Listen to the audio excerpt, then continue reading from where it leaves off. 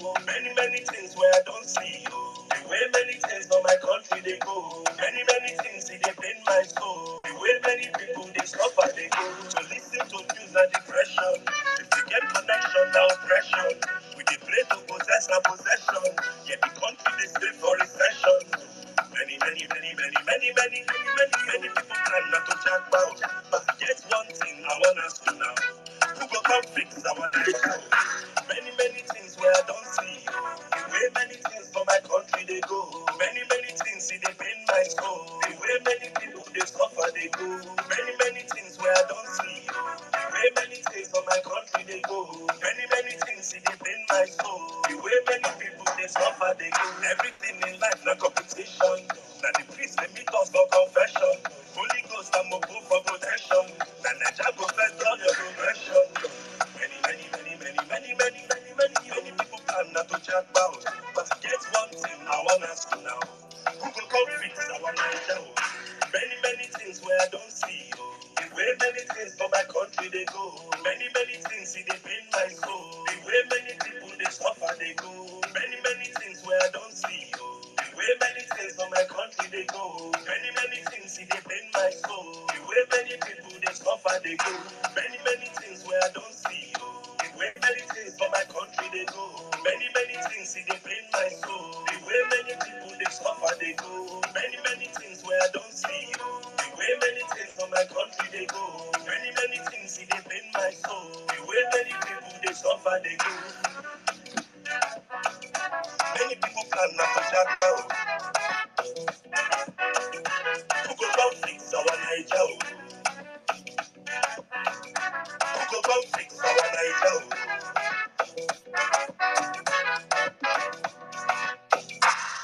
All right, good morning, good afternoon, good evening, brothers and sisters, ladies and gentlemen, mommies and daddies, friends and foes alike. You're welcome, you're welcome, you're welcome to the Violence Space. It's another beautiful Thursday evening from my side.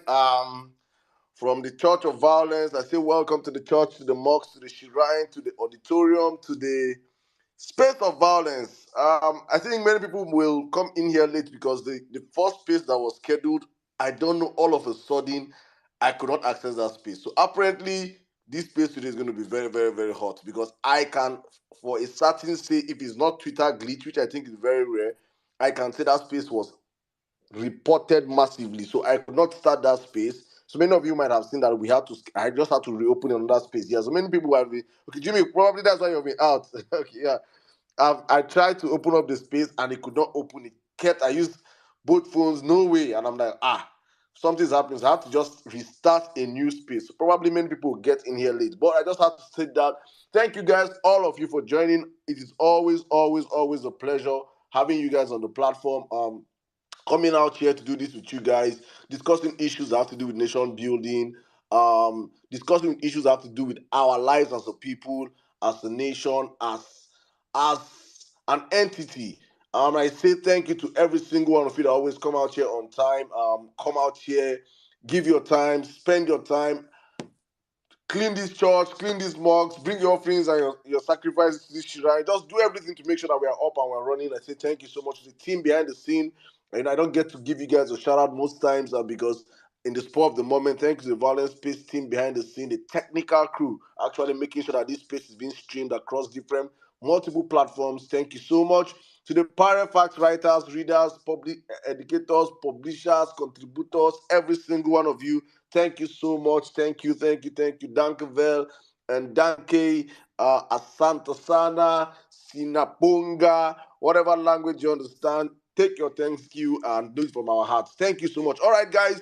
Before we start the conversation, as we always say on the platform, it's important we set our ground rules. It's important we say our 25%, our sacrosanct, the sacrosanct mission of this movement is that whenever you come into this church, if you're new here, you're welcome. If it's your first time, I promise it's not going to be your last time, because if it is your first time, you will always come back to this amazing, amazing auditorium. And if it's your first time, we have a rule on this platform. And what is our rule? It is simple. When you join this platform, it is always important. It is sacrosanct. It is a must that you share the space, you like the space, you retweet the space, and you let the whole world know that the number one space on Twitter is up and running. And as usual, we're taking no prisoners. So if you just join us for the first time, hit the like buttons, hit the share buttons, and let this whole wide world, let this Elon Musk world know that we are up and we're running. Big shout out to all of you listening to my voice from the Violence Space YouTube channel. Big shout out to all of you listening to our voices from the Violence Space Facebook. Yes, Facebook, we are there. Big shout out to all of you listening to us from the amazing Violence Space Radio. We are tuned in across the world. Wherever you are in the world, you can join these conversations. We say this all the time, that the most important thing for us is to make sure that these conversations we have here go as far and as wide. I can say authoritatively that if there's one sector that we have captured already, is the ruling power. The ruling power know that we exist. They know that you people, they worry them. I am telling you people this one with my whole information that comes out. You guys are a pain in their ass. And we will not stop being a pain in their ass. We'll keep speaking truth to power. We'll keep pressing their neck until they give us what they stole from us. It is not easy to steal from people that their eyes are open. You can steal from people that are sleeping, but when their eyes are open, except they don't know how to fight back, then you can steal and go scot-free. But for people that their eyes are open and are willing to fight back and die for what they believe in, honestly speaking, you stole from the wrong generation. So it's important we set these ground rules. Thank you to every single one of you. I see you all.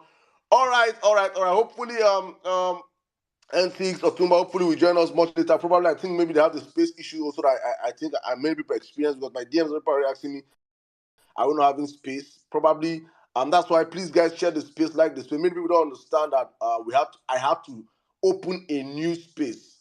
And I think I opened 5 minutes late because I tried opening, coming back with that new with the space we scheduled earlier on. And probably going forward, if this is going to be a problem, that I see that these people tend to attack mass report, maybe probably the space when it's being scheduled, I might have to start scheduling the space maybe just 1 hour to the space. So in case you don't get the space, we used to schedule these spaces before, immediately after our space.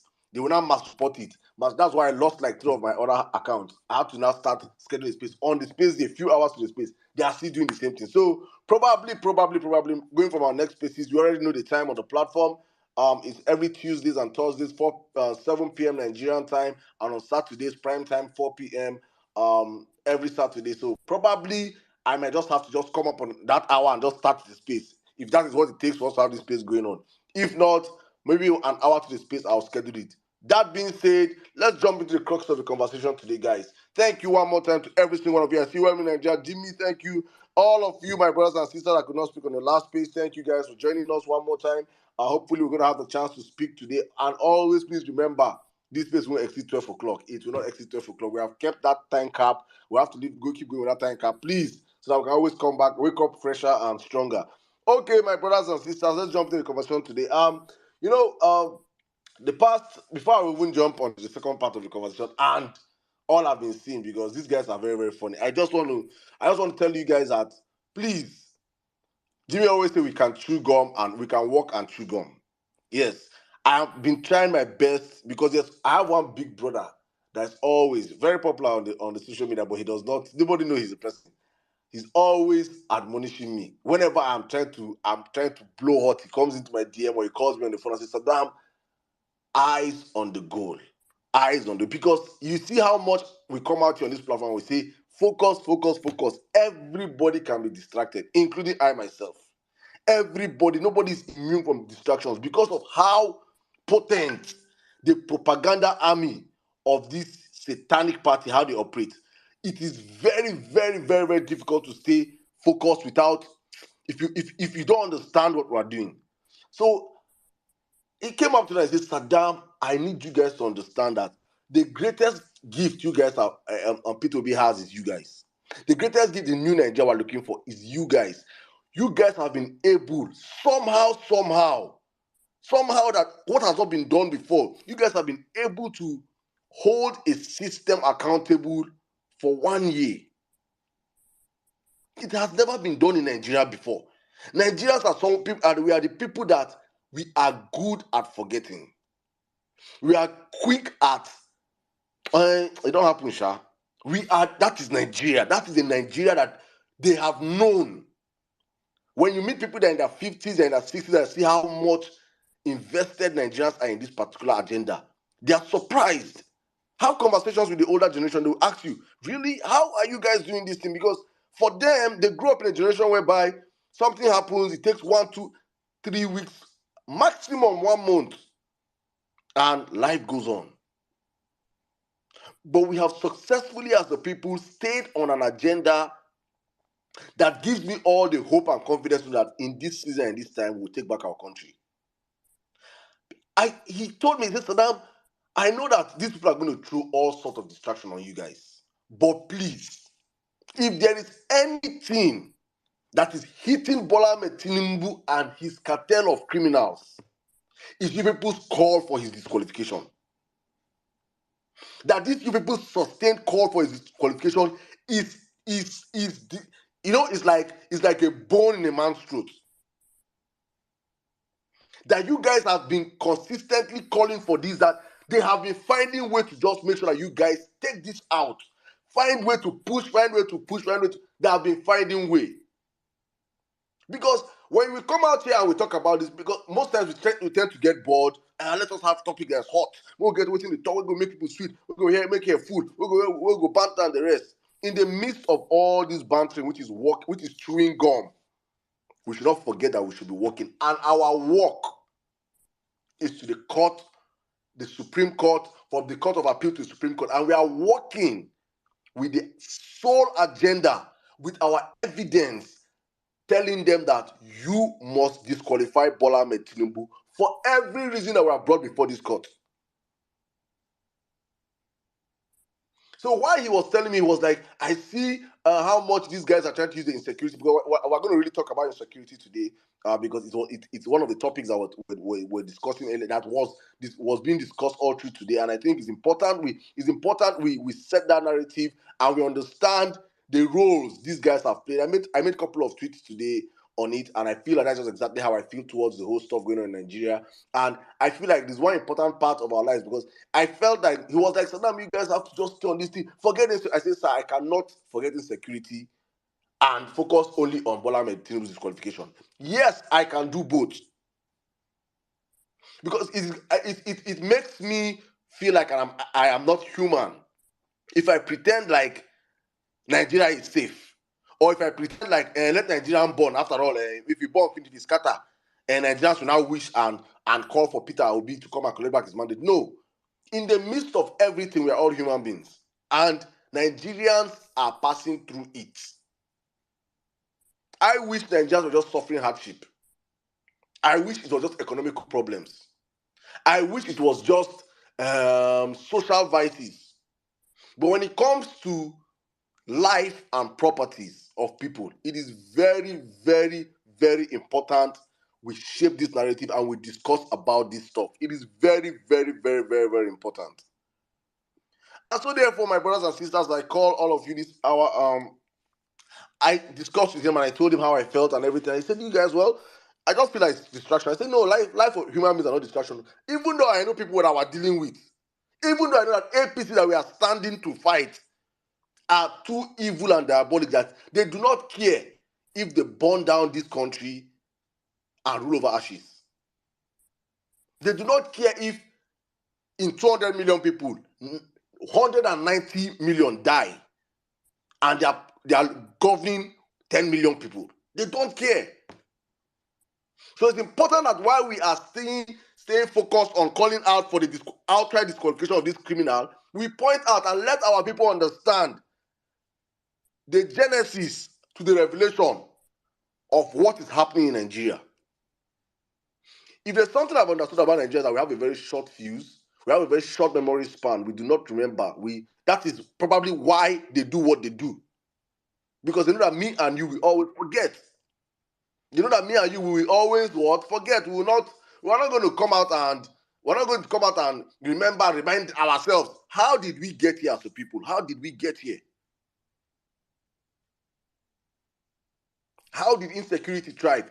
We had Isaac Balami, I think, the deputy director of the P2B campaign, the Obidati campaign, here last year. I think many of you can remember that space we had, and he made a revelation that blew my mind, and I was like, my goodness. He said something on the platform. He said, Saddam, there are people in Nigeria that make billions every year just by supplying egusi to the military. There are billionaires in Nigeria today that their job is say, what do you do? What is your work? What's your resume? I supply military egusi. Billions in contracts.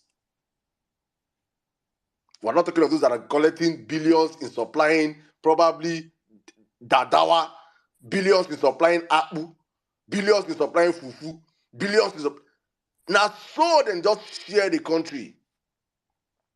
I was in a meeting with one of our guys then with a couple of obedience. We had this meeting in a Zoom meeting, and he was talking about insecurity. He said, when you go to Borno State and they tell you how much most of these Chinese go to Borno State, there are Chinese there that pay how much. We had this in our last discussion on the platform when we were talking about the mineral resources. I think we're going to have that space. I've been saying it, but we're going to have that space probably next week. When we're talking about, he was talking about how much they pay for house rent. The Chinese pay for a room in some places in Borno State. It's more expensive than people that are paying for duplex in Lekki. Facts. And you ask yourself, and these people are never, ever worried by terrorism, banditry. It is just the common man. Villages are being wiped out. People are running away from their ancestral land, not knowing that underneath their soil lies bountiful harvest, blessed land. They don't even know what's underneath their soil. They use Boko Haram and package it and push them out of their communities, then bring in miners. Miners mine all this stuff in the middle of the day and the night and ship it out of the country, and nobody has any clue of what's happening in those parts of the country. All the people are living in IDP camps. This is the benefit of insecurity. So I asked myself a question. I say, in every insecurity that's happening in any part of the world, there are people that gain from it. There are people that gain from it. So you always have to ask yourself, if there's insecurity happening here, who is benefiting from this? If there was no Boko Haram today, if there was no Boko Haram in 2015, there will be no APC today. Boko Haram is the foundation on which APC came into power. We should never forget that. Boko Haram is the reason why APC came into power. Boko Haram is the reason why there was bringing back our girls. There was agitations across the country. It is not as if Jonathan Goodluck was, if it comes to performance in governance, Jonathan Goodluck is like 1 billion times better than Buhari in performance. But because of the insecurity and his inability as a person to understand that we have to handle this stuff face on. And it was even just a state-sponsored crisis. They used that insecurity and threw that man out of power and got into power. And all of a sudden, Boko Haram stopped throwing bombs. But what did we see? Insecurity left the northeast, went to the northwest, went to the north central, went to the southeast, went to part of the southwest. And today, insecurity is big-time business in Nigeria. And you look that in a space, I think I don't know if it's on Peter Obi's tweet or something that came out, and I think I didn't give that statistics, but I saw it from the Power. I read an article from the Power Facts, and where they broke it down, said that more people have died this year in insecurity in Nigeria than people have died in Ukraine and Russia that are fighting war. That the whole NATO Biden left America. In fact, Biden had to go. There's a bomb called cluster bomb. That bomb is a bomb that over 120 nations in the world have signed a treaty that bomb should not be used. It's called cluster munitions. 120 nations. Biden had to supply Ukraine the bomb. Say everything going to happen, make it happen. Meanwhile, you're having people dying in Nigeria than people dying in Ukraine. Because for us in this country now, death is just number. It's just maybe 50 people, maybe 100 people. On Monday, in the state I grew up in, I love so much. In Plateau State, in one night, 500 people died. One night, one village, 500 people just woke up, all dead. Mother, father, brother, sister, children. Whoop! You don't see any of these Children of the roasted corn talk about all these people. You will never see them talk about it. It is all they don't even talk about it. You don't see your pastors talk about it. You don't see your big men talk about it. The lives in the middle belt no be life. Now just chicken. And I asked myself, is this the payment the middle belt are getting for rejecting the drug dealer?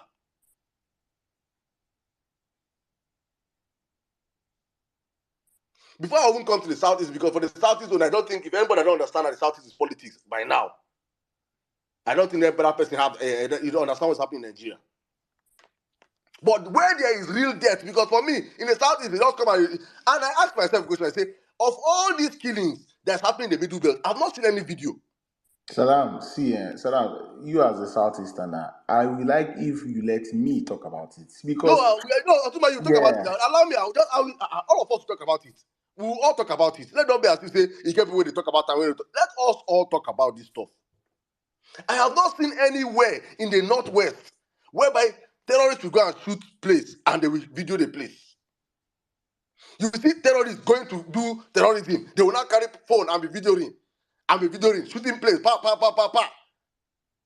you will wake up in the morning and you see 500 people have died in the north, in the north central, in the northeast, in the northwest. The only place they have video for terrorism is in the southeast. Of which even in the southeast, when you just suppose all the numbers of people that have died in the southeast this year, they know this 50 people. They know this 50 people. But in one night, in Plateau State, 500 people died.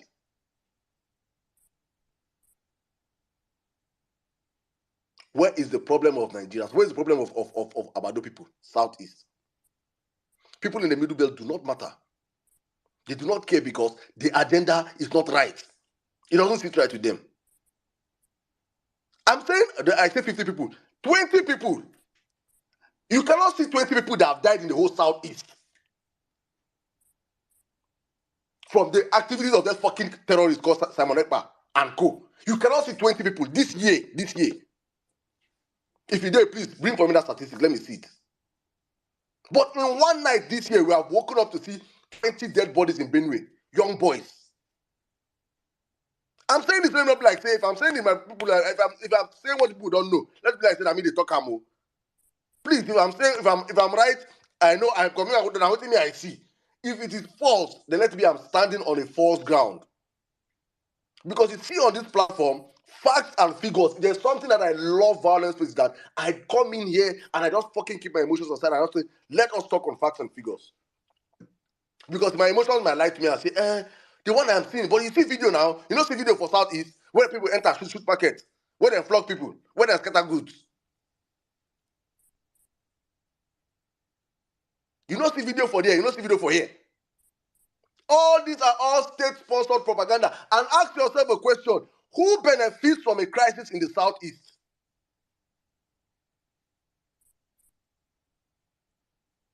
Who is going to benefit now? Who is going to sit down and benefit that? If there's crisis in the Southeast now, who benefits from it?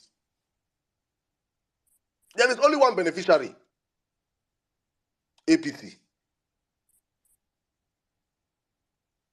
It is just a simple Bola Ahmed Tinubu tactics. Just watch Bola Ahmed Tinubu's gameplay from Lagos.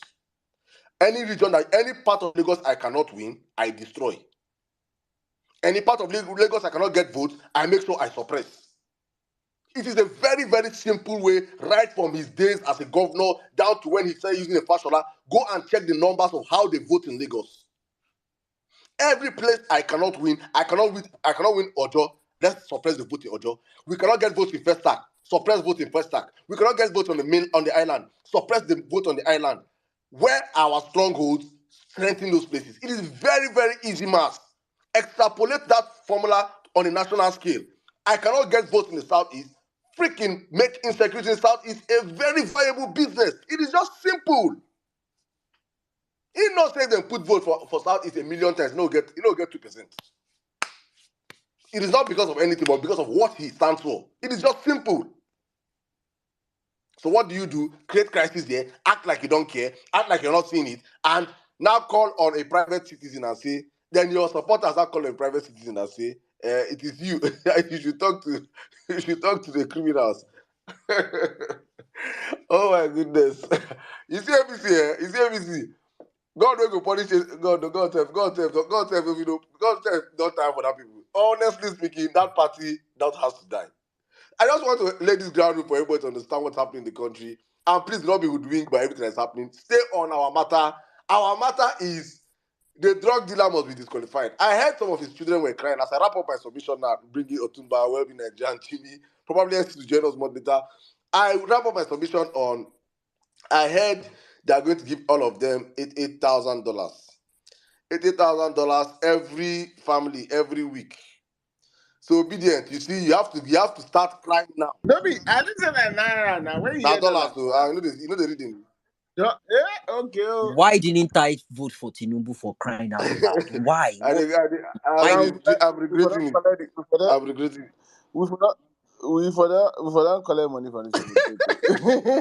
For that it was maybe 3 zeros, 8,000.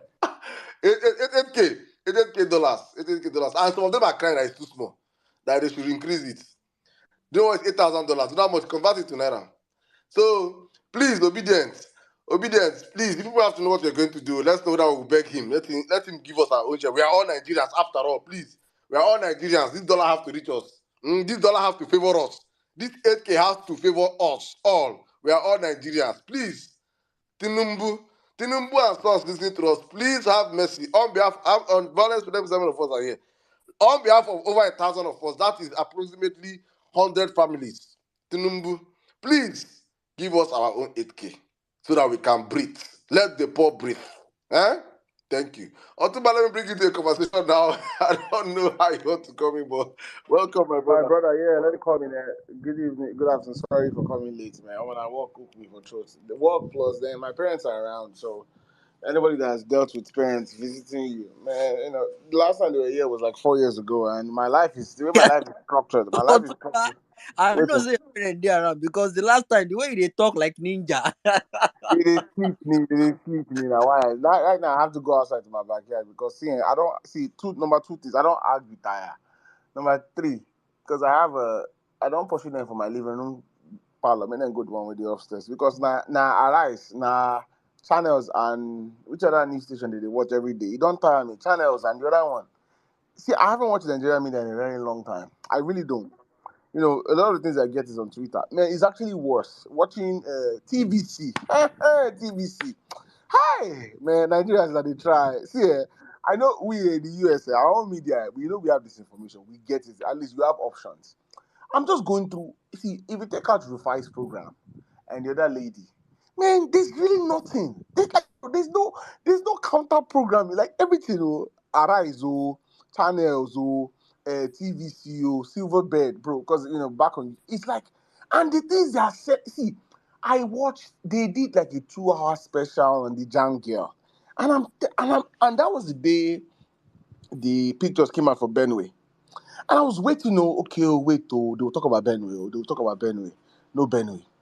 The shame Weary brought the day the INEC idiots, the Mahmoud has to go to jail, came out on TV to talk about it's going to partner with the Nigerian Bar Association to prosecute offenders. I was waiting for someone to come and rebut and say NB actually needs to start need to help to partner to investigate Mahmoud, nothing. So Nigerian media is it's see, so the thing they feed people oh my god. I think Twitter, probably because I've lived in Twitter's vacuum or social media's vacuum for so long, is that he didn't really let me see what they say on. Oh my god, I don't know how people do it. I don't know how you guys watch it, but that's by the way. The insecurity issue. First of all, I know one thing Vawulence space does is we like to pull people back. Obedience needs to stop taking that bait, and here's why. And the reason why I said Saddam, because if Saddam, you're from the southeast, if you say it, some idiots will target as you're defending your region. But I'm not from your region. I've never been there. But I also understand something. See, my parents, they live in Lagos, and there's some things they didn't even tell me because they didn't want to scare me. My house has been robbed twice this year, and they were telling me narrating how they went on a journey they were coming from somewhere in Ogun State, and They were caught late at night, but people around them told them, man, it's already late to go and find somewhere to stay. That you cannot cross. I think there was a wreck or something that you cannot cross this part. That from a certain time at night they start robbing on that road.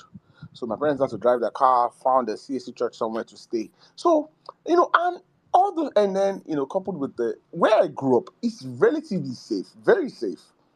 And they started talking about the number of robberies and calling my brother back home and talking about they've got another vigilante. And I'm sitting there thinking in my head, do you know the number of crime that gets committed in that Lagos or even in Southwest or in Nigeria that does not get reported?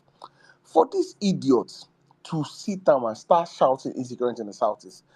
Okay, are there issues with the state at home? Yes. But the funny thing is, even IPOB has come out to say categorically that they do not support it. They only called for it during when he was going to court, right, which was usually maybe Monday. The days he went to court was when they called for stay-at-home homes. The other parties, the primary and sole number one responsibility of any government in any country is the protection of lives and properties of its citizenry. See, the whether insecurity in Nigeria, the number one person responsible for fixing it is the federal government. That's the job of the government. That's why we as citizens collectively pay taxes. Why we said, okay, we will select a few people to represent us so those people can use the resources we have to protect us. So if if those idiot Agbadorians want to have a conversation about insecurity, let's start there. But they don't want to. See, what they do is pure distraction and it's gaslighting. Pio was congratulating people. Those idiots jumped and said, "Why don't you talk about the situation in the Southeast?" Now, me personally, I liked Pio's tweet that when they want to but I don't like it because I felt like he sort of responded to them because trying to explain. I'm like, no, you are talking to these Agbadorian people. Is like I had it. He's talking to a brick wall. They seriously want to compare what is going on in the Southeast to the Middle Belt and the North? Do you really want to go there? Do you really want to say you want to put them on the same scale? Oh, it's one video. The video they will all be their dick is standing up to is the one of when they were flogging someone. And I was like, do you know how many videos I can send you one that happened? Is it when was Benue? Was it sometime? Was it this week or last week? The Benue, it was last week. I think it was Benue. It happened one happened last week, one happened this week. Yes. 49 happened And last I'm week. like, I think 20 happened this week. So you're sending me pictures of IPOB flogging someone, Abi? I can send you pictures of people being wiped out in Benue. I don't even want to go to Kaduna. I don't want to go to Plateau. Let's just use ever since May 29, let's just use Benue as a case in point.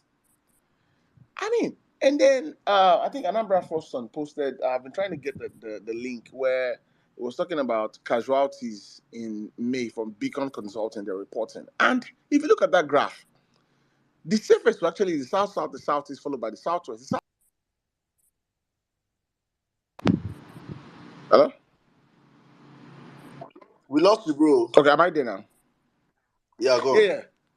So the south actually has the south and the southeast, based on that Beacon Consulting reporting for casualties, actually safer than the southwest. But you see 12%, and then you go to the northwest, northeast, you see 25%. And people are there spending their time talking about their insecurity in the southeast. To me, I understand where I'm not the type that say, oh, we have to focus on the judiciary. Yes, we are. But that doesn't mean we can't engage in other conversations. The problem I have with engaging with this particular conversation is it's not a good faith conversation. It's not factual based. It's not a conversation. You're not having a conversation because they're not having a conversation with you because they want a solution. They're having that conversation so that you don't get to talk about their criminal drug dealer, number one, the fact that it's going to get disqualified. Also, that you don't get to highlight the failures of the APC government that left and the current APC government. To me, I know we've been focused on the court, but if we go and look at the number of people that have died from when this guy took over from May 29, my brother, I don't know what the death rate will be because I know we've had 500 in Plateau, we've had multiple in Blaine, the ones that have even bubbled up to the media that the media can report on. Otumba, let me just read a quick statistic. Q2 and regional abductions from Channels TV Nigeria Security Report just in. Regional abductions, quarter 2, 2023. Northwest, 287. Northeast, 23. North Central, 289. Southeast, 24. South, 41. Southwest, 45. There are even more abductions in the Southwest than God the bless Southeast. you. That's what I was driving to. See, because we don't, unfortunately, Southeasterners, and I know it's not your fault, but you guys have been used as the no, where it's the how do you call it? I'm thinking of the word. It's almost like a Right, the whipping boys. yes, whipping. Yeah, that's the whipping board. That's what you are. Because these idiots, they know how. See, do you know the number of robberies in Lagos that take place on a daily basis? Do you know where people now in Lagos? My mom was there. They're telling me how they are scared to help people. See, people are poor and hungry and suffering. People in Lagos are scared to help people. You know why? Because they feel like if I start helping you, you would think I have more and you come and rob me. There's that sense now where people that actually have are shutting off and acting like they don't have because they are scared of those around them will come and take what they have. And this is happening in the south. This is happening in the Lagos that Tinubu parted the Red Sea for. So, and they know these things. They know that there are certain parts of Lagos where at a certain, even in the southwest, where once it's past 9 p.m., 8, 9, once the sun sets, my brother, don't be outside. They know it. So that's why I keep saying we should not engage that conversation because it's not a good faith conversation. It's a finger pointing, it's a deflection, it's propaganda, and we fall for it every time. And I do, and I will say again, I'm not saying we can't. No, the only conversation should have to be about the judiciary. No, there's so many. Man, I was looking at a post where there's 200% increase in 200% increase in price of fuel, inflation since it took over. It's I think so from May, the end of June to now, inflation has gone up by 35%. Now, pay in mind, this is inflation that we already had at record numbers before he took over. So the inflation Buhari left that we already screaming was inflation. Within under 60 days, that inflation has gone up another 35%. I know we had 133 million in poverty. My brother, I'm pretty sure we did. This is me guessing and just using my mindset. That number, if they revise it today, just to say between. Please, Otoma, talk about that guy that we're bringing on space on Saturday. Yes, please. So we are bringing one of the JP. I reached out to him. We're supposed to come on today, but there was a mix-up. Basil, there's a video JP had posted. I think I'll post it on the jumbotron, and where it was an interview about the economic policies Bola was implementing, and Basil was talking about. See, sometimes I know we do with numbers, but he was bringing down numbers that we for our general consumption don't pay attention to. So we're trying to bring him on. We're bringing him on Saturday to come and dive deep to those economic policies BAT has been implementing. Because while we're waiting for the court to disqualify him, we cannot also deny the fact that he's putting more people into poverty. Like, you see, it's not as if his danger is twofold. Apart from the image, how he got there, the process he got there, the criminality, he's actively with this policy, with this tax and nonsense things they are doing. They see, the burden that's already on the average Nigerian and on the the non there was a name he called this. I'm not in economics, but if you go back, I'll put that video up. The burden he wants to now place. See, people that don't already have food, that are barely struggling to survive, that are living day to day with 1 meal or 1.5 meal a day, that don't even have money to pay for tuition. The tax burden he wants to put on them. I know we joke about it, but it's crazy. This man is. When I was listening to the numbers Basil was breaking down, it's like a 10-minute video. I told Sarah, I'm going to have to bring this guy on space. We can talk about the judiciary and talk about that also. This man it's a race to the bottom. We will set new poverty records that people have never seen before. And the last thing I want to say is that I know we don't believe very wrong, but this 8,000 naira this guy wants to do. Do you know when I saw the story? Do you know what my mind went to? Remember in 2019, around close to the election, when was it trader money? was it trader money? Yeah, trader money, yeah. Around the election in 2019. Do you know? See, I'm not a conspiracy theorist. You know me. Apart from the only conspiracy theory I believe in is aliens. I believe they're aliens. That's just me. That's me, aliens. But when I saw that story that they want to start distributing money, do you know where my mind went to?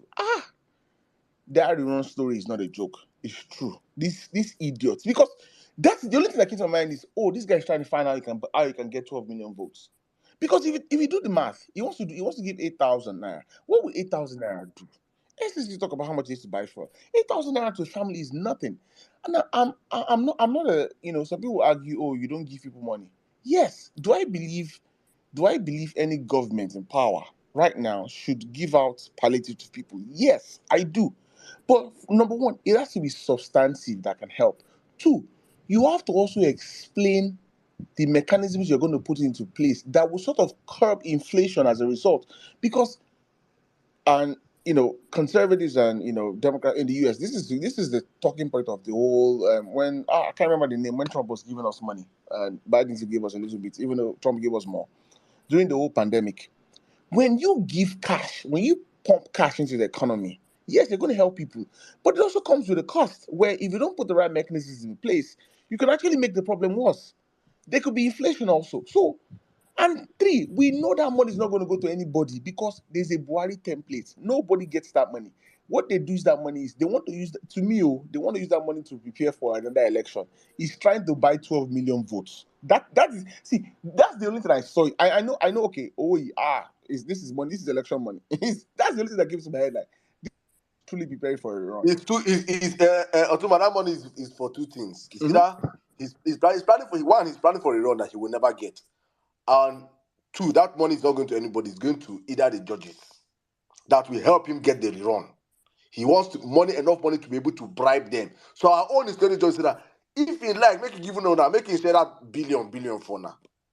That criminal must be disqualified.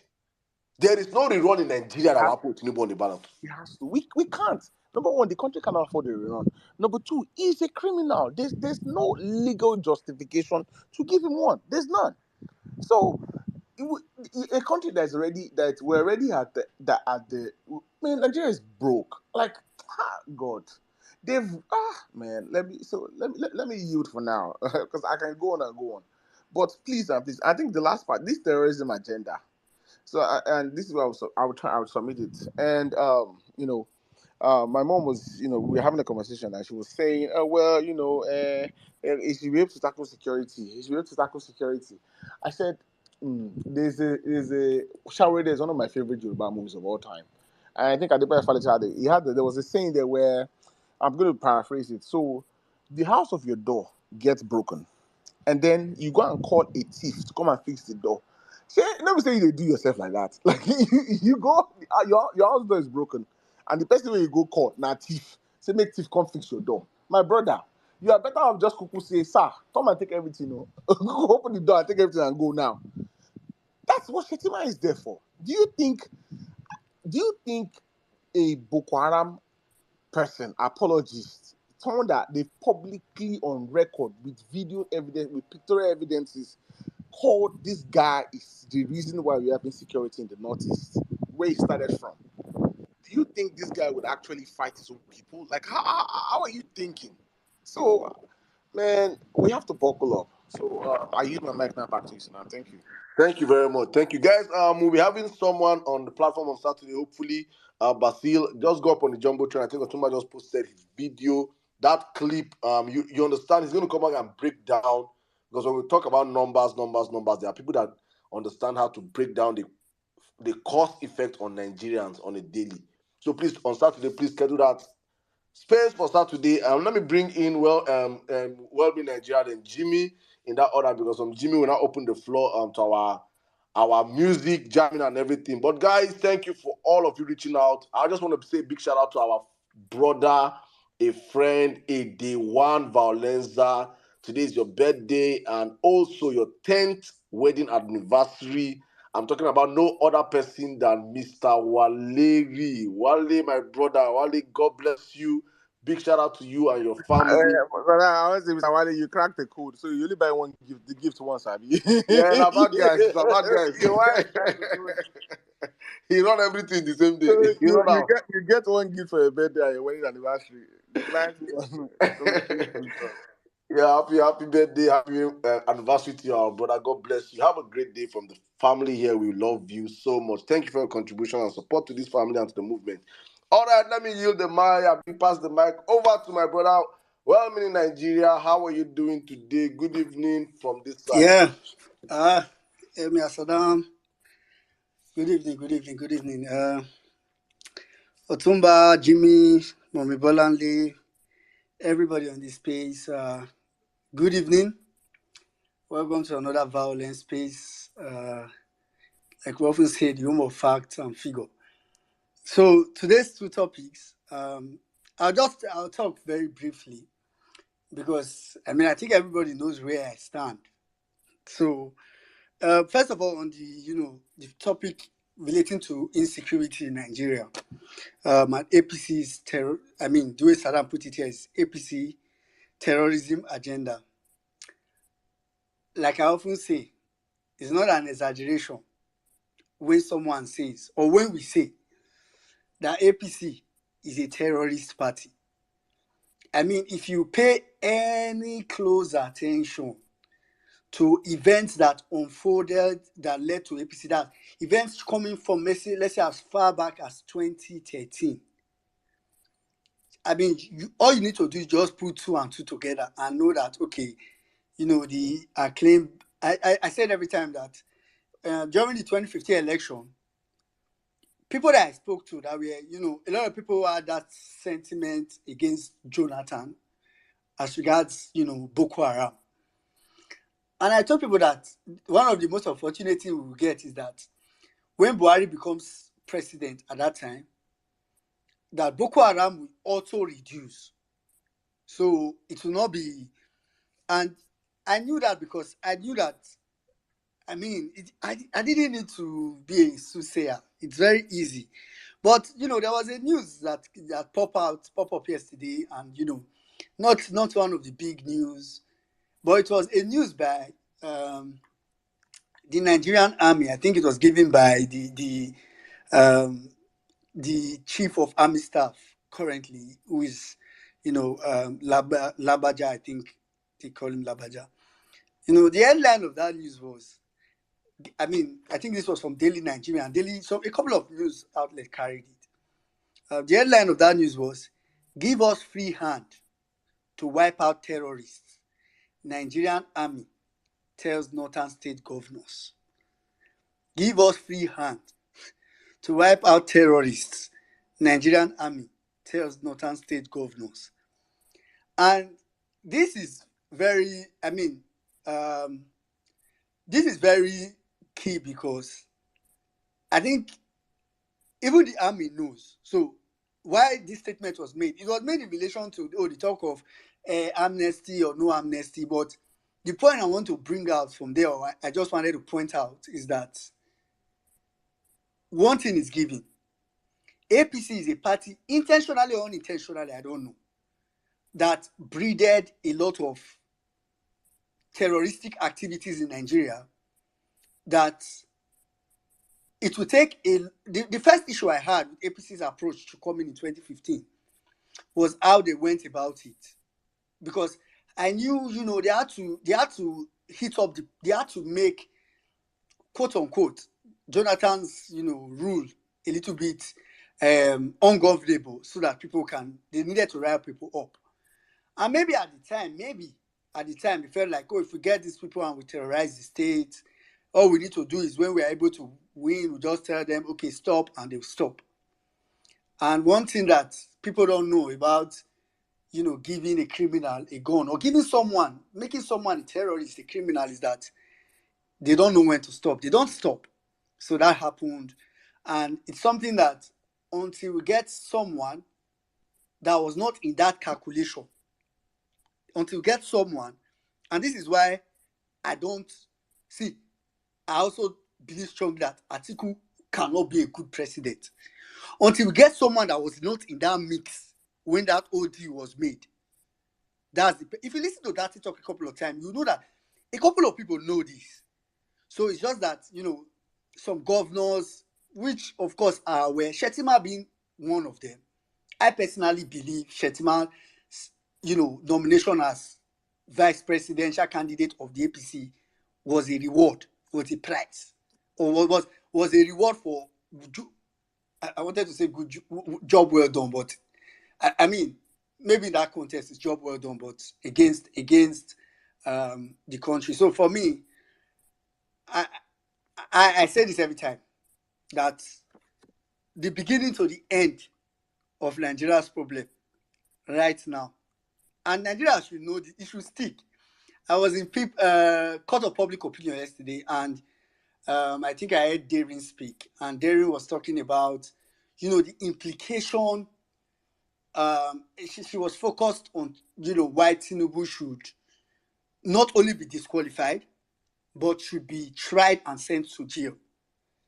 And if you listen to that, you would understand. When she was just like, this is what a lot of people don't see. Some people still think this is just basically banters and everything.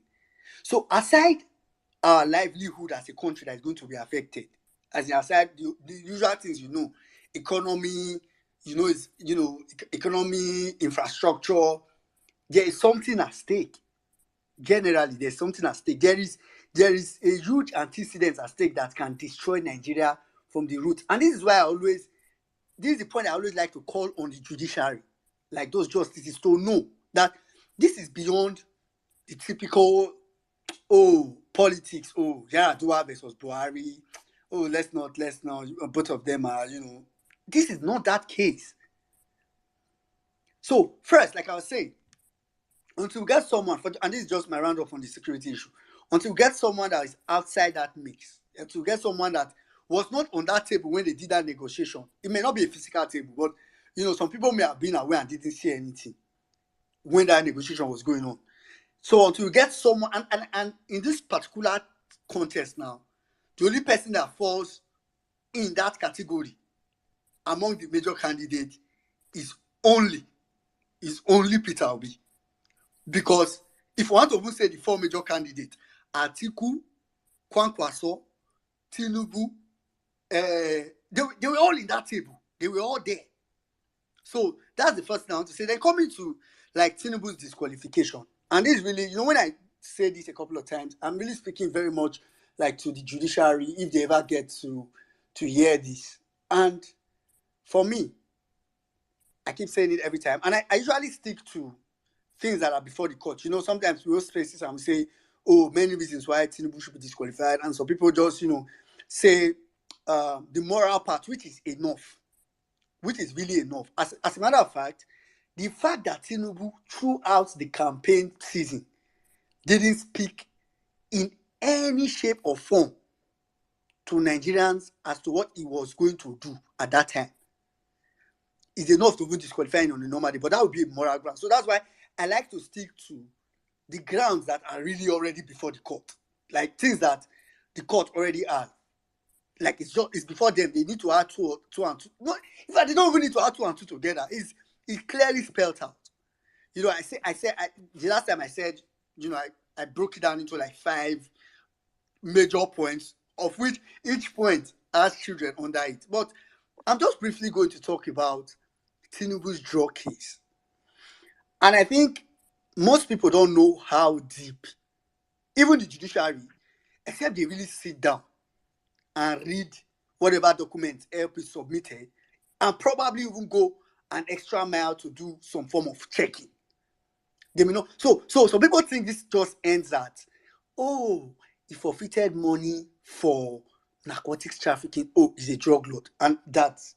But on paper, and when I say on paper, I don't mean something that someone brought out as a figment of their imagination, or something that someone brought out because they really just don't like Tinubu. I mean, so this is not that someone that doesn't just like Tinubu. I said the last time that people should go and watch David Uden's documentary again.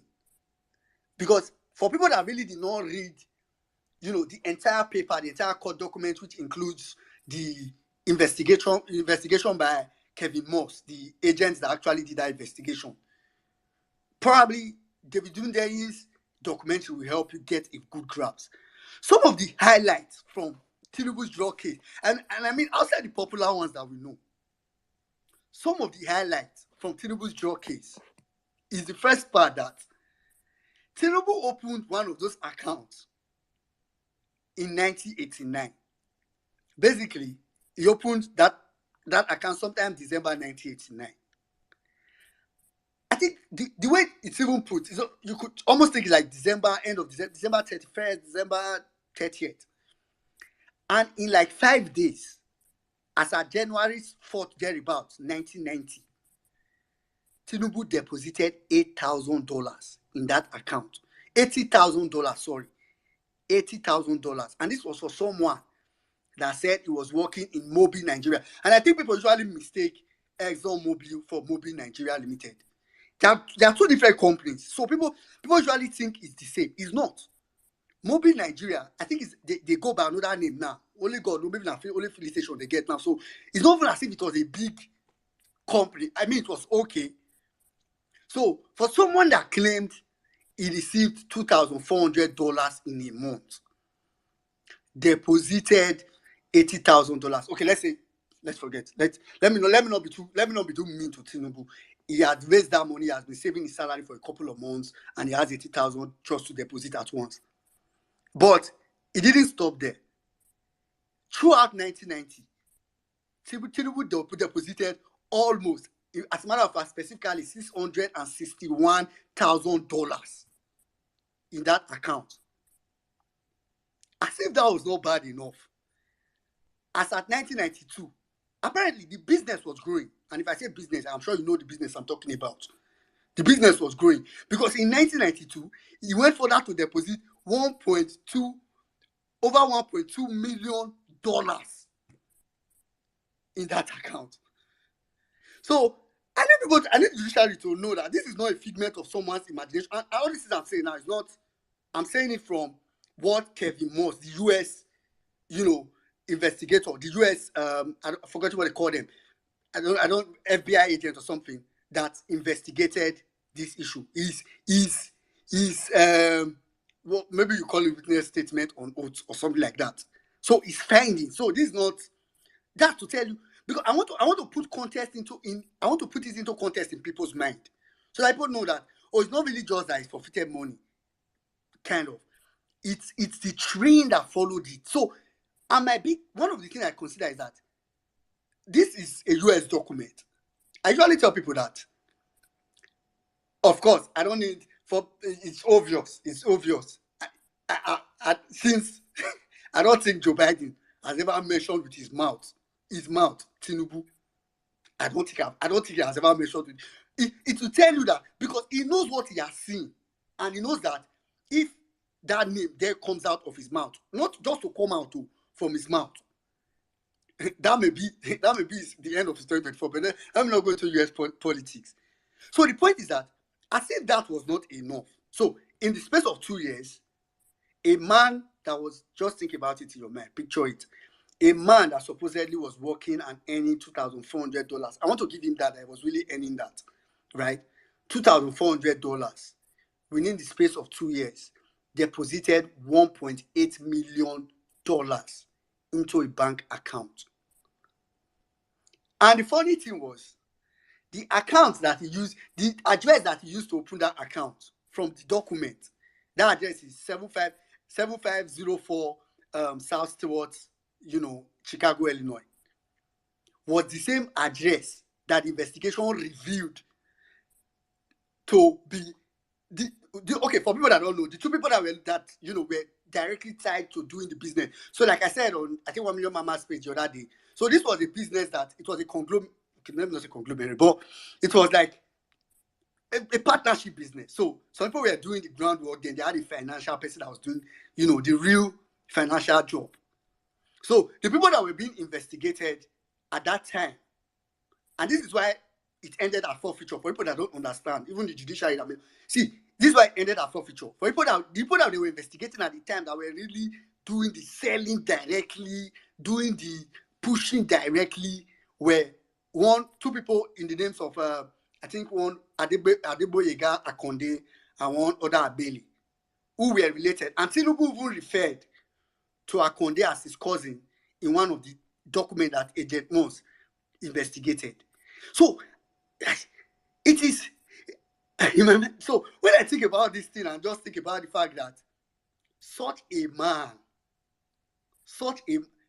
see, normally in countries, average country, I'm not talking about developed countries, in average countries where people just have sense, as in, just average, because sometimes we say countries, people think, oh, it's US now, US is more developed, it's Germany. No. I'm saying in average countries, normally, Tinubu should not be able to run for councillorship in average countries. So I mean, in places like, let me say, Kenya, in places like Tunisia, I'm calling African culture, you know that. I'm not saying US or so. For US so too far. US so, because US, if you get past 3 parking tickets, you know, go contest for president. You will not contest for anything for your entire life. 3 parking tickets or 2, you know, go contest again. But here we are in Nigeria. We have someone that got so tied to drug. It's not as if this was a special op where, the investigation couldn't tie to him. So we are now talking about, it's different if we are talking about rumor, suspicion. We are trying to as in, there are no facts now. We are just trying to link. We are not trying to link. This is written in paper, black and white. And this man ran for president. I'm angry that I ran. I don't want to. Because I feel like if I accept the fact that I never declared him in my head, I may lose my mind. So I need people to understand how bad it was, as if that was not enough. People don't know this, or people don't pay attention to this. That's further proof. As a matter of fact, Remi Tinubu and the wife of Akonde, the person that they were specifically looking for, opened a joint account, even before that old Tinubu's account. The address, they shared the same address. So for people that don't understand, Tinubu came back in 1993 and said, oh, Abacha took all his property. But I think all of us know this. When not too long from then, the 2 children bought houses worth over what am I saying? God forgive me. Worth over $4.5 million. $4.5 million in the US, paid in full. See, judiciary, I don't know how you guys want to do it, but we really do not have a choice. Drug dealers don't do bank transaction. That money in cash. As in, transfer in cash. If you catch a drug dealer like this in diaspora, they feel wear like 4 jackets. All the jackets, all their body, money. They feel carry money. We go buy estate for Nigeria for inside their jackets. You go see with like 2.678 billion naira or dollars for inside his jacket. And the guy was waiting him doing that. That fucking criminal don't come become my president. No. As in, even as a judge, I mean justice, and even as a judge, you supposed to reason and say, on a normal day, there's no way. Imagine if you had to meet in a conference, an international conference of judicial bench, whatever they call it, international judges conference, and you had to sit down. Let's even assume that they gave you visa to attend, and you sat down in that conference, and you want to talk in the midst of people from other countries, when, okay, God forbid, you will not be president. When someone you didn't disqualify, even though you upturned this election, but you didn't disqualify him, someone you didn't disqualify ran for president. So for me, like I think Darren was saying yesterday, for me it's very important to disqualify Tinubu, and I emphasize this every time, because when this history is written, so that after people are finished reading, oh, someone that had drug-related forfeiture, someone that had fake NYSC discharge certificate and exemption letter, someone that had forged documents, everything, someone that had all these things contested for president. when they flip a couple of pages, hopefully they flip a couple of pages. Maybe by the time they flip 1 or 2 pages, they will now see that the judiciary rectified that error. The judiciary disqualified him. So that if anyone wants to try it again, they will know that, oh, you can't succeed like this. How are we going to tell our children to be going to school? How are we going to tell every fraudster in Nigeria to stop fraud? How? So it's very important that, for me, I don't know how to put it again. Tinubu, the only thing I'm going to say for Tinubu name for that court, now say Tinubu have been disqualified. It's the only thing. Now they don't say Tinubu have been disqualified. Maybe not for people mad. I could go the year after what they talk after that one. But Tinubu must be disqualified. Saddam, over to you. Thank you very much, my brother. Thank you. Tinubu must be qualified. Please, guys, we are now trending. Let us get up and start our job now. You know, as we come this church, we come this mosque, we come this shrine, we come this temple. You know, I never call it a temple before. It's also a temple. Yes, we come to this temple, to this auditorium. It is important we set our own agenda because we like agenda. As APC now, their own agenda and terrorism in Nigeria because that's the only way they want to hold on to power. Our own agenda is to make sure we remind Nigerians what APC and who they really represent. So please, on the Jumbotron right now, I'm putting up some couple of hashtags that we have been trending. I'm so happy I'm seeing right now that P2B won the elections, the 2023 election, it is still trending. That's how powerful we are as a people. So please, guys, make for us tweets as we are going on now. Everybody on the platform, till the space ends, you should make at least 5 different tweets on this conversation we're having here. And you can end it with 3 of these hashtags. APC is a terrorist organization. It must trend this night. It must trend this night. Because you see, when we used to shout here, APC is a terrorist organization. When I come out and say APC, we must kill, APC has to die for Nigeria to work. It be like, say, we just the talk.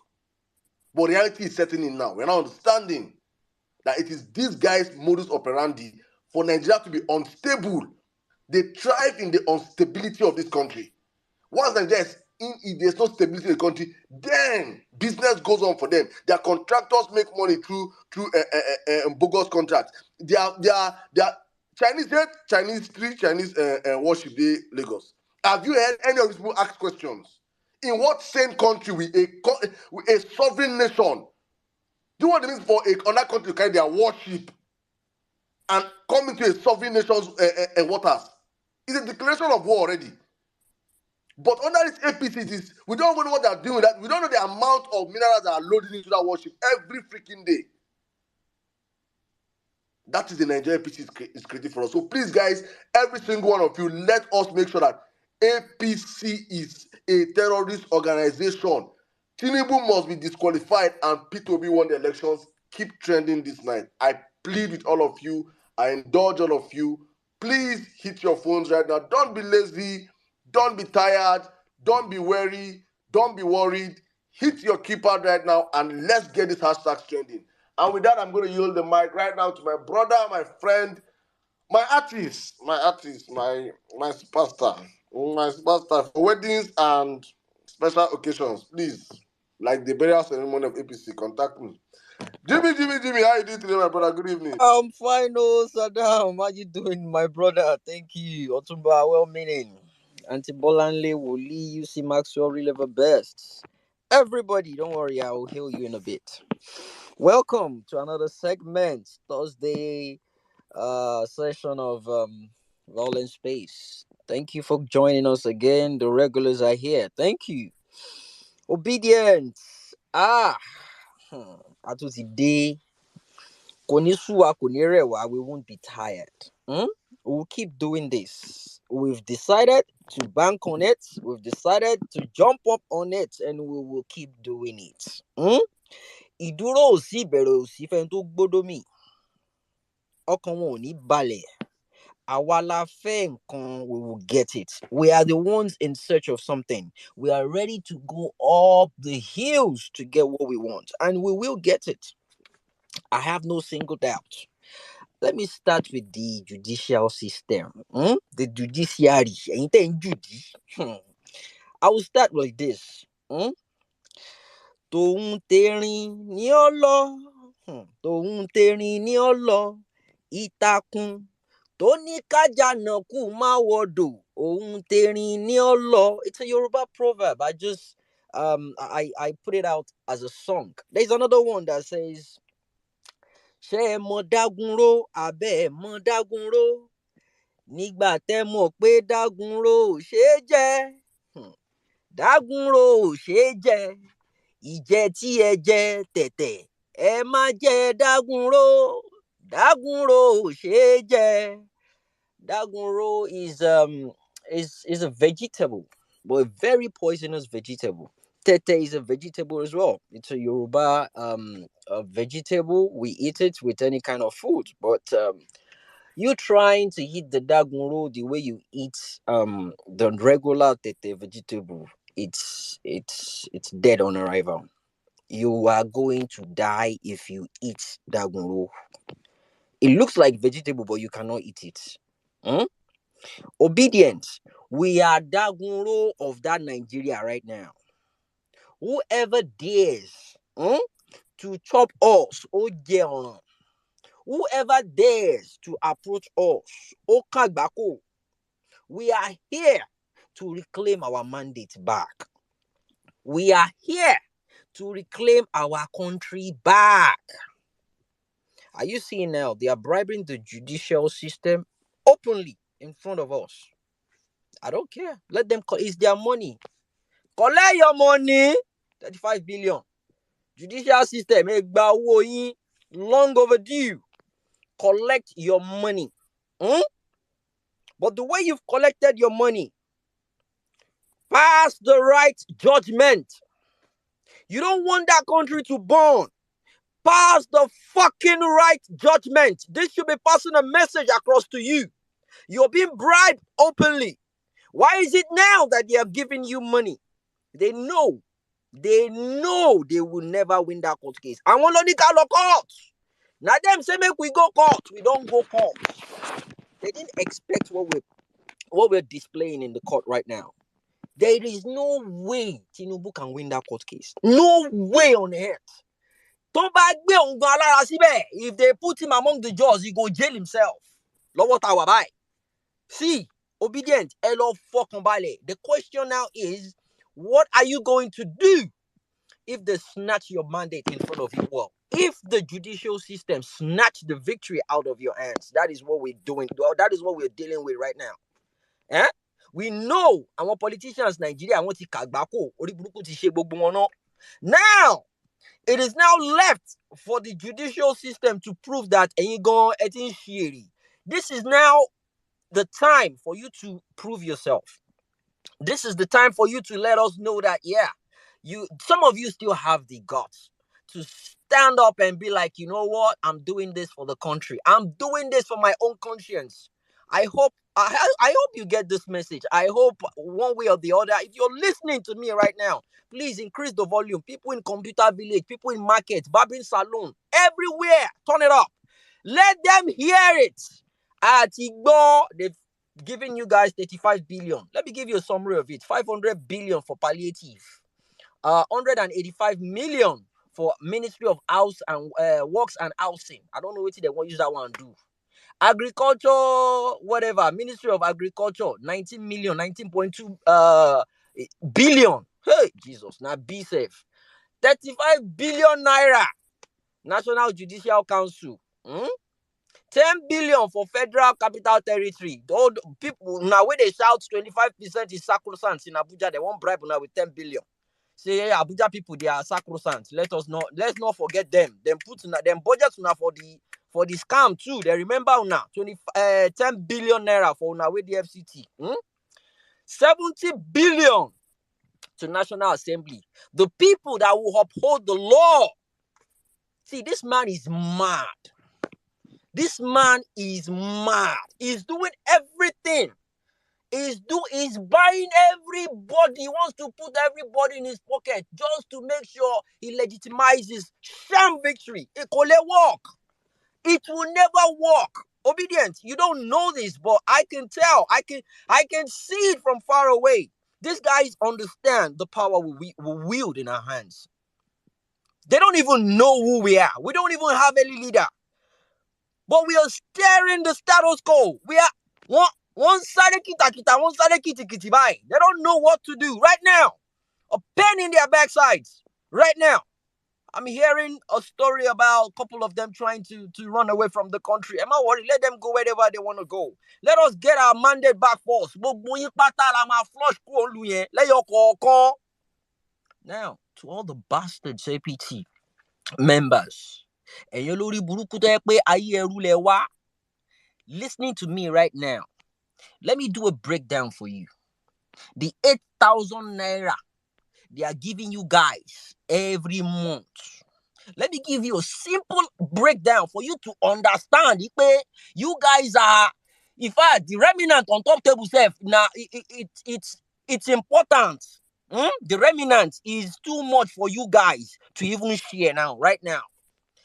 Averagely, on an average level, we have, all right, let me start this way. We have 42 million households in Nigeria right now, on record, 42 million households, right? And the budget is to target 12 million households in Nigeria presently. Now, an average household should consist of the father, the mother, let's say average level, two boys, two girls, standard family. Abi, that's 6 people. Morning, afternoon, and night.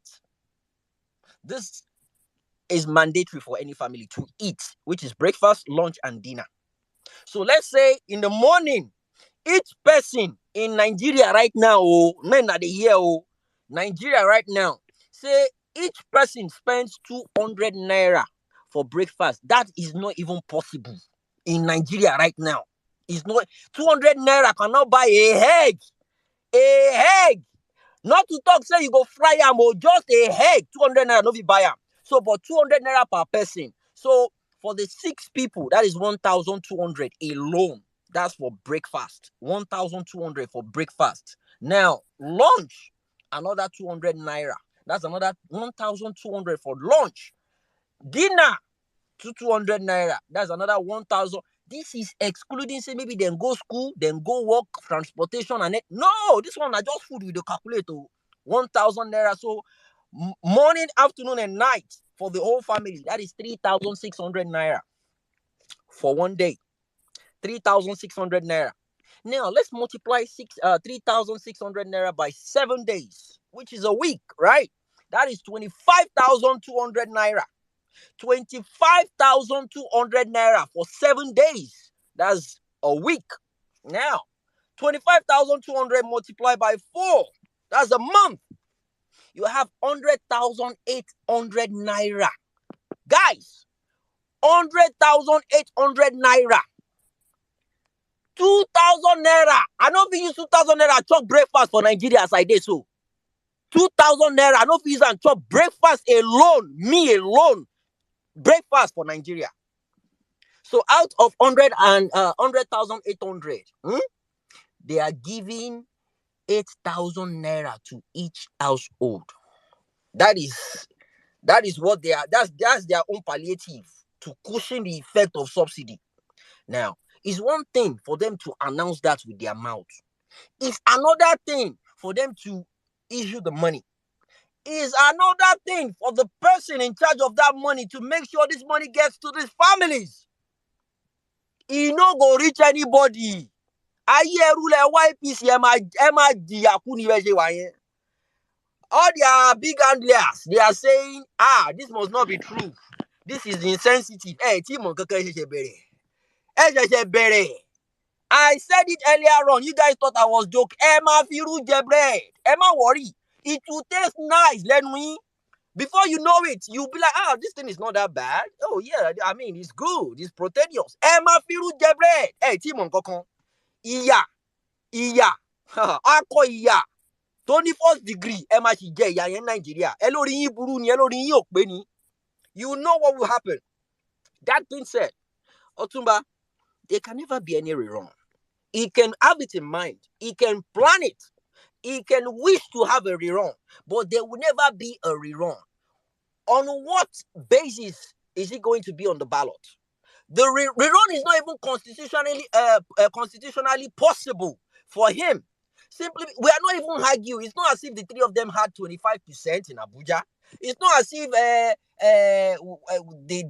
they all had equal or close votes around the country. No, we want him disqualified based on a lot of things: forgery, deception, double nomination, a lot. A lot. We have a lot to disqualify this guy. He's not even meant to be on the ballot at all. He's not meant to be on the ballot. So all this 80,000 is sharing. They've weaponized poverty. They've done it in a way that people are now, if anyone sees 1,000 naira right now, they will be happy. They will be happy to see 1,000 naira. People are in my DMs for 500 naira. It is that bad in that country. It is that disgusting in that country. And they don't care. They will do every single thing they can just to get away with what they want to get away with. The judicial system.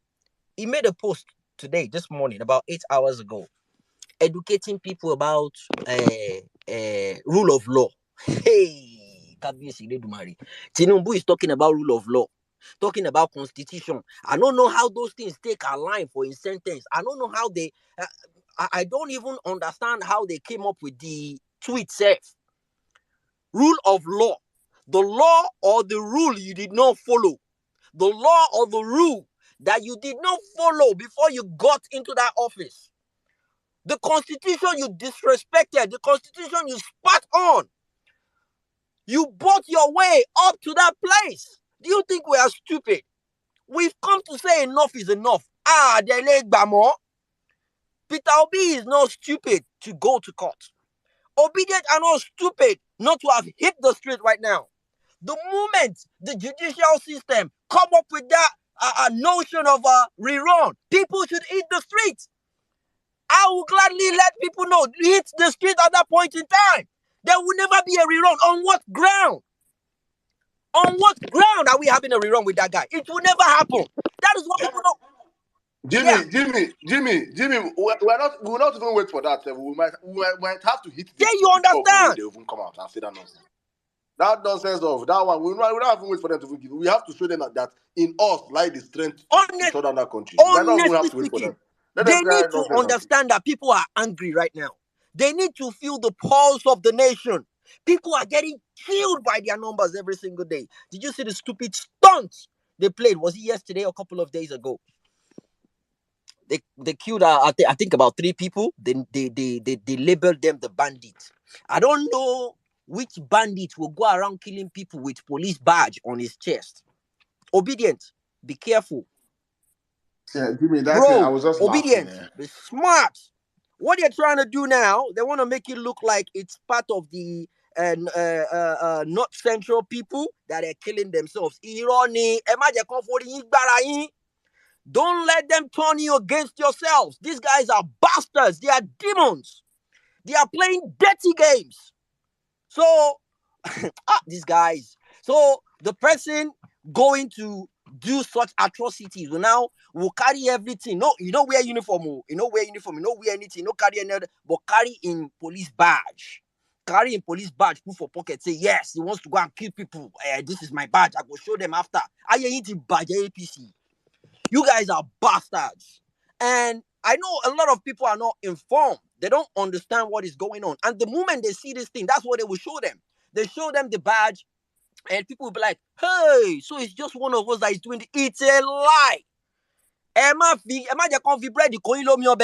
Don't let them turn yourselves against yourselves. It's a bloody lie. These guys are masters in doing these things. They've fed up people's blood. They play dirty politics. But guess what? We're up for the game. We're up to the task. They don't know the kind of people they're dealing with. We are determined. At that point in time, when they decide to do their madness, guess what, Obedience? We have nothing to lose at that point in time. The reason why people are not hitting the street right now is because of the court case. But right now, the way it seems right now, judicial system, hey, Shori Buruku can find out. That's the Yoruba version of fuck around and find out. Shori Buruku can find out. Shori Buruku can want to mashele. Obedient, stand your ground. We are doing absolutely fantastic. Let us hold on. We have less than how many weeks left now before we get the first judgment? We know they will still go to Supreme Court, regardless of what the judgment says. We're heading to Supreme Court. But now, this appeal court, we want to see what you guys will say first, because we are hearing all sorts of things about the judgment being pardoned, and no problem. Let us hear. The whole world is watching. Not just Nigeria. Africa as a continent is watching. The whole world is watching to see what's going to happen. I heard another one. I'm not sure how true it is. I'm still waiting to confirm that a couple of judges have been banned from the US. If that's true, that's a welcome development. But I'm still waiting to confirm that news. That is what will happen to every single one of you. By the time they ban you guys all from all this country, you think you have your investments. Shedi Nigeria yen, ibẹ̀ ni gbogbo yín máa kú sí. Ibẹ̀ ni gbogbo yín máa kú sí. Ibẹ̀ lẹ máa kú sí. It is time for us to take our country back. Obedient. Thank you. Thank you. Thank you for keeping on. Thank you for being who you are. A lot of people are putting everything they have, morning, day, and night, just to support this movement. Thank you for daily spaces. We do that every single day, every single time. We'll keep pushing until we get our mandate back. Thank you so much. I don't have any more thing to say, but I will say this. If you cannot speak out, then tweet. If you cannot tweet, then you comment. If you cannot comment, retweet, it will not bite you. If you cannot retweet, then like it. If you cannot like, do something to get this message across all over social media. Do something. Be part of something. Obedient. We are here and there's no turning back. There is no turning back. If you think there's going to be any 2027, you will not see me in that boat. I can't be there. 2027, it is now or never. It is now or never.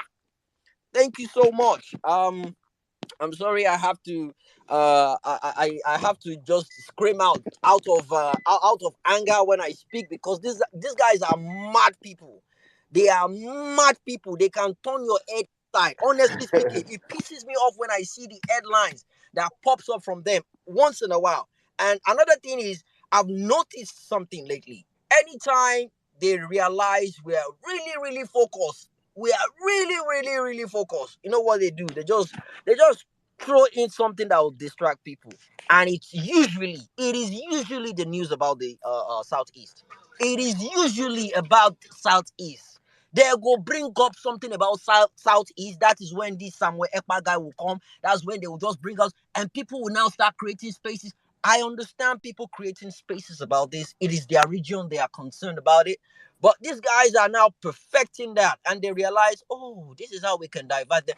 And honestly speaking, if people are, we can chew gum and work at the same time, because I think the only reason why this is happening now is simply because we have a recess from the courts. Nothing is happening for now, but it's understandable. That shouldn't happen when we have court case. So it's something we need to talk about. So, but that being said, back to you now, Saddam. I don't know if you want to say something before I take the roll call. Man, thank you, my brother Jimmy. I think we'll keep the conversation rolling. N6 came up. Yeah, let me bring him back up. I think he has been struggling. I just did. Okay, he has been struggling with his network, but he's back. I just want to read a tweet that came out. I saw it in my DM, and I was like, okay, Timba sent me that one. I'll read about that one. But my friend made a tweet, and he said, Bola Tinubu knows his class of 1999 governors, but do not know his primary, secondary, or university class alumni. Where are the people that went to school with these ghosts? Where are the people, even university? Let's say all of the people died, primary and secondary school, they died in Biafra and World War One and Two. University, where are your classmates? Where are your alumni? Where are your set mates? That is the criminal that wants us to legitimize him. Supreme Court, Appeal Court, there is nothing like rerun. Even if there will ever be anything like rerun, Tinubu can never be on the ballot. A criminal drug dealer cannot run. He will just scatter this country. We cannot allow it to happen. It's not possible. Simple. I don't know if you want to come in now. I want to breathe in and breathe out. Let Jimmy take. Let Jimmy go with the anthem. Shout out to all our people in the building, all our new and old listeners. Welcome. Let me bring in my artist one more time. I think when he's done with the whole shout out, I think SC can come in for his submission. Then we'll open up the space for every single one of you. I promise it's going to be a long, wonderful, sweet space today. For my artist, Wahala Records. Okay, I'm gonna be strict today. I'm going for people that retweet the space today. Strictly. So if I don't mention your name, is maybe because you didn't retweet, and because we have about 200 and something people that retweeted the space. So I'm gonna start with people that retweeted the space. So in that order, LUP, LUP, LUP,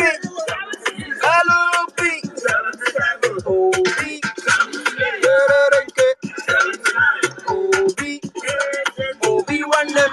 Let's go! Ogasadam, Otuba, Mr. Sizu, well meaning, Anti-Bolanle, Wayanga, Mr.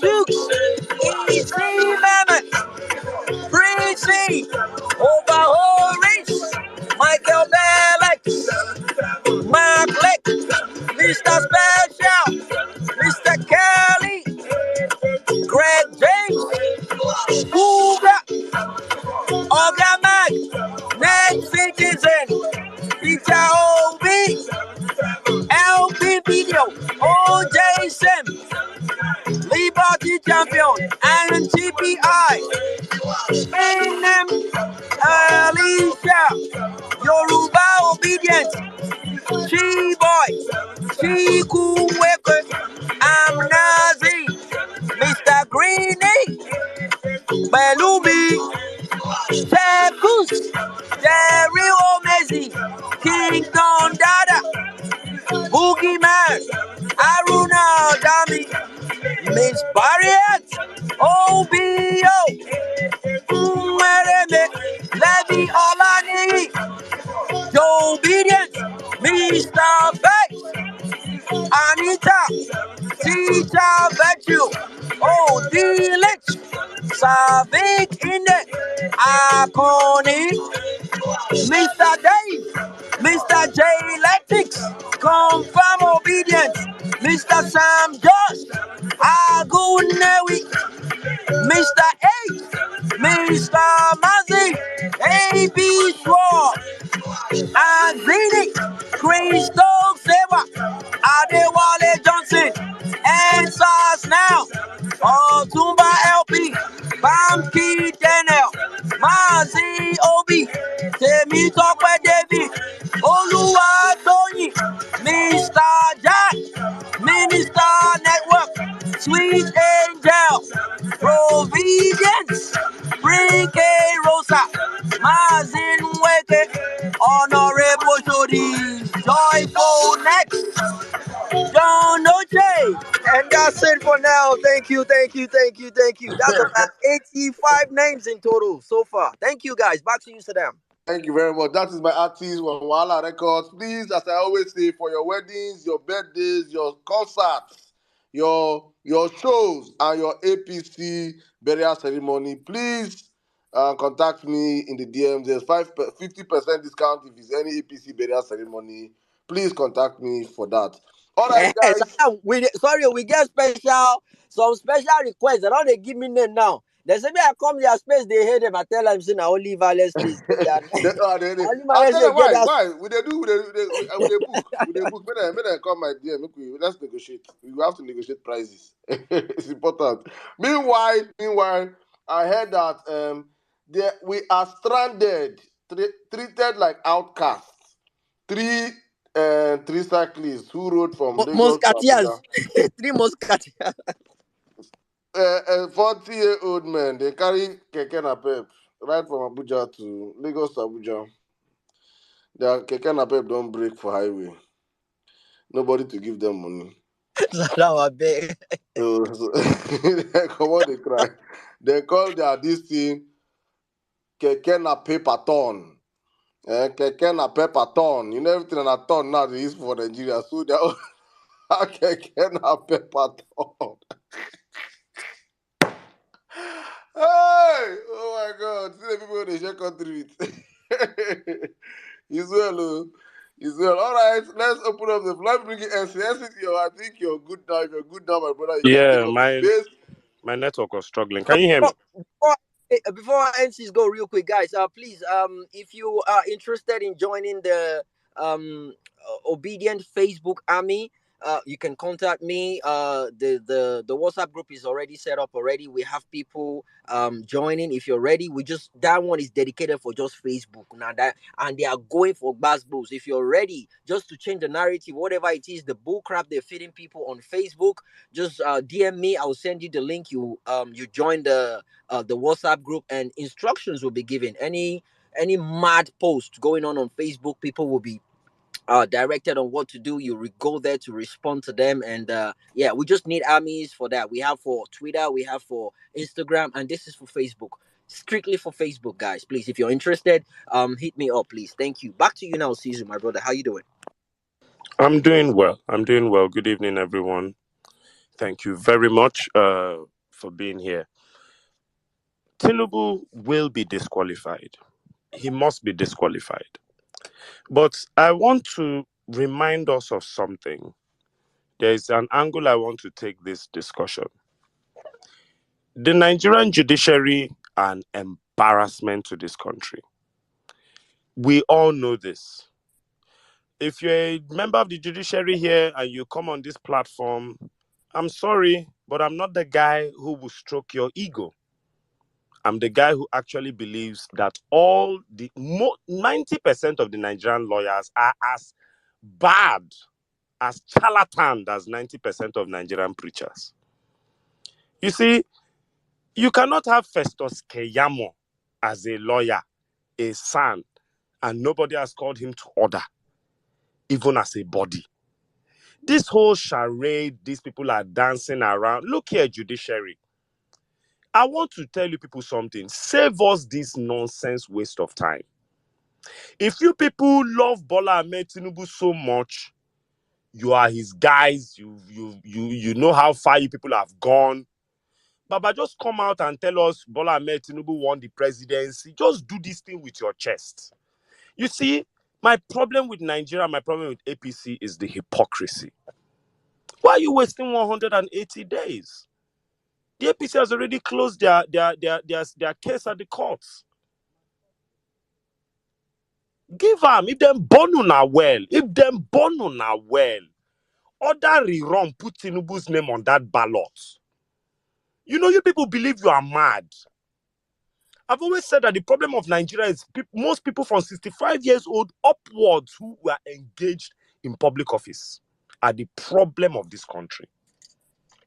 You see them in the civil service. You look at how the civil service is. You look at the presidency. You look at NNPC. You look at ministries. You look at states. You look at state government. You look at state governors. So, dear judiciary, one thing I want to tell you people is this. It be like say obedience with a talk. We don't they talk. You don't they reach where we they be like who be mumu. I want to remind you, the judiciary, that Muhammadu Buhari had a horde of murderous people waiting in the bushes. Jonathan carry government give him. That's how useless PDP is. So if you think that maybe the obedient movement will sound like a bunch of nice guys, so let's just give the drug baron the mandate and then the obedience won't do anything. After all, these people that we are seeing on space, do not fucking push this movement. Do not push this movement. There are people in this movement that want to march on the streets right now as we speak. Now we and That want to die. That want to look, die. now we, if not die, me, let me tell you, me, yeah, N6, I'm ready to die, you. If not that die one, man, they tell you. And we come on this platform and we are telling people to do the right thing. We are sitting here, we are all lawyers here. I read law.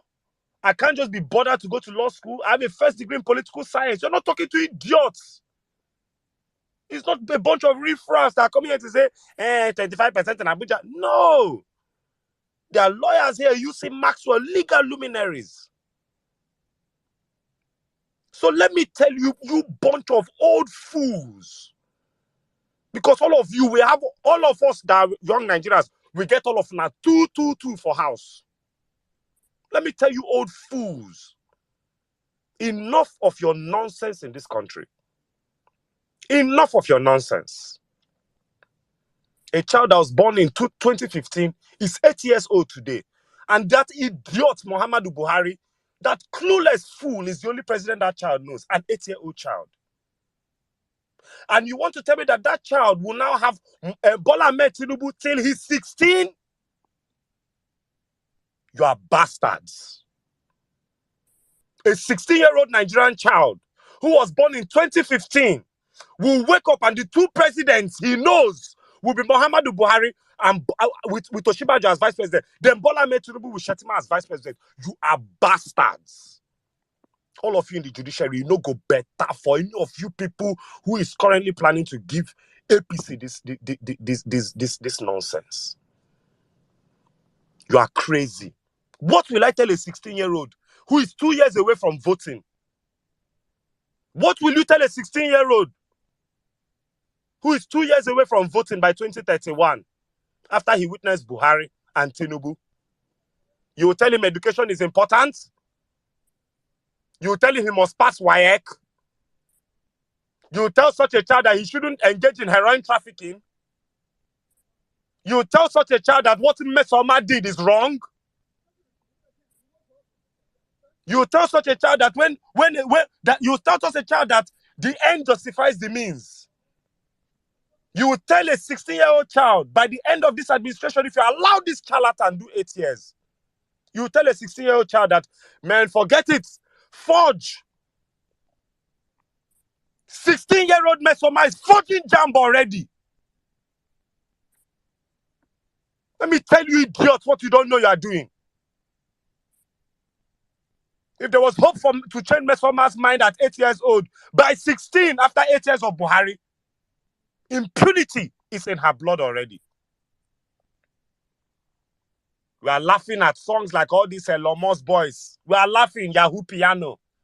Give that genre of Afrobeat 8 straight years. Who will you tell?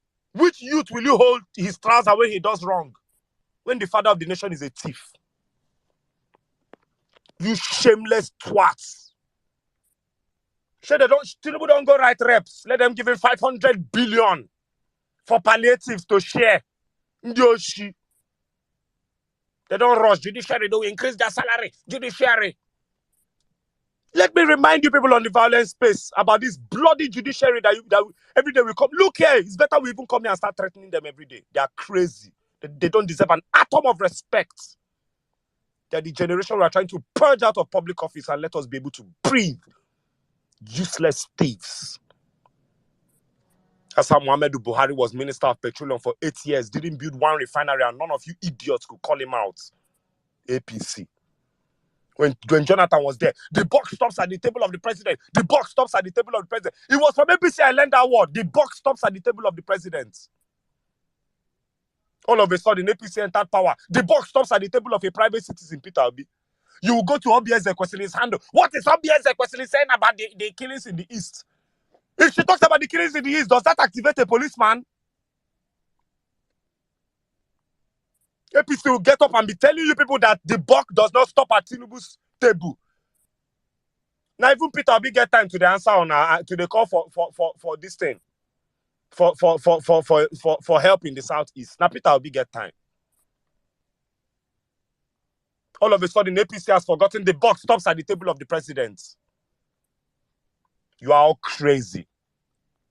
Let me remind you people, violence space. The last time, let me tell you why we must be heartless with this judiciary. The last time we were on Vawulence Space on Saturday, we got word that about 2 or 3 of the judges were listening to the show. Listen carefully. You see, I deal with data and numbers. That is why I have no emotions in matters like this. We heard that 3 judges were listening to this show. I spoke to them. I told the Nigerian judges on Vawulence Space with more than 2,000 people in attendance that listen here, whatever blackmail these people have on you, we the Nigerian people are ready to forgive. Give us justice. Jimmy came up and spoke. Maureen Kubrick came up and spoke. Everybody spoke well. Who remembers what was discussed Monday morning from Labour Party chairman that they are planning a rerun? These heartless bastards listen to us, this judiciary. They listen to us on Saturday. They listen to Nigerians, tell them that any bribe, any video we see from them, we will take. They listen to Nigerians, tell them we are ready to forgive them. And do you know what? These bastards went back and discussed how to do a rerun with APC. Remember that no rerun talk had ever come up until after that Vawulence Space. These judiciary people want to sell this country out. So let me make them a promise today. Dear Nigerian judiciary, we will show you hell fire. We will show you hell fire. One promise I'll make for you. This movement has very technologically savvy people. We will trace your houses. We will picket in front of your cribs. You guys are running mad. We are going to use the Nigerian Constitution and legally show you hell fire. Go and ask Bola Ahmed Tinubu how he's enjoying his presidency. You guys are crazy. Because I know your type of stupid lineage and how you people think. That you are from the generation a man will rape his wife and you will tell the wife, go back. Marriage is more important. You will die in that home than to divorce and be happy and come home. We know your generation. And enough of those silly games. Enough of those silly games. I know how this 70-year-old... I'm sorry. I know how these people think. Can you guys hear me? I had a call. I had to cut it. Can you guys hear me, please? If you could shut down, if you can. Go on, bro. So I know how these people think. They are from a generation of compromise. They are the generation that never says the truth and stands by it. They are the generation that went to church, but church did not go through them.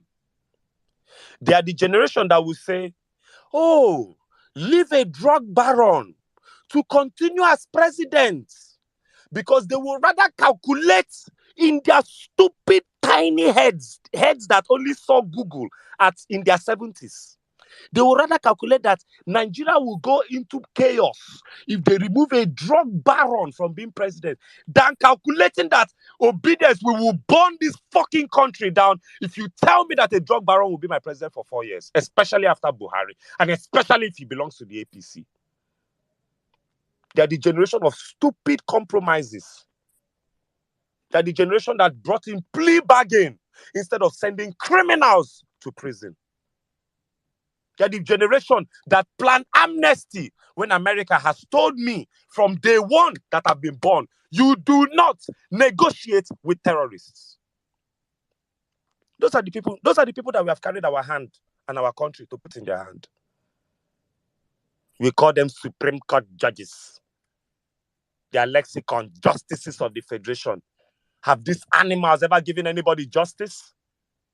Look at the charade going on in Enugu. Look at the charade going on in the Enugu tribunal.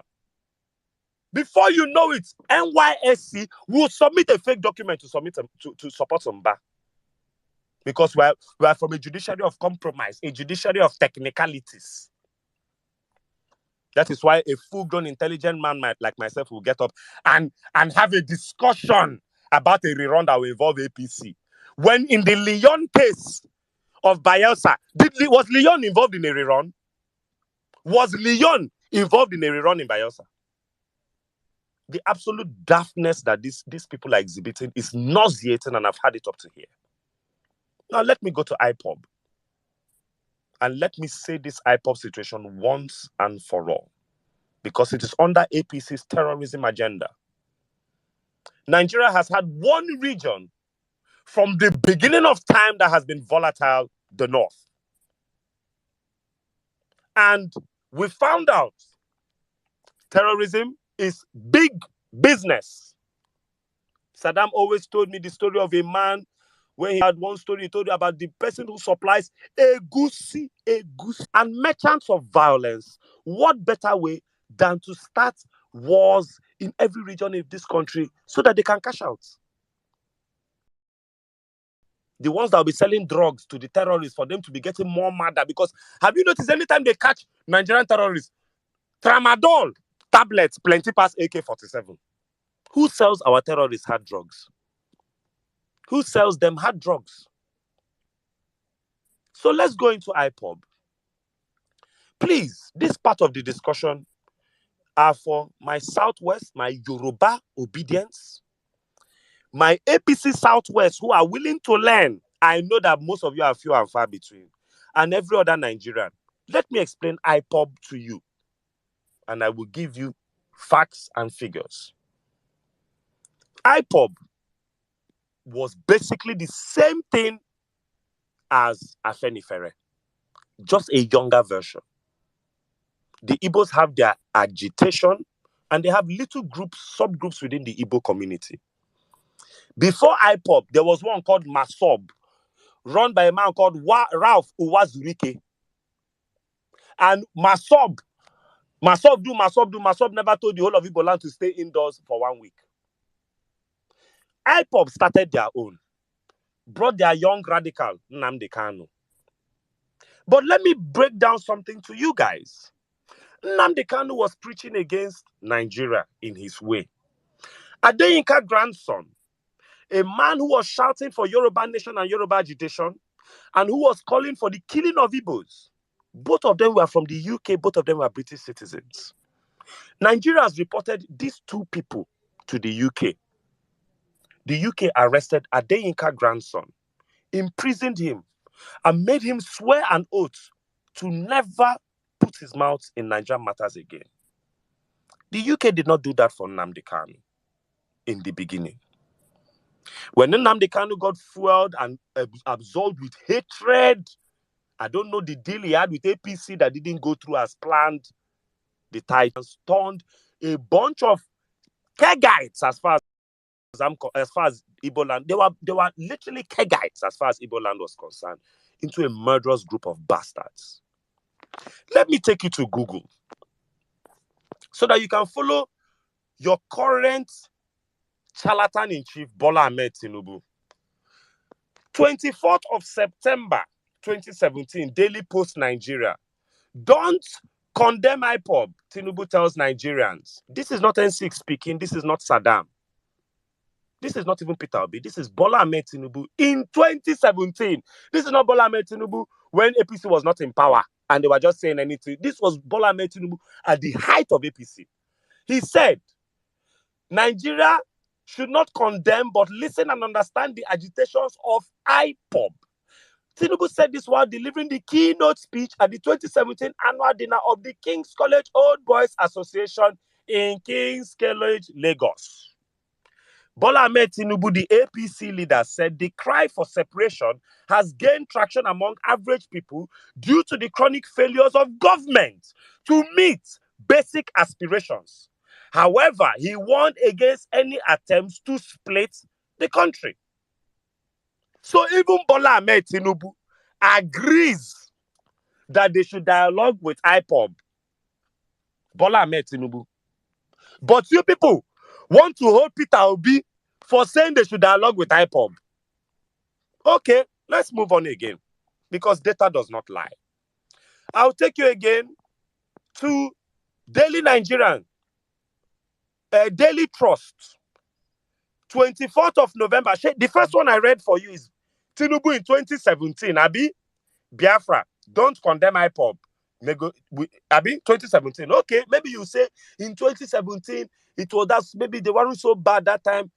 Tinubu in 2022, 24th of November, I will negotiate with IPOB and other agitators. So that is Tinubu in two places, telling you he will negotiate with IPOB. Nigerians, stop fighting these IPOB people. We should negotiate with them. This their agitation makes sense because Nigeria has failed their people. These are Tinubu's words, not mine. So what is this infatuation with Peter Obi's to talk on security in the East? Okay, Peter Obi tweeted today about security in the East. Does that tweet serve as a direct order to the Inspector General of Police to up his ante, or the Nigerian military to up their ante in the East? What does a tweet from Peter Obi on IPOB do for security in the East?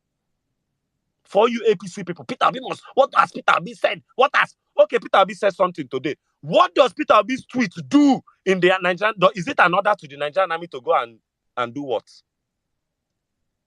Now, back to this APC's terrorism agenda. APC, IPOB, and said Nnamdi Kanu, they are not doing again. They don't support what Nnamdi Kanu is saying. APC somehow found Nnamdi Kanu where he was. If you read the story of how Nnamdi Kanu was arrested, the DSS used a female security agent. They used woman catching Nnamdi Kanu. Nnamdi Kanu is in prison. But somehow the APC government is telling you that they have not written a letter to Finland. That one madman in Finland is causing chaos in Nigeria. Somehow APC has not written a letter. Do you know that the time Finland arrested Simon Ekpa in January was due to the outcry of obedience? Who remembers when Interpol held Finland? But somehow APC caught Nnamdi Kanu. Remember, Nnamdi Kanu did not order sit at home. Nnamdi Kanu never for one day told Igbo people to sit at home. Sit at home started by Simon Ekpa, that anytime Nnamdi Kanu goes to prison, goes to Supreme Court on Monday, all Igbo should sit at home. Nnamdi Kanu did not say we should sit at home. Make una they check terrorism and terrorists. But somehow APC caught the man that was a rabble-rouser, but the man that is causing absolute terror. APC has not written a letter to Finland. Tinubu and Buhari have not written as president to president to Finland for you to catch one YouTuber that is causing problem in Nigeria. Bro, MCs, I wrote a letter to the embassy of Finland. It will never be well with APC. I wrote a letter, my brother. I wrote a letter too. That any action that was taken by Finland was taken from obedience. It was not taken by the Nigerian government. Please go and check. IPOB has come out and said, we are not supporting sit at home. We did not call for sit at home. Now, let me tell you people, obedience, what is happening in Nigeria. They brought terrorism to the southeast because they want to sell guns and hard drugs. What was happening in the southeast at the peak of their terrorism? Do you remember this? They started sneaking in meth into the southeast. We woke up and we are hearing about Tumpulum Mili. Because if you Google it, terrorism and hard drugs go side by side. Oftentimes, terrorists are funded by drug cartels. All of a sudden, thank you. God bless you. When did Nigeria say this thing before he came on the space? Go on. A drug baron enters into Nigeria, and all of a sudden, terrorism. They want to leave one region. But that same region, 40 people were massacred in a church in Owo in the southwest. They play, judges. It is your time to exert a pound of flesh on the APC party as a whole. I've told you people that this is the same party that changed a chief justice of this country. This is the same party that was blowing the doors off the hinges of judges in their homes under fake investigations. This is the same party that this bastard Shetima wore a monkey coat to ridicule the Nigerian Bar Association at their conference. But these are the same people, you animals in the Supreme Court, want to collect money and allow to come and do rerun. I make you a promise. Dear Nigerian judiciary, I make you a promise. We ran a 1 million-man march in every state of this country, and millions of people came out. PDP only ran their marches in Adamawa. APC ran 15 rallies in Lagos alone. We have a national spread. I promise you that we will change our tempo. You see, everybody on this space is still yarning small with you. Me, I don't change my tempo. We will change our tempo with you people, the Nigerian judiciary. We will collect 1 million signatories to the United States government. All of you will be banned. You see what happened to Kekereko? It will happen on a national scale. There will be wailing and gnashing of teeth in the land of the Nigerian judiciary. We will look at just cement this Tinubu's victory.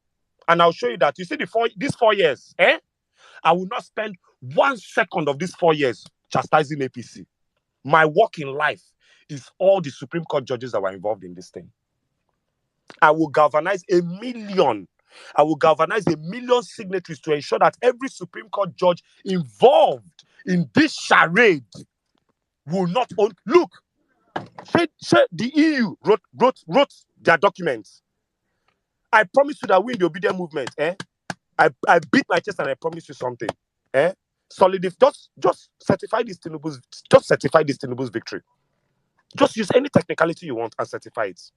I swear before God and man, that will be the day that you people will sign that APC is not the problem of this country, it's the judges. And I will dedicate my entire lifetime. You see that I will dedicate my life on the Nigerian judiciary. All of you will be visited at home one by one. I will come to front of each of you's house and I will protest personally. Just cement this nonsense. All them ka IG unu egwu Obaneze Uzuzu. With the Uzu that they play, you don't take us for fools. We will organize protests in front of the Supreme Court before that final day verdict. I think you have forgotten what our numbers look like. You want to put a man in charge of Abuja that didn't win Abuja. We'll remind you what our rallies look like in Abuja. You are all crazy. Because I know your fucking generation. That is how Pastor Aribi Salah came up to defend his grown son when his 2 baby mamas are quarreling with him online. I know your generation, a generation that supports evil. Just as long as it does not bring embarrassment to the family. Let evil continue. We are ready to embarrass this whole country. We are ready to naked Nigeria in the... You never say anything. We will make all of you as famous as Mahmoud Yakubu. We want INEC to fuck around and find out. Mahmoud Yakubu, he has fucked around and found out. We are just begging you animals. Bukachuwa go fucking wife finish, get up, telling wife, say, you see that senator that stole money, that his case is in your court. He's my guy. We are in the house together. The wife will free the matter. You are all animals. You are all animals. And you'll be treated like animals. You have driven Nigerians to 500 naira for a liter of petrol. Every day I buy petrol, I bleed. I curse at Asu Rock. You want to kill the Nigerian middle class. You're not ready. You see this thing well on the plan. They're not born on a papa well. That violence space, that last violence space was a timer I set on the judiciary. You came on violence space, listening to 2,000 plus Nigerians screaming and wailing. And then the next thing people will say is, no, don't worry. I think we can collect the money and do a rerun. That's the rerun people are planning. Plus that rerun you people are planning. Muhammadu Buhari went and proscribed IPOB because he wants to mislead Nigerians. Dear Nigerians, the real criminal terrorist gang in Southeast is a group called Autopilot, being run by Simon Ekpa. So that you people start knowing the problems. Simon Ekpa is not IPOB. IPOB has done letter. Do you know that IPOB did IPOB Day in Finland and they marched in front of Simon Ekpa's house and Simon Ekpa did not come out? Have you Googled IPOB's problem with Simon Ekpa? I want to ask you, Nigerians, because you people are the gaslighting now is starting to affect everybody. Which terrorist group in the world has committed terror and has not come out to say we did this? ISWAP does it, Boko Haram does it, ISIS does it. So why would this IPOP keep telling people that we don't know these people, we don't support these people, we don't do this thing, we don't support this thing at home? But the federal government will keep using their media and telling you it's IPOP, it's IPOP, it's IPOP. So then now if you talk anything in Labour Party, I'm IPOP, whether you're Igbo or not, you people are not seeing the game. Give a dog a bad name to kill it. Give a dog a bad name to kill it. I hope you people are following this game. Tell the Nigerian people that Simon Ekpa proudly calls himself autopilot. Why has autopilot not been proscribed? I'm giving you the genesis of what is happening in Igbo land. Tomorrow, just imagine tomorrow Afenifere one young boy gets up in charge of Afenifere, but starts talking, he's a member of Afenifere, he's not in charge of Afenifere, and just starts talking terrorist talk. Afenifere gets up and tells you people, this man was part of Afenifere, but we in Afenifere, we don't support this thing this man is saying. But every day the government will keep saying, Afenifere, Afenifere, Afenifere, instead of them to be drilling. When last did the government say Simon Ekpa? When has Tinubu come out to say Simon Ekpa? When has the papers written Simon Ekpa? But instead, it is IPOB, IPOB, IPOB, IPOB. Follow this trail. Follow this trail. All of a sudden, the APC seems to know what a terrorist party is. The APC that told you that terrorists are bandits, all of a sudden are telling you that a party that is telling you that we are not terrorists are terrorists, and you are believing APC. Is it not showing that there's something wrong with your head? APC that told you terrorists are not terrorists, are now telling you that the people that are saying we are not terrorists are terrorists, and you are believing APC. I rather believe the terrorists. I've reached where, after 9 years of APC, I believe the terrorists. Now, me, I believe the terrorists. Enough is enough. Judiciary, this charade is over. There will be no rerun. Tell Bola Ahmed Tinubu you cannot collect his money. I'm already seeing them. They want to share 500 million naira, $10 to 12 million Nigerian. This is Oshiba just scam all over again. This is trader money all over again. And you and I know that trader money was indicted as vote buying. So when I saw that, then I knew that they were replanning this, their rerun charade. What palliative? You increase fuel to 500 naira. You're talking of palliative. What is a palliative? So you increase fuel by 500, you give me a carton of Indomie, 2 spaghetti, 3 onions, 4 tomato, and 3 carrots. 9 be palliative. Is that a palliative? Is it not better you carry that money and go and ask Dangote, what's the problem with this refinery? Give him and let him start the refinery quick so that the price of fuel can go down. But the Almajirization of Nigeria has been put in place. Another problem with that Muslim ticket. You have started giving Nigerians handouts. Which village in the north was giving out handouts and that place and that incurred poverty? Now they said that the reps have how many billion inside that 500? The reps, House of Reps. Tinubu today went and did meeting with class of 99 governors. All of a sudden, James Onanefe Ibori is walking around in Asu Rock. A criminal convicted in the UK is now a frequent visitor in Asu Rock. Class of 99. Tinubu did meeting with governors, class of 99. The biggest thieving set of governors, the most thieving, murderous set of governors in this country. Go and Google how many people were killed in this country from the governor set of 99. Those are the people Tinubu did meeting with. Donald Duke, that they stole his childhood picture, was the National Rock shining teeth. That fool was there shining teeth in a meeting with the president. Someone that they stole his childhood picture. Ken Namani was there. Those are the people Tinubu is doing meeting with. Show me your friends, I'll show you who you are. A man became president, and in less than 60 days in office, he has entertained James Onanefe Ibori in Aso Rock. And that is the person the Nigerian judiciary is telling me should continue in power. Until Bola Ahmed Tinubu will welcome the ghost of Osama bin Laden in Asu Rock. That's when people know that we are fully in a terrorist organization.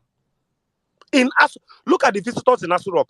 Wike, Asari Dokubo, Ibori, and the governorship class of 1999 have all visited Asu Rock within Bola Ahmed Tinubu's first 45 days in office. Bola Tinubu does not have a ministerial list of 45 great men, but he has allowed criminals to enter Asu Rock. These are things that... Did Buhari ever allow Ibori enter Asu Rock? You think Buhari doesn't know Ibori's number? Look at the kind of people entering Asu Rock. That place where we enter inside, we will disinfect it. We will disinfect Asu Rock. We will fumigate it. The stench of corruption that has been in that place, we must pour anointing oil inside Asu Rock. We will call a Shango priest, a Muslim, and a Christian to pray over Asu Rock, because, my God, I've never seen this amount of audacity in my life. Wherever Muhammadu Buhari is, I pray that you kick a stone where you are and fall down head first. You are an animal. Amen. You put us here. I saw a video of him walking in Daura. How are the mighty fallen? Muhammadu Buhari, the other day, the headline was Buhari relocates to UK over insecurity in Katsina. May insecurity meet you in that UK. Insecurity will meet you in that UK. Amen. That insecurity you encourage in Nigeria, it will meet you. You got up and called a whole tribe a dot in a circle. Your life will be a dot in a circle, Buhari. You will be a dot in a circle for the rest of your days. Look at the nonsense country this animal left for us. 8 years as Minister of Petroleum, no refinery is working. And Buhari is walking on the streets of Katsina today after fighting Jonathan. Subsidy would have been removed 2012 and would have solved this nonsense a long time ago. It no go better for APC. It no go better for APC. If the sun, if morning says it will be good for APC, afternoon will argue. If afternoon says it will be well for APC, the night will argue. It can never be well for this terrorist organization. It will never be well for this political party.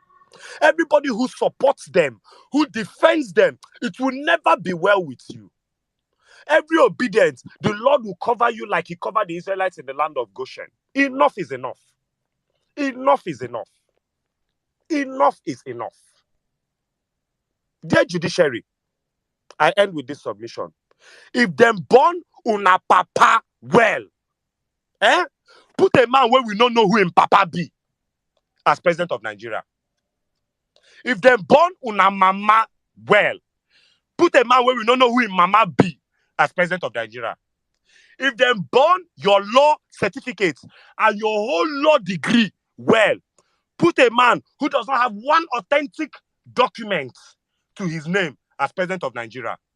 And I promise you, my work in this movement will be to tell obedience. Bola Ahmed Tinubu, I'll give him 4 years holiday. You see you judges.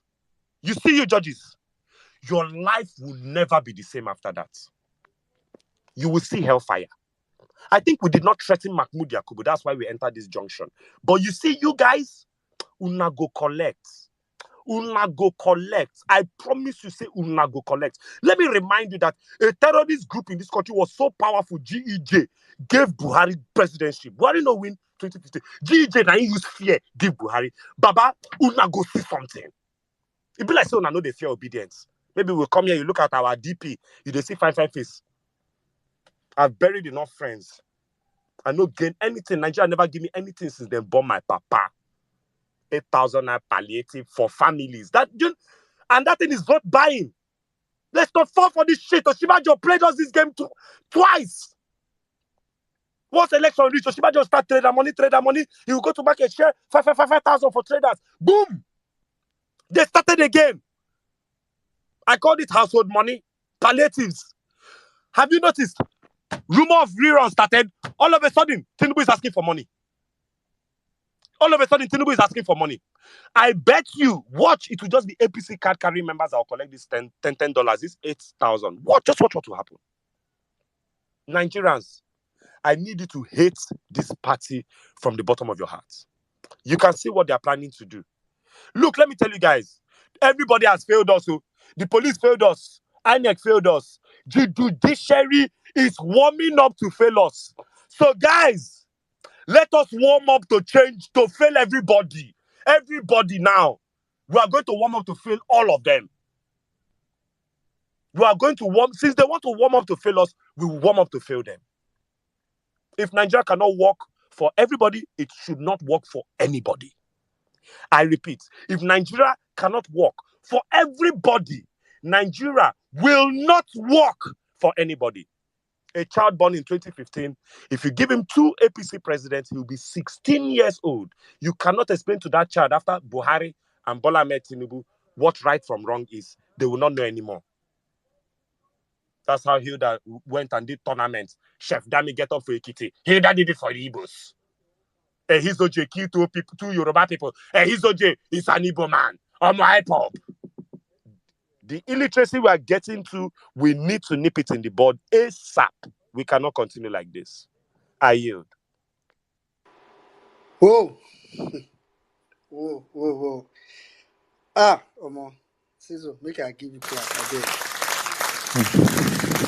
Is anyone speaking? Yeah, Jimmy, can you hear me? Okay, I don't think Jimmy can hear me. Maybe Jimmy, drop and come back. Yeah, maybe let me Jimmy.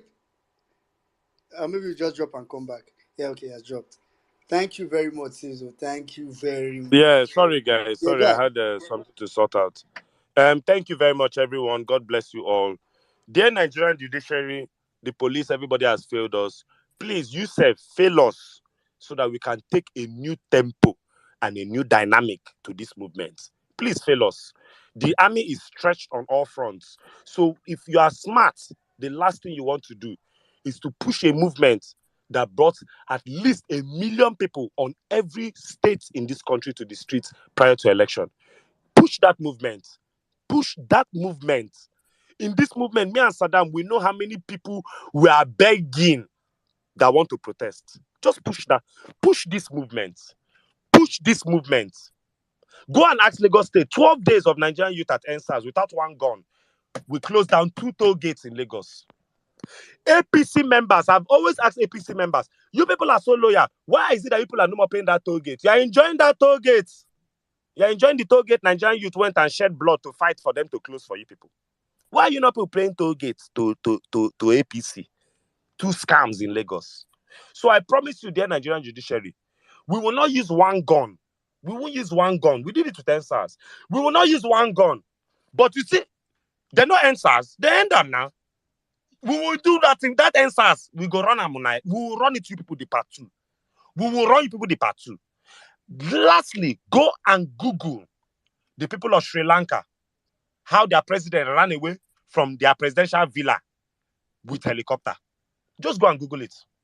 How their president ran away from the presidential villa with helicopter.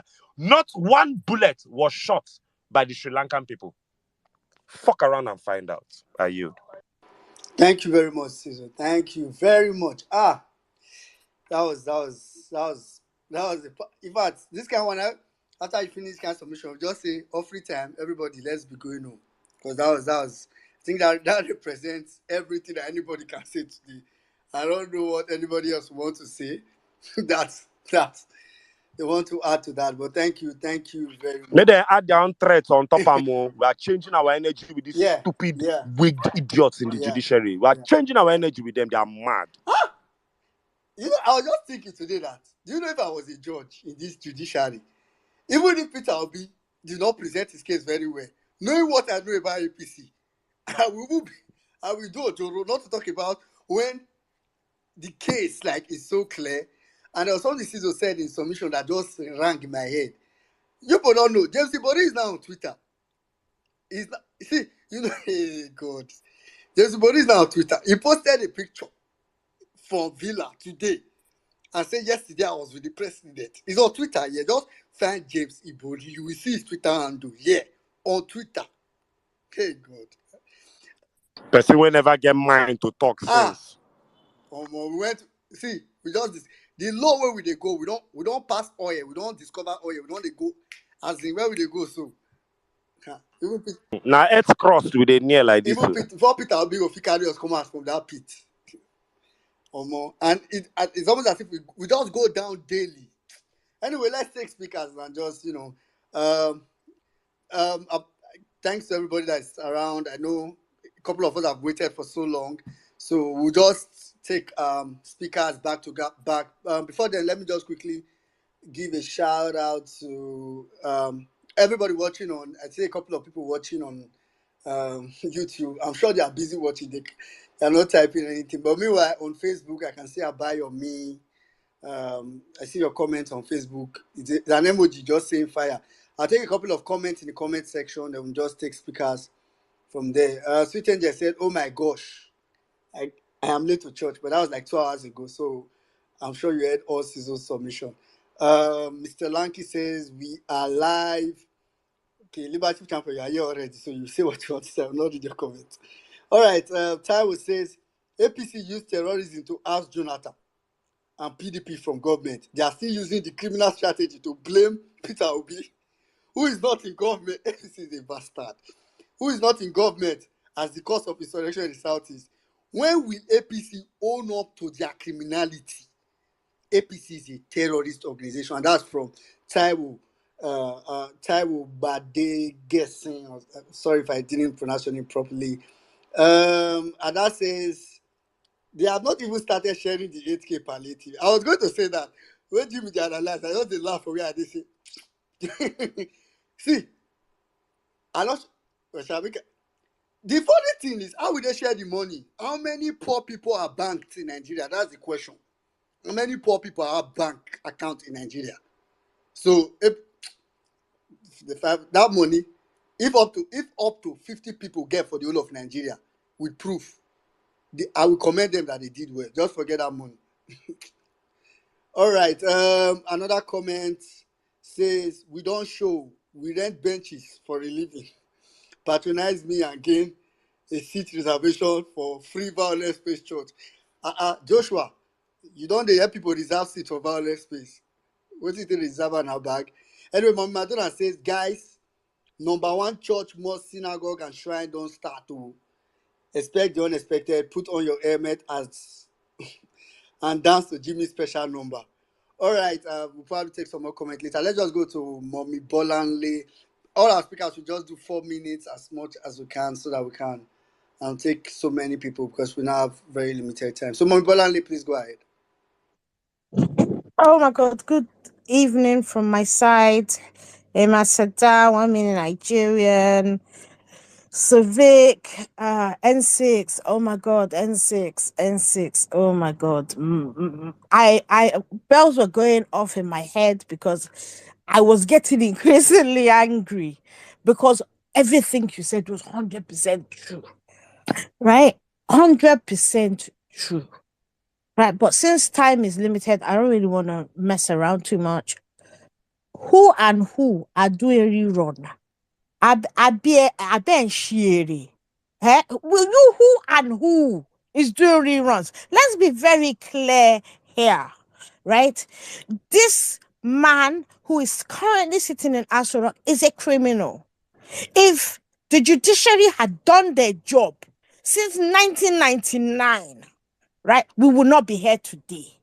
So if they are contemplating doing anything short of disqualifying him, in fact, after disqualifying him, what they should be doing, right, is a criminal referral that this person must be charged.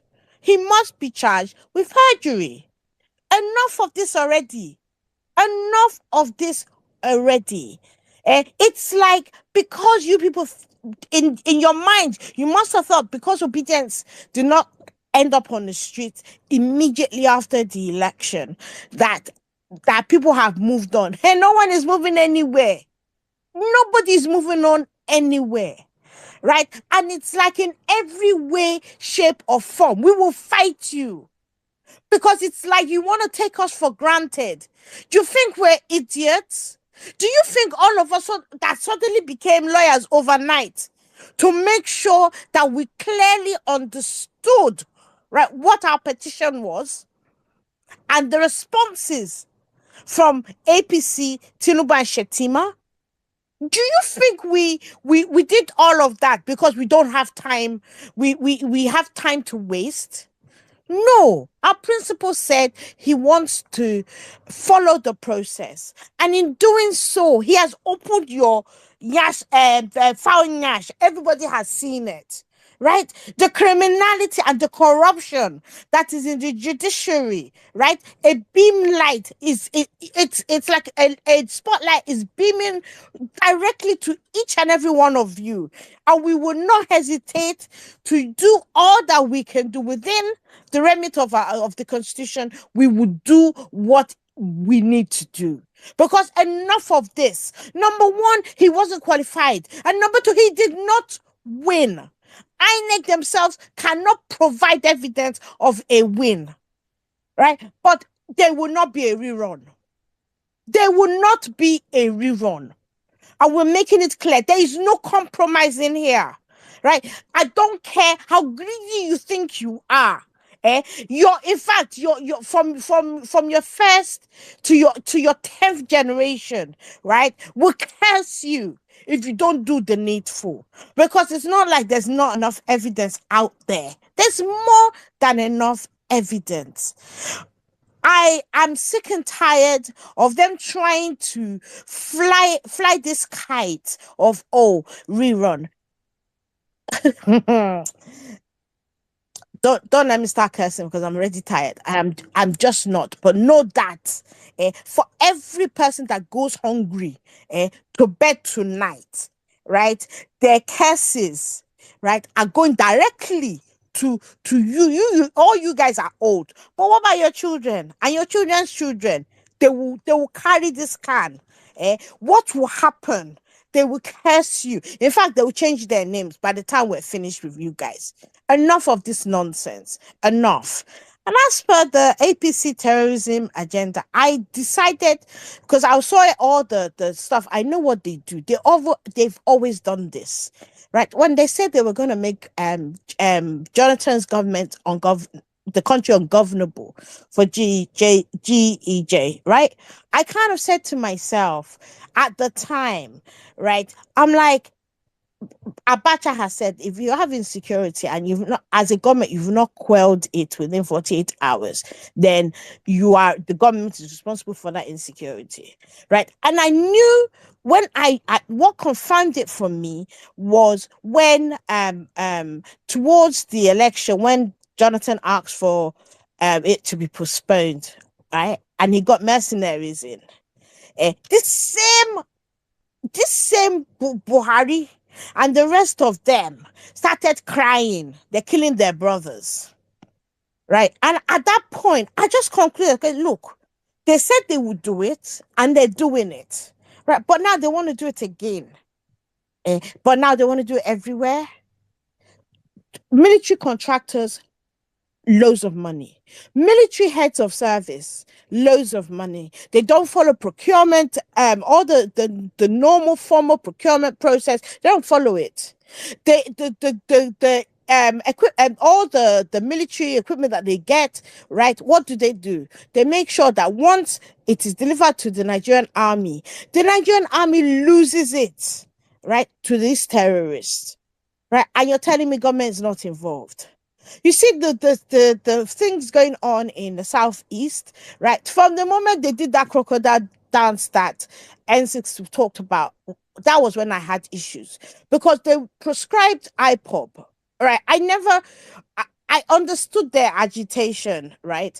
I just didn't understand. I didn't like their approach, right? And those of us who reported Grayson, I'm a Yoruba man, he's a Yoruba man, I wanted him to go to jail, right? And the average Igbo man or woman will call out anything that is wrong. They will call it out, even if it is their own kinsman that is doing it, right? But when the Fulani herdsman became the fourth in the world, the fourth most evil terrorist group, I did not hear them being prescribed. No. Boko Haram, it took pressure for them to be for anything to happen, whatsoever, international pressure, right? And then when it got there, they changed it to we allowed them, because I believe that we allowed them. We were sleeping. We allowed them to change it to bandits. Kilonja bandits. It's the same people doing the same thing. Yeah, I'm rounding up now. 1 minute Nigerian. It's same people doing the same thing. Right, but so let's be very clear, right? Every time they see that the court of public opinion is indicting them, and in so doing, we're getting the international community to sit up and pay more attention, right? This is what they do. This is what they do. So people being flogged in the Southwest, you want to compare it to young men being massacred, right? Defenseless people being killed in the Middle Belt. Are you people for real? It's not your fault. It's Peter Obi. Peter Obi is a better person than I am. Because me, am I the commander in chief? No. So why you guys bugging him? He's not said anything. How much has Atiku said about insecurity in the north? When was the last time Atiku tweeted anything? You people, you're all mad. Every single one of you, all you APC people are mad. And as for the palliative, we know that one is all due palliative. It's not going to reach the people. Like the COVID palliatives didn't reach the people, right? Like the so-called school feeding program didn't reach anybody. This is another way to steal money that we don't even have as a country, right? They want to steal it again. And if they think that rerun is going to happen and they're going to use it to do the rerun, it is not happening. So judges, if you keep it about what, let your, we are not laughing anymore. We're not smiling with you. We're not playing with you. Base your decision on the evidence and not technicalities. Thank you. I yield the mic. All right, thank you very much, Mommy Bolanle. Thank you very much. All right, let's just quickly go to Savik, after which we'll come to Liberty Champion, and we'll take it from there. Please, if you want to speak, just ensure your hands up because we want to go slightly faster. Savik, please go ahead. Savik, are you there?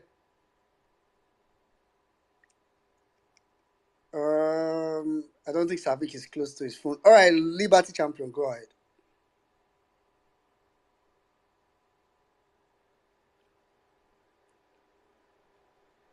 Hope everybody can hear me. So, all right, okay. Yeah, we can hear you. Yeah. Okay, you pick it up. Sorry, I can hear you. Sorry, my phone got sticky over my people. Look at all this. The phone was just sticky. I was struggling to unmute my mic. Kai, NCs don't go. You know what? Good evening, everybody. As NCs was talking, my blood was just vibrating. Lady Bolanle, my blood vibrates join you. You know what, Obedient? I think we have been warming up to this point. We have been warming up slowly. Now, everything has been said. The evidence is there. The idea and the propaganda machine, the control of the narrative to support the wicked agenda that they have planned. You know what? 1 million man crew is already making plans. Obedience Moku is ready. We need to just mobilize. I think at this point now, we have held on tight. We have held our lines. We just need to be ready to deploy now. Our crusade, they go see us. 1 million match crew, we go do them. Every department you belong, just begin to warm up and go and pick up your weapon. If you are in the department of donating, you continue. If you are in the department of cooking rice on ground, go and wash your pots. If you are in the department of finding canopy for people, sharing bottled water, get ready. Because right now, people, I think we now need to take the fight to where it needs to go. We are following everything, and we're going to do it peacefully. We are going to do it forcefully. In fact, waiting and see for Singapore and small thing. Nigerians, obedient Nigerians, we are with you. Like I have always said, we are with you. This battle, we no go relent.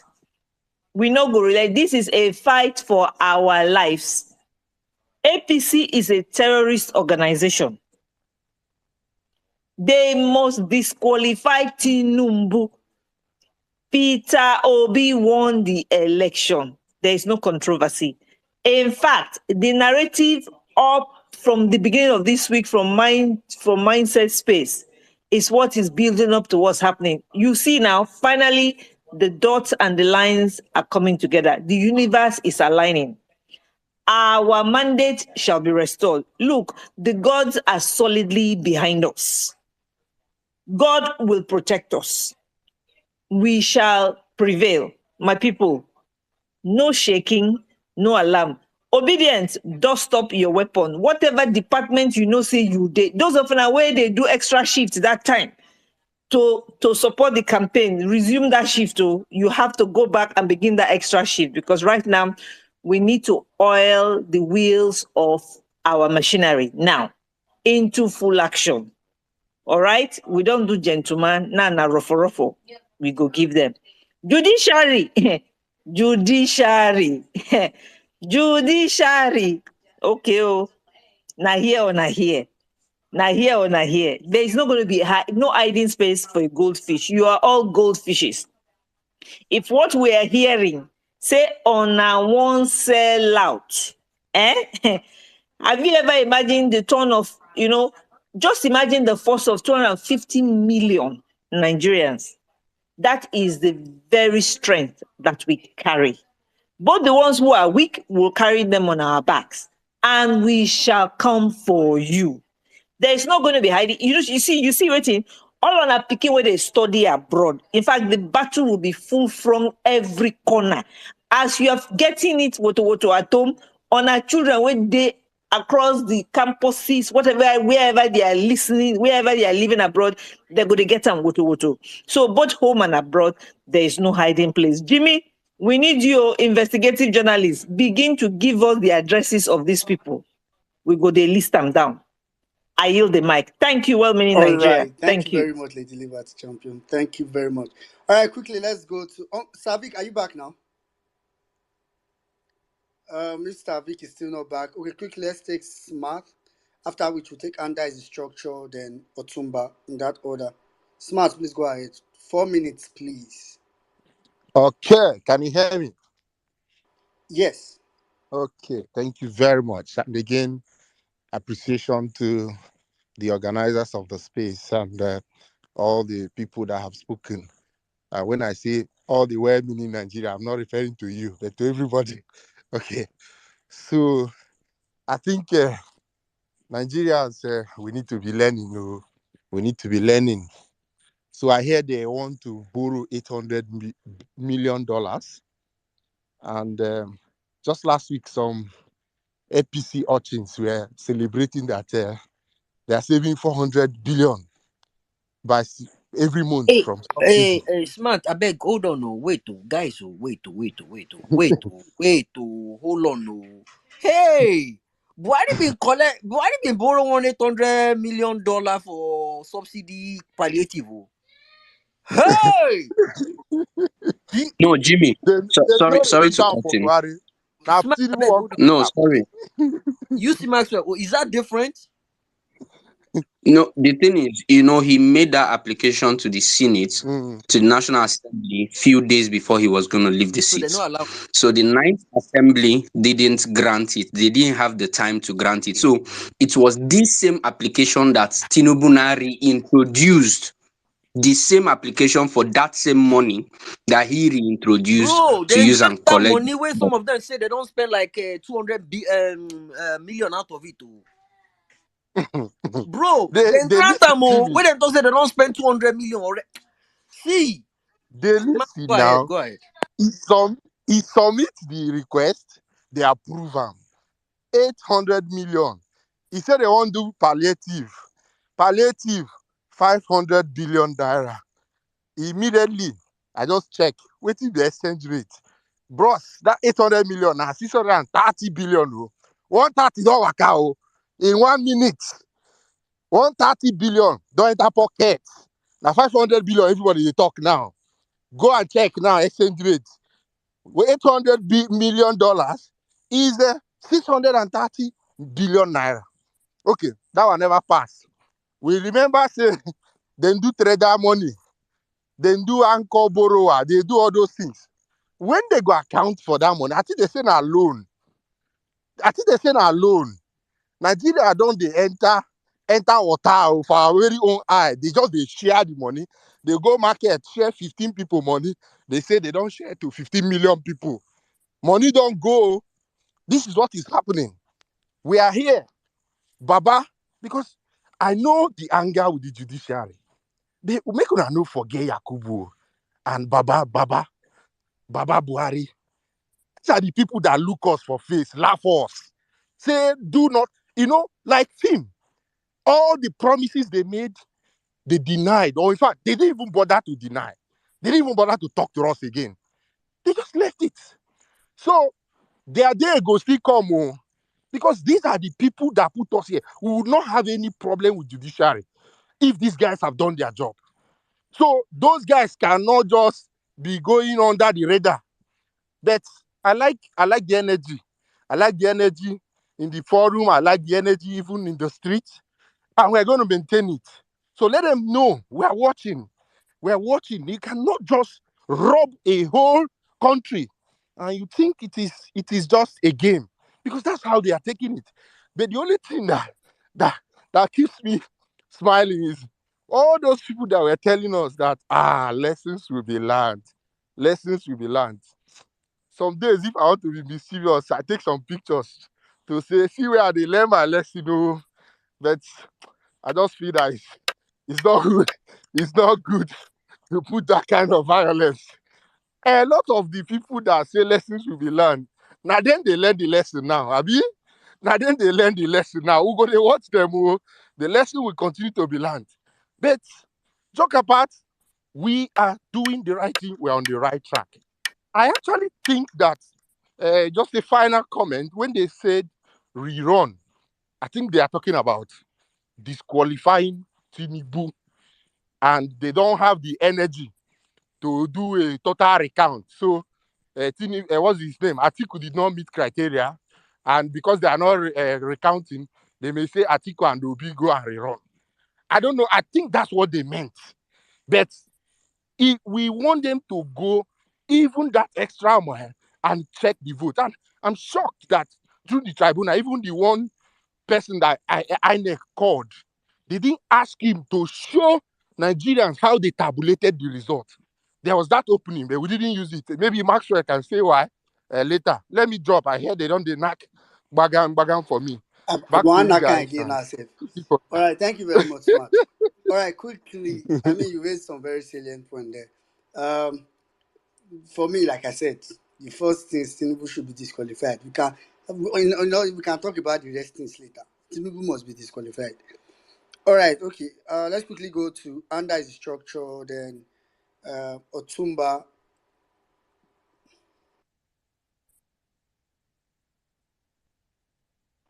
Under his structure, are you there? Yes. Hello, everyone. Good morning, good afternoon, good evening, depending on where you're spacing from. I stand on the existing protocol. Hey, Sizzle. Man, Sizzle. You said you were going to give them hellfire.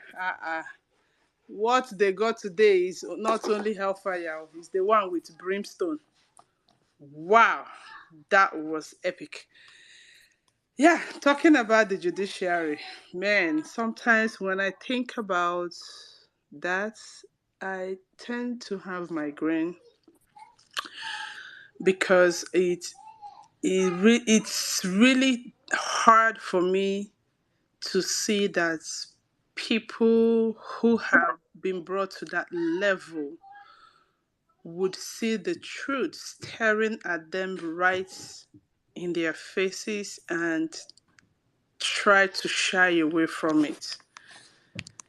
But one thing they forgot is that truth will remain the truth. Truth is a light. Truth is like light. Truth cannot be overshadowed. Truth cannot be dimmed. And like we always say in every obedient space, they did not see us coming. They underrated us. They underrated the obedient movement. They thought it's a movement that will one day have a leader that they will buy off and put some corn in his or her pocket and get them confused, and then the whole thing will die down. There is no other word to use for Tinubu other than disqualification. Tinubu must be disqualified. And if you are obedient and you have not tweeted that, then I doubt your level of obedience. Tinubu has to be disqualified, and we will keep this narrative of letting the Nigerian judiciary and the INEC officials know that there is nothing like a rerun. We are not going to accept any form of rerun. I don't care who is going to be between this person or that person or this person. I do not care. Peter Obi won the 2023 presidential election and must be declared the winner of that election. Judiciary. Shebi una dey come dey listen. Mona dey play. Mona dey play. See that corn where them don't put for una pockets. It cannot even roast a corn. That corn where una see, if na electricity, no fit roast a corn. You know, fit roast a corn. Don't give in to their buying. Do not give in even to their threats, because a woman that is pregnant with heavy stomach, you never can tell when that baby is going to born. Obedience are pregnant and you don't know what they are about to give birth to. Do not do it. Justice and fairness must be served. And I round up by saying, for the palliative, the children of the corn, I'm coming to borrow money from you now. Hey, this palliative is supposed to take you people for 4 years. I hope you guys are enjoying it. I will yield my mic and thank you for the opportunity to speak. All right. Thank you very much, Madam Anga. Sorry, 1 minute. I love that part. Yeah. APC, wọ́n ti bó káàdì fún yín, ẹ bó káàdì fún wa o, 80,000 naira. Wọ́n ti bó káàdì fún yín, ẹ jọ̀ọ́ o. Ẹ má wò wá wá o. Please raise us obedient. Àbí ẹ jọ̀ọ́, ẹ jọ̀ọ́, ẹ jọ̀ọ́. Ẹ má rò wá wá. May na raise us too. We are hungry. From na 80,000. Don't don't watch our behavior. We know we've been abusing you guys all along. If na 1,000, I beg. Ayé yín máa bàjẹ́ ni àyìn àtọ̀rọ̀ jẹ yẹ. Now we won't begin to send them our account details for timeline. Ebi ló máa pààyà yín kú àwọn olórí burúkú 80,000. Ẹ máa jẹ wá 180 naira omi ẹ̀wà no ẹ̀wà 20 Jimmy, naira. do you know the catch? It's not 8,000 per person, it's Per 8,000 per household. My household. brother, per household. I don't break them down Yeah. for them now. They don't do the calculation. 200 naira. So my brother will get 4 wives. So gonna get like 36 children. Yeah, two naira. Two naira. My papa gets 1 wife and 4 children with 2 dependents. That one mean now 1K for 8 of us. Now all of us, we could just buy data 1,000 naira 1 week subscription. Renewed hope. I swear, it cannot Hey. be with Tinubu. Renewed Shege. So this man, we guys, hey God, I can't keep quiet. You go born. You go born 27 children. 27 children. You come on, snap picture for election. Atiku will get like 90 something children. Atiku go share 8,000 for a household. I be they not take Atiku into account. Say Atiku need palliative. No. The man say house are poly unit. Say house are poly unit. Make Tinubu remember. Say my house are poly unit. The people will vote for my house. I want to give you 8K. Hey, God have mercy. God. I say this protest that will occupy Nigeria, judiciary, fuck up. Fuck around and find out. We go put them for back the chief. These 8K children, this 8K, after they use them, they 8K buy a roasted corn. Their voice can't crack. They don't always change to buy water. When I go see what you go put it. Fuck up and see. Fucking crazy people. I better continue working in Nigeria. All right. Quickly, let's go to Otumba, after which we'll come to Switcher, then Chief. All Please, right. please, please, and before the next person go, for our international audience wondering what is 8,000 naira, please, Tinubu, the drug dealer, says he's going to give every family in Nigeria $10, $10 per month, and equivalent to what? Equivalent to like £6 per month, every family as palliative. In case you understand, because we're calling 8,000. Maybe you guys think it's 8,000 euros or $8,000. No, no, no. $10. Not every citizen, every family, every household plus house Not even girl. every family. Mega. 12 So Hey, so voila, that's 12 that's there. like million 30, poor families. Not even every that's like family. 12 30, million 30, 30 cents a day per household. 30 cents per day per household. for Mm, just 12 million people. Five. man. Mm. Well, meaning, take it away. Who's next, please? Who's meant to speak? Yeah, Otumba, go All ahead. right, go ahead. Yep. Greetings to everyone. I think Jimmy has done justice on that. On this 8K topic, if an idiot that wants a father and mother in a household to be making less than 40K combined to qualify the child for a student loan, I don't think that idiot will actually see anything wrong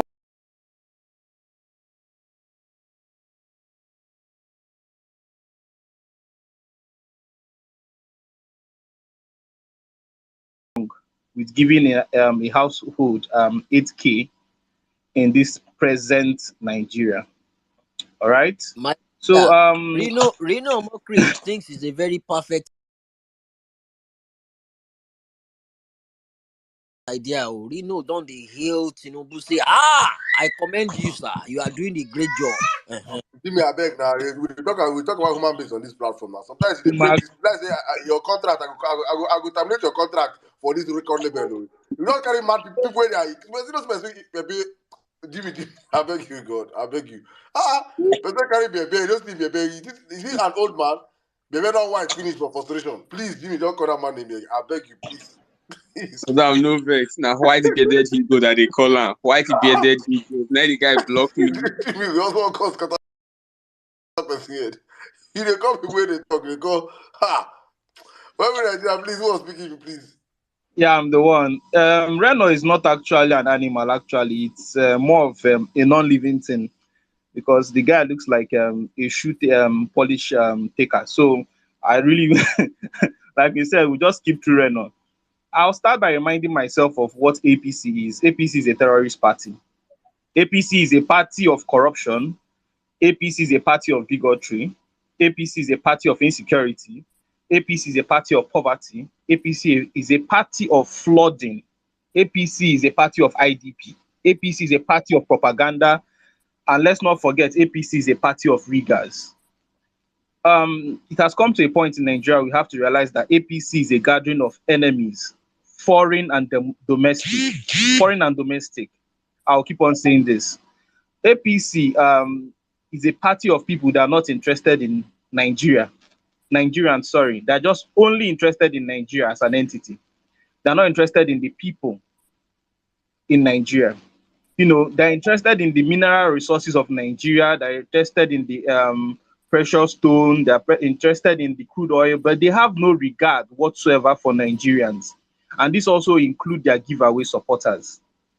You see, with APC, the question is not what isn't working. The puzzle is what is actually working under the government of APC ever since Buhari came on board. Today, first of all, I'll just quickly focus on what we've been doing right and what has been yielding results so far, because sometimes we are sort of too hard on ourselves that we forget that we've actually won a lot of battle, and eventually we're going to win the war. You see, after our mandate was stolen, we swung into action. Obedience in diaspora took actions. We wrote letters to our reps. There were protests in Europe, there were protests in America. And guess what? After this, the EU heard us resoundingly, and they released a damning report. All right? The EU are not good guys. They are not Binta and friends. The EU report would not have even been the same if we just sat it out and licked our wounds after the election. The EU report is calculated and measured, and they measured it on the parameters that equates Nigeria, and they know that Nigeria cannot survive an illegitimate government. And by so doing anyway, I would list out criteria for a failed state. Then you ask yourself honestly where we are going to in this country and prepare ourselves for what we need to do. Number one, corruption. These are criteria to you meet before you can be called a failed state. Corruption, ongoing civil violence, crime, poverty, illiteracy, crumbling infrastructure, loss of control of territory to non-state state actors, and that is where you remember this guy. What's his name? Asari Dokubo. Loss of monopoly on the use of physical force. Also, Asari Dokubo and Tompolo. You've lost the monopoly to use as a state to use physical force. Also, inability to provide public services. The last in this to meet that you meet before you become a failed state is erosion of illegitimate authority, and that is when you become an illegitimate government. So I'll round up with this. It was Abraham Lincoln that said, "No man is good enough to govern another man without that man's consent." Nigerians, we need to take back our country, and that's what I'll end it here. Thank you very much. All right, thank you very much, Otumba. Thank you very much. Switchard, I'll come to you. Let me quickly take LV before I go to Switchard and Chief. Yes. Thanks, bro. Shout out to everybody waiting on the talk scene. Saddam, I cite you.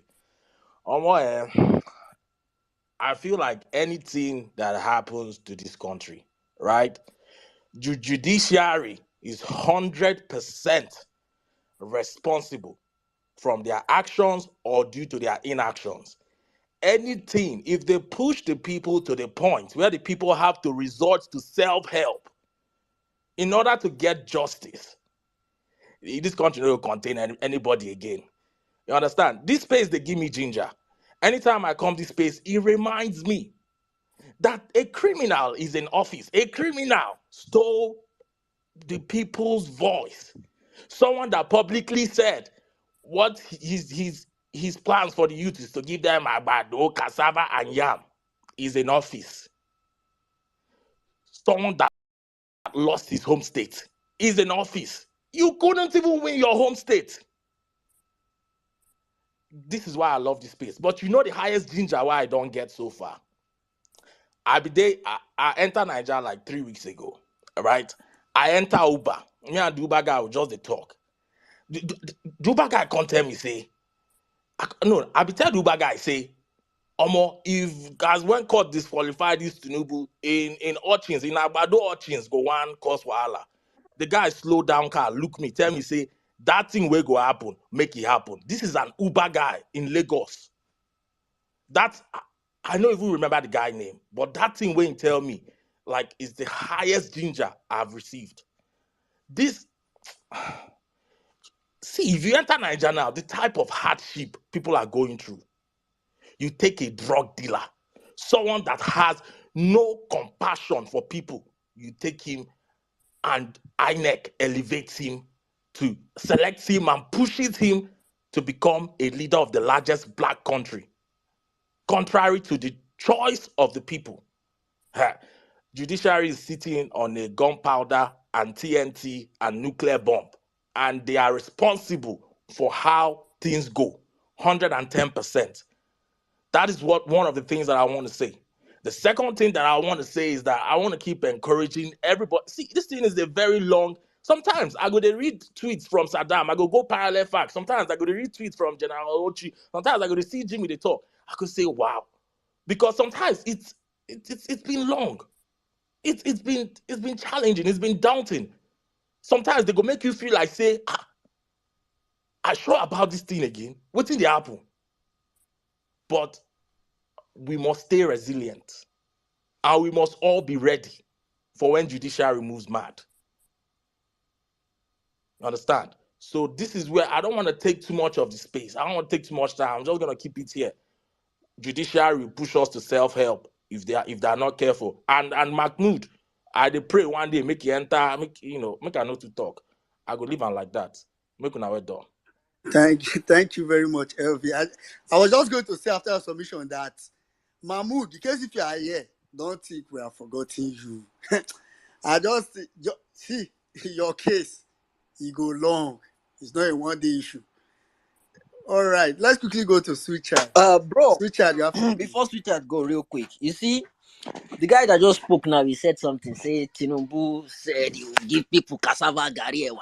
Look, guys, let's give it up to this guy. He's actually he's living up to his promises. So, men, I dey hear. Oh. Tinubu declares emergency on food security. He allocates 500,000 acres of land for youths to farm. That the breaking news be that. 500,000 acres. So all the àgbàdo, cassava, ẹ̀wà and garri, APC, iṣẹ́ àgbẹ̀ níṣẹ́ ilẹ̀ wa, ẹni kò ṣiṣẹ́ á máa jalè. Ìwé kíkọ́ láìsí ọkọ́ àti àdá kò ì pé o. Go and bring your cutlass and hoe. Ẹ máa roko kù ní ẹ̀yin APC. Ebi àpá ìyáláyà yín ní 2023 táwọn èèyàn ti ń wá bó ṣe máa ṣe ẹ̀lẹ́tíríkà lẹ́yìn fẹ́ bọ́ sínú oko. Tí yín ti ba yín, ayé ti bàjẹ́, ẹ múra sí i. Back to you, 1 minute. Yeah, thank you. Switchard, are you there? Yes, I'm here. Good evening, everyone. It's been a while, a long time. Happy New Year. Now Sure. you leave us for streets now, Ogwaligo. No, I did not leave you guys. So if you know the basketballs I've been giving, not be here. I did not leave you guys though. I celebrate come my year from my family, and it's been very funny at the same time, very annoying. And it's the usual violence space. So let me come and vent. CKC, why you dey open your mouth? Close on. Okay. Saddam, how are you? It's been a long time. Sending hugs to you. Okay, now but to the topic. You know, when I said followers and children of Papa Mesoma, that they're actually mentally deranged. People say, "Oh, and Switchard, you to the talk. Switchard, why you do they talk that one? Oh, this one, no. Did you see what happened today? You will know that these people are not well. But today gave me serious joy. You know why? Because the number of people that came to attack Peter Obi, did you see the number of people that viewed that tweet? Actually knew that this man is the president, so they need him to talk. If you go to Papa Emesoma's page now, if you check out his tweets, they reach 1 million, they maybe 590 something views, 490 something views. Our president, Peter Obi, the real president, will just tweet just how many pages or how many thread. You'll just see people back, forth, and left. They talk, they attack, they talk, they attack. Not gonna say this one our president. Now, president has given information and said, you know what? Let the security agencies handle it. What did we get? We can't get army. Army can't come and say, our man has spoken. We have been given the go ahead. We shall attack. Now people know who will be the president. They know that the president is Peter Obi, Gregory Obi. There's no two ways about it. And me, I'm actually here to tell Agbado people that you know what, you will keep crying, you will keep wailing. So you people that will say, thank God, every Sunday I pray that Peter Obi, I give thanksgiving that Peter Obi is not the president. I'm telling you, you will go back to that church and still give thanksgiving that Peter Obi is the president, because you will be the president in your lifetime, in the lifetime of your children, your family to come. You will witness it. Then after you are done, if you are not okay, if you feel that you still want to die, if you feel that you still want to kick the bucket, that's your fucking business. But I'm here to tell you that Peter Obi will be your president, the president of your family, the president of your children, your ancestors, the president Peter Obi will be the president. And that 8,000 naira that you people are actually jubilating, you have not seen anything. It is 8,000 naira. That is people are saying, yes, you are saying $10. It's actually less than $10 because dollar don't reach 790 something, 798 or thereabout, right? Less than $10 per family. How much? You cannot even use it for transportation to go and buy the food stuff that you want to eat. Can't you see that you people are very shameless? When we came out, when Peter Obi came and said from consumption to production. What are they doing? The moment this Papa Summer came into position like this, oh my, just they spend money. You know when you never see money, you don't think when you don't see money now, you just say, I beg, I don't use all my money, take do election. Yeah, let me pack. They also collect mandates from my hand, make I pack all the money. Let me pack. Imagine coming out to say you're giving 8,000. Then you not left so much money for people who already have money, say for legislators, people that just came into power for this. I watched a one interview with a man when he was saying that anything that government wants to do, anything that has to do with subsidy that will reduce the suffering of Nigerians should not be touched. You see, fuel subsidy, life subsidy, food subsidy, anything that will ensure that the lives and property of the lives of Nigerians will not make Nigerians suffer. At least they'll still be managing, pending when everything will be okay, should not be touched. But you know what they did? They removed food from our mouth. They increased insecurity. They worsen everything, and they're now sharing the money amongst themselves. Now, I ask people, when people say, why is so much insecurity in the north, in the southeast? And I said, do you think the north actually enjoys the whole country focusing on their insecurities? No, now. They need to spread it now. They don't want just one section, one sector, or one section, or one region should just be getting, oh, it's only not, only not, only not. So they need to just plan it that, okay, oh, let's move to southeast, let's try as much as possible, because whatever is happening in southeast, it will not take you 2 days, 3 days to curb that situation. But no, they decided to ensure that it gets elongated. They decided to even mute. They won't send them. Since Buhari was in power, he didn't do anything about it. Instead, in 2017, was quick to call them terrorists. If you can call IPOB terrorists, that means you can call OPC terrorists, because this same OPC people, they've actually done worse than these IPOB people. At least these IPOB people, they're actually focusing on their people self. Have they left there? Have they gone to the north? Have they come to south? Have they come to southwest to say that they want to this? Let me wrap up. Say they haven't, right? It's just themselves that are actually doing. And if you notice, you know that politicians are, they have hands in it, because by now this Simon Ekpa that they arrested before, after many days, 2 days, 3 days, they released him. Why? This is the same person that gives instruction to people to burn houses, to kill their own people. Well, to our southwest brothers and sisters, if you think that this insecurity is just going to stop in the southeast, I'm sorry to burst your bubbles. They're bringing it down to southwest, because they cannot just allow just one sector to be looking like to be ravaged with insecurity, have the people killed, and other places are looking so cool and calm. No, they have to spread it. And somebody said people make so much money from insecurity. I saw a tweet from Saddam saying that insecurity is making a lot of people rich, and because of that, they won't allow it down. And that's where the problem is. And I'm very happy that the president of this country, Peter Obi, has said that the security agencies to tackle this immediately, and immediately they gave responses, and I'm very happy. God bless our president. God bless obedience. To the obedience, keeping it real. God bless you guys. And to the judiciary, I understand, and I know you people are saying this, and I know God will touch your heart to do the right thing. Eyes on the judiciary. I yield. Thank you. Thank you very much, Suchai. Suchai, make me go verify. Do you know that Peter Obi's tweet of this morning? Peter Obi, they beat this man for everywhere. And a landslide everywhere. Peter Obi's tweet of this morning has 2.1 million engagements. Tinubu's most recent engaged tweet of recent is the picture where you have Macron. That tweet has 1.1 million. That's recently, is the most recent. This Irish where people not like Peter Obi. This Peter Obi today, he too do. All right. What do you expect from the president now? He's the president of Nigeria now. If president of Nigeria not get that engagement, there's a problem. It's the president. I prefer to leave her. You are right. Now this kind of one I say, Aki, you are right. All right, Chief, let's go with you. Then after which we go to okay, Savik is back. Chief, just Maxwell Savik. Okay, good evening, everybody. Prophet Saddam, good evening. Well-meaning, good evening. Jimmy, the Hawk. Jimmy, I have to chat with you back, though. Good evening. And everybody in the house.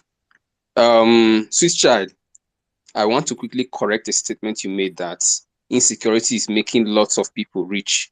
Sorry, insecurity is making a few persons rich. I know that's what you wanted to say, at the expense of the lives of many Nigerians. That said, I will just repeat the submission I made last Saturday when we were dragging the judiciary and when they said 3 of them were listening. And then says, thanks for your submission. I can't see you here, but thank you for your submission. And I said, fortunately or unfortunately, my mom is a judicial staff, but not a judge, please.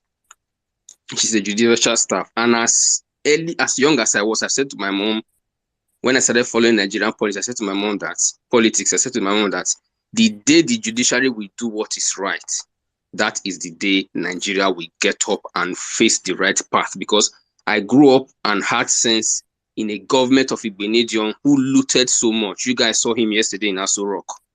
Followed by the criminal of Shomole, who was more of a rat that bites you and does all and blows you at the same time. And then experiences of Buhari and all the nonsense that's been happening in the country. So I know what the judiciary is supposed to be. Unfortunately, we are not having it. And in my submission on Saturday, I said everybody was pleading with the judiciary. I am not pleading with them. And I said to them, fuck around and find out. And I repeated, and I'm repeating that statement. Dear judiciary, we are not begging you anymore.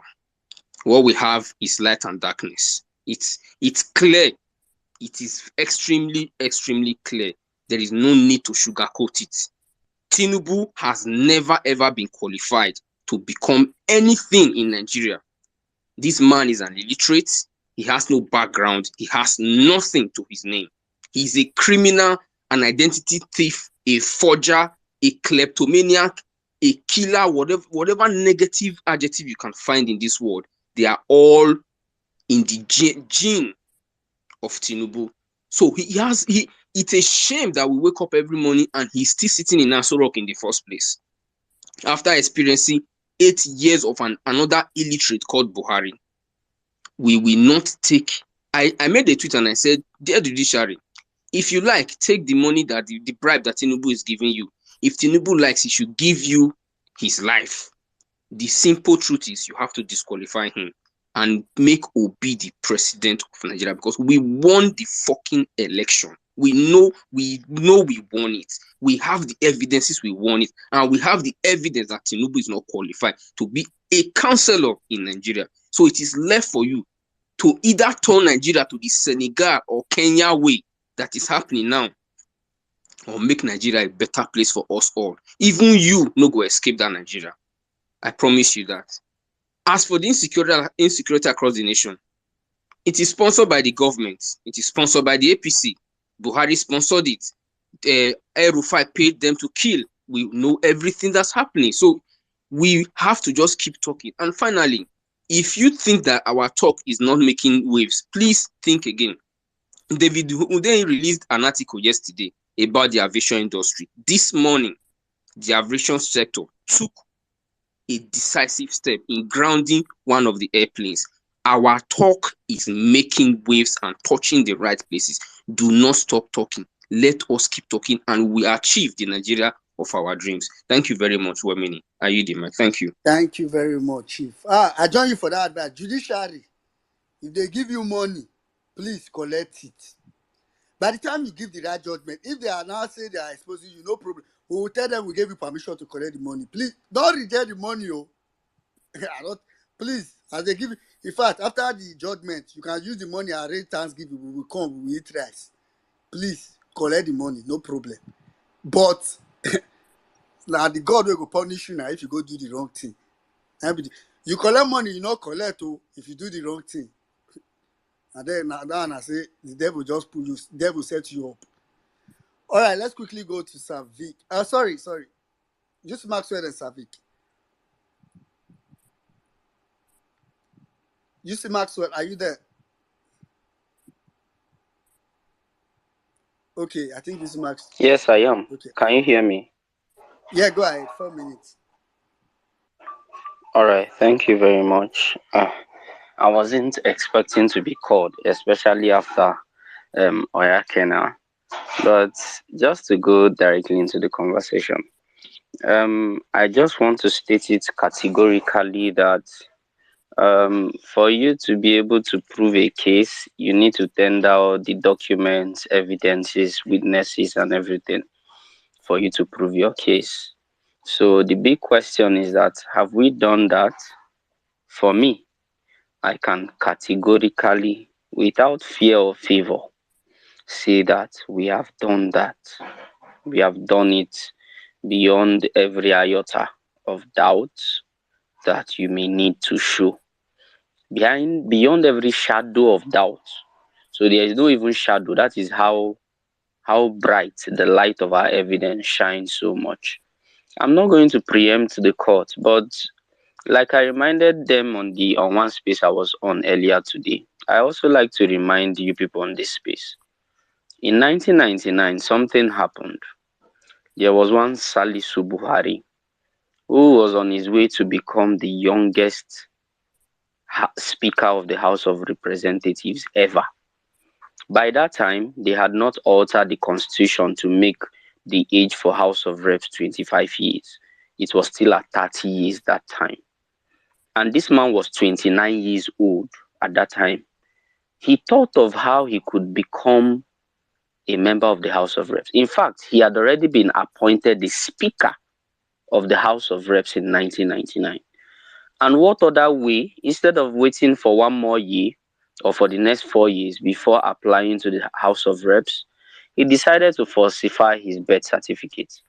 Now, he did not only falsify his birth certificate, he went ahead to falsify his education certificate, claiming that he schooled in one US, I think it's the same Chicago, but I'm not certain, in one US institution.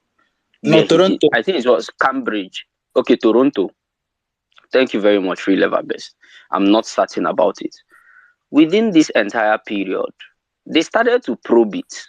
He had already been announced the Speaker of the House of Reps. And when they realized it, the court recommended that a criminal case be instituted for this man. A criminal case was instituted.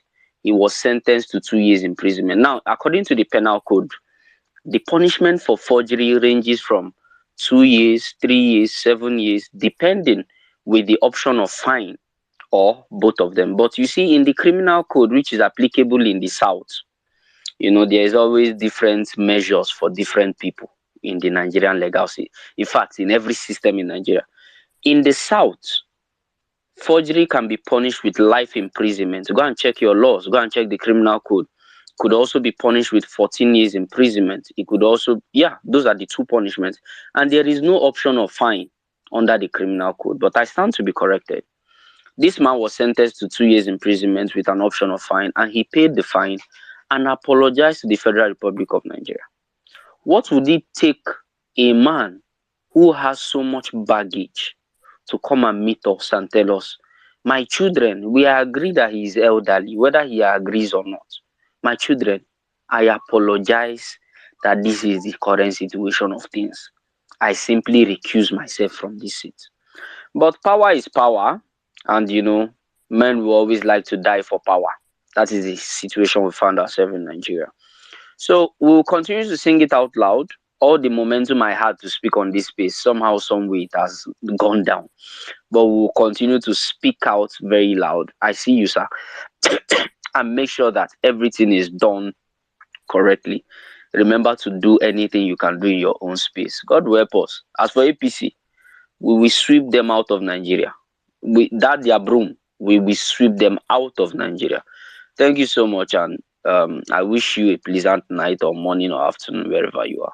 Thank you, Yusima. Omo, as you just talk, the first way come my mind, I say, thank God Tinubu is from the South. Since now there, they give at least 14 years.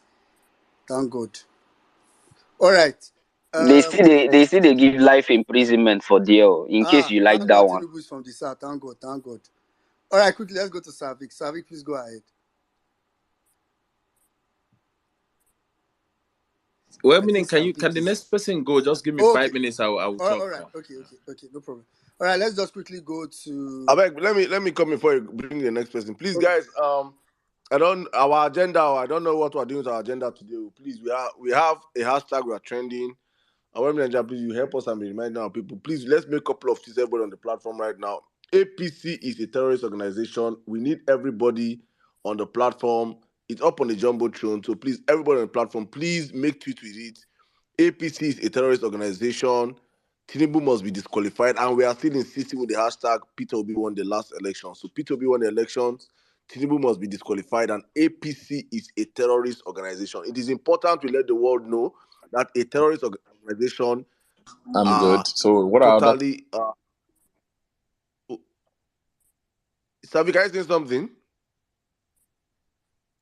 All right, as I was saying, please, guys, it's very, very important to let the world know that we are dealing with a terrorist organization in power right now. And we as the people have to come together and speak out with one voice. So please, everybody here, I see all our big handles. Please, as usual, as you always do for us, let's make bomb tweets with these hashtags. Most especially, APC is a terrorist organization. Hashtag that hashtag. Please, and post it out there.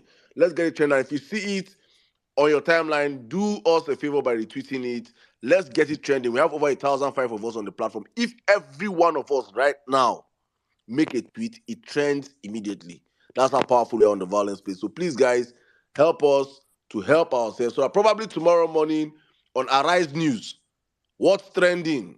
APC is a terrorist organization. That is what they are. Thank you very much. Roman and Jeremy, circle back to you now.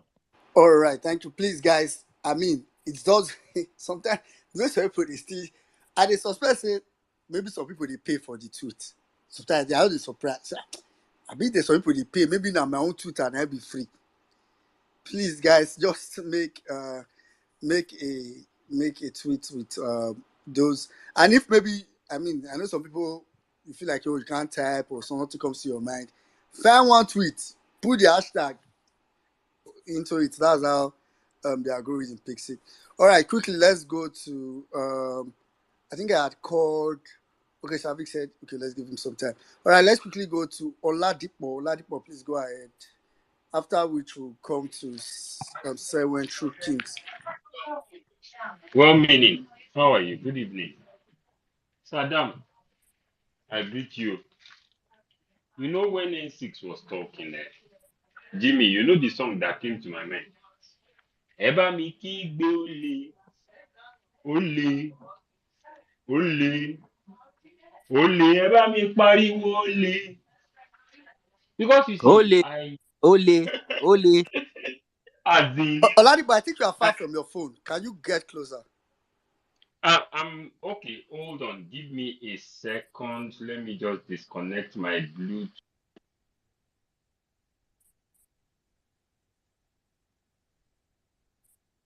Hello, can you guys hear me very well Yeah, now? it's way better. Yeah, go ahead. Okay. Crystal. Yeah. You see, I have gotten to a point in my life whereby a proverb that I normally say, I'll still always say it. Ẹni méjì pàdánù ọ̀rọ̀. Bẹ́ẹ̀ni tán bá ń parọ́ fún ò bá mọ̀ pé ń parọ́ fún òun. Ẹni tó ń parọ́ fún yàn mọ̀ pé òun ń parọ́ fún yàn. Now, you are asking for 500 billion as palliatives.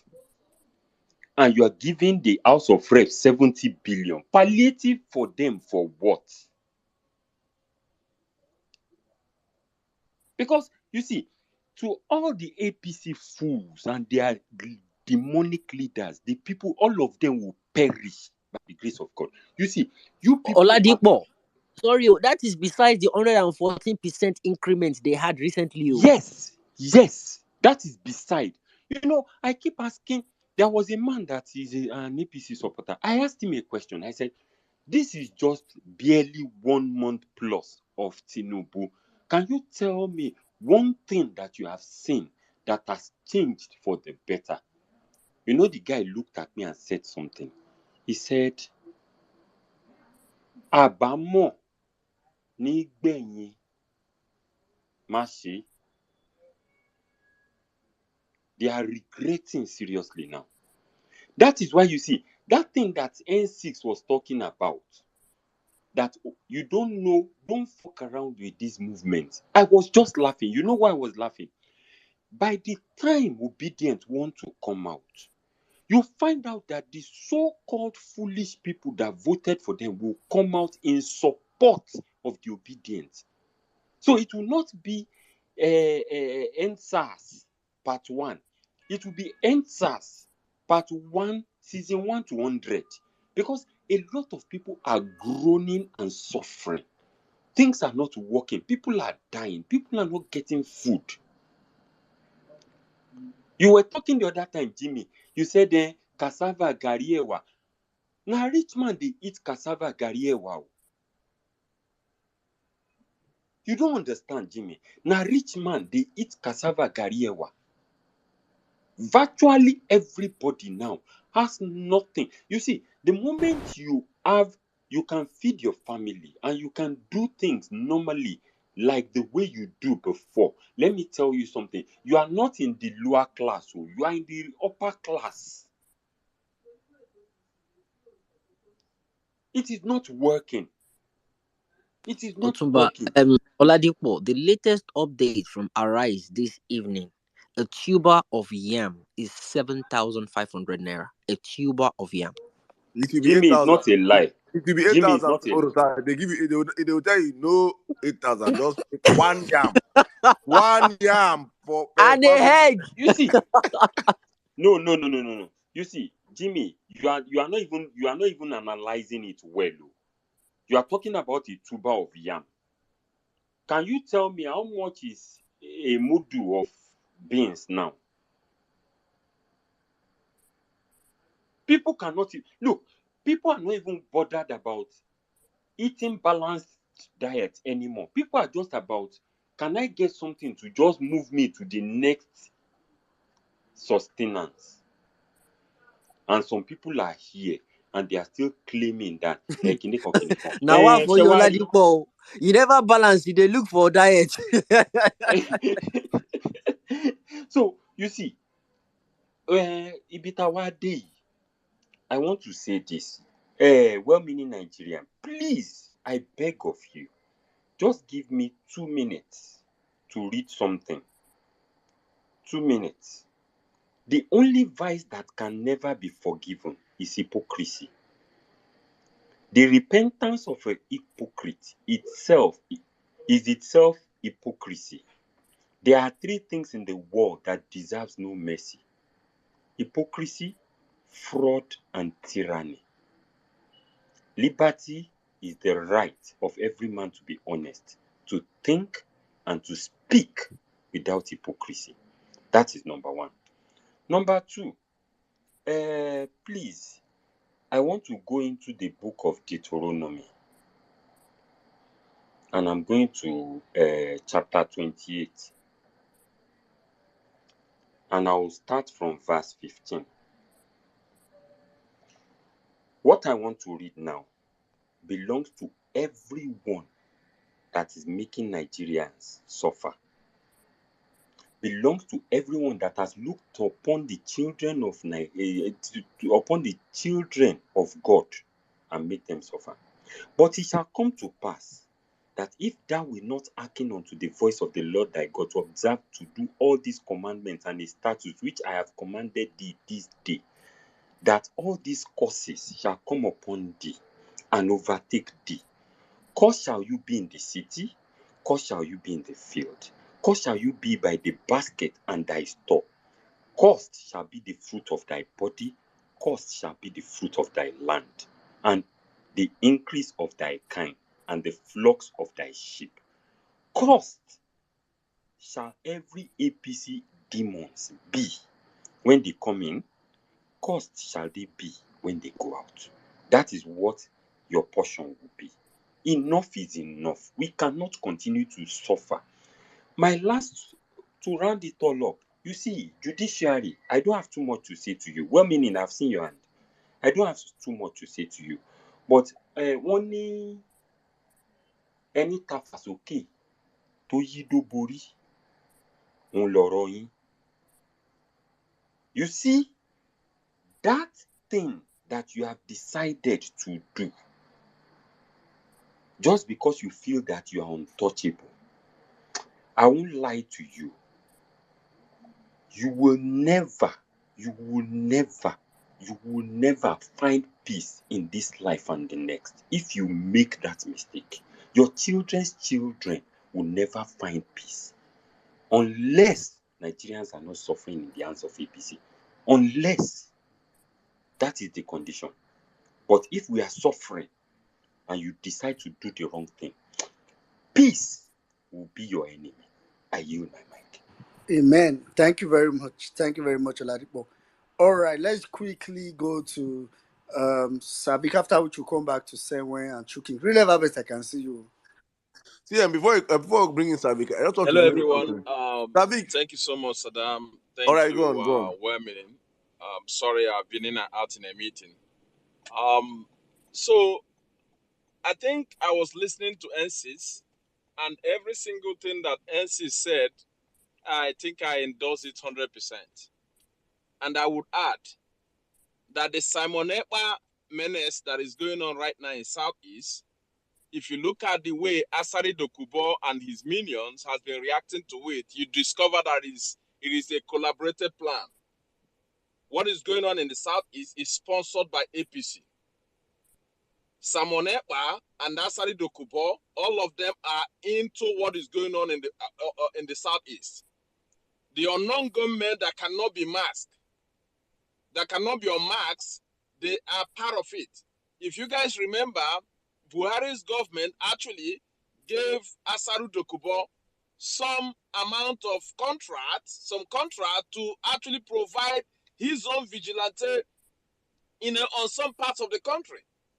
And what has been going on in the Southeast with all those unknown gunmen rampaging Southeast is actually a collaboration between Asari Dokubo and his what's his name again? Simon Ekpa, that is sitting in Finland.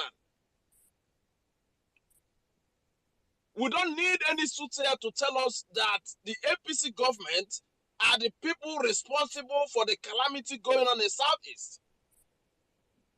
If they are not, they should have arrested the situation, because Southeast is not a big region to be actually to arrest any insecurity. It's not a big. You don't have desert there. You don't have anything that these guys can hide. There is no hideout in Southeast that people can actually hide for months without them being apprehended. But the truth is that it is actually being backed up by the state government. That's the simple truth. And even with the level that people are saying insecurity in Southeast, channels, I think you guys have seen the report that channels, I think, posted on their television today. There is still minimal security challenges in Southeast compared to other sections of the country. But APC people are actually blowing it out of proportion because they're actually going after an agenda. Nigerians need to understand this. And so, Sinzu, wherever you are, thank you for that wonderful submission. And that brings me to what I wanted to say before, which is, I think APC government, they are just taking Nigerians as fools. They see Nigerians as fools, because if you don't see Nigerians as fools, I don't see the reason why you should be rubbing this stupidity in front of Nigerians. You are rubbing stupidity on Nigerians' faces. How do you want to explain that you are borrowing money, $800 million, and then you are giving it to legislators that Nigerians are already complaining that they are being paid too much? You are giving them 70 billion on top of what they are being paid at the moment. And then you are rubbing it on our faces that you are doing backroom bribery with the judiciary by giving them 30 billion so that they can sustain your mandate. It's not going to happen. Gone are those days that APC will just throw any tantrum and Nigerians will fall for it. Nigerians are not going to fall for this tantrum that they are playing.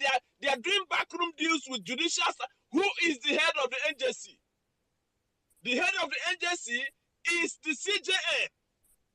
Who is going to receive that 30 billion? Is the CJN. What is it going to use to do that? What is it going to use that $30 billion to do? The level of, APC sees Nigerians as foolish people. The way they take Nigeria, they don't take Nigerians as people that have sense. They don't regard Nigerians. That's why they can do some of these things without anybody calling them out. They are just rubbing it on our faces. It is so annoying, honest. It is so annoying that the same card that Buhari played for the last 8 years, Tinubu is coming on and he's playing the same card. And the media are all over it and they are not even saying anything about it. When P2B talked about from consumption to production, they didn't understand it. You cannot borrow for consumption. You cannot borrow for consumption, and that's exactly what is going on. You are saying that you remove fuel subsidy, and meanwhile you are going about and say you are paying handouts, and you are making it a looting. This is actually looting. Some people have said that this is actually money that they are using for the rerun election, but I don't buy that idea because there won't be any rerun. There's not going to be any rerun because if the judiciary tries to do anything, they will face the wrath of Nigerians. They're going to face it because enough is enough. Enough is enough. APC just took Nigerians as if we are all foolish people. How can you be even anticipating? Or even try to, how can you even mention it that you are giving Nigerians household $10 for 1 month? For 1 month. The same script that Buhari played with 5,000 naira he was giving to market people, trader money. And they are bringing it back a bit. If Nigerians do not rise up to say enough of this stupidity and enough of, taking Nigerians for a ride, and then if we don't rise up, then whatever we are getting, we deserve it. If Nigerians cannot say enough of this, whatever we are getting, we deserve it. Because this is the same thing that they did during Buhari's era. And it's coming back again. The same strategy. Rinse and repeat. Enough. And I think the judiciary, they are listening to us. You see this money that you guys want to collect through the back door, the other 30 billion. We are watching you.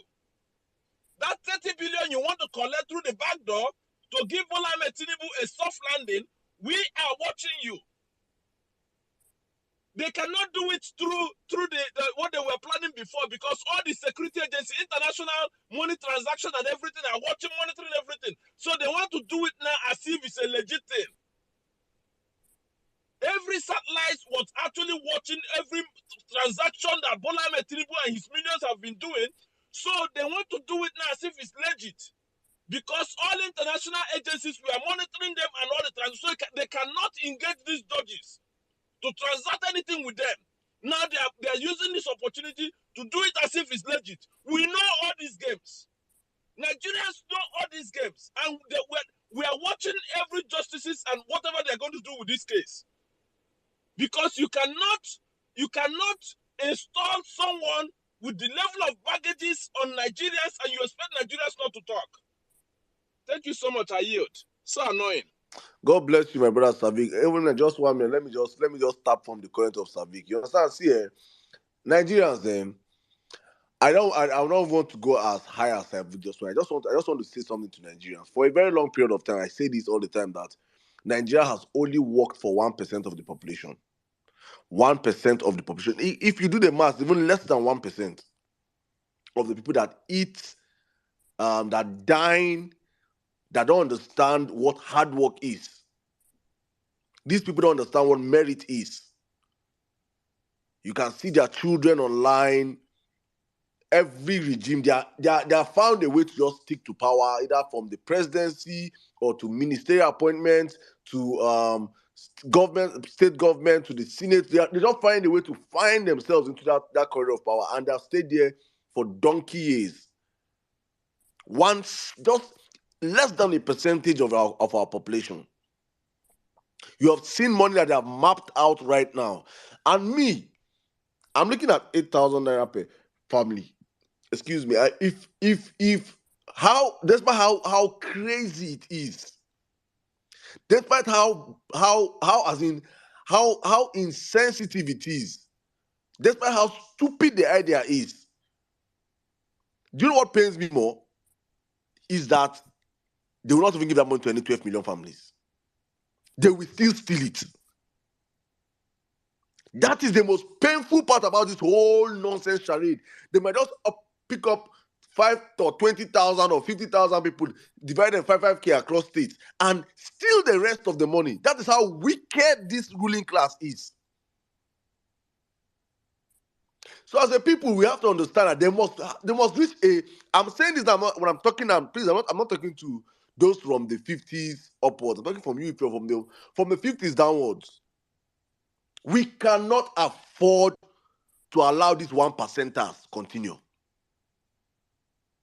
Whatever you think in your mind, whatever, if they do this, we will not even wait for the judiciary to move mad. We will move mad before they move mad.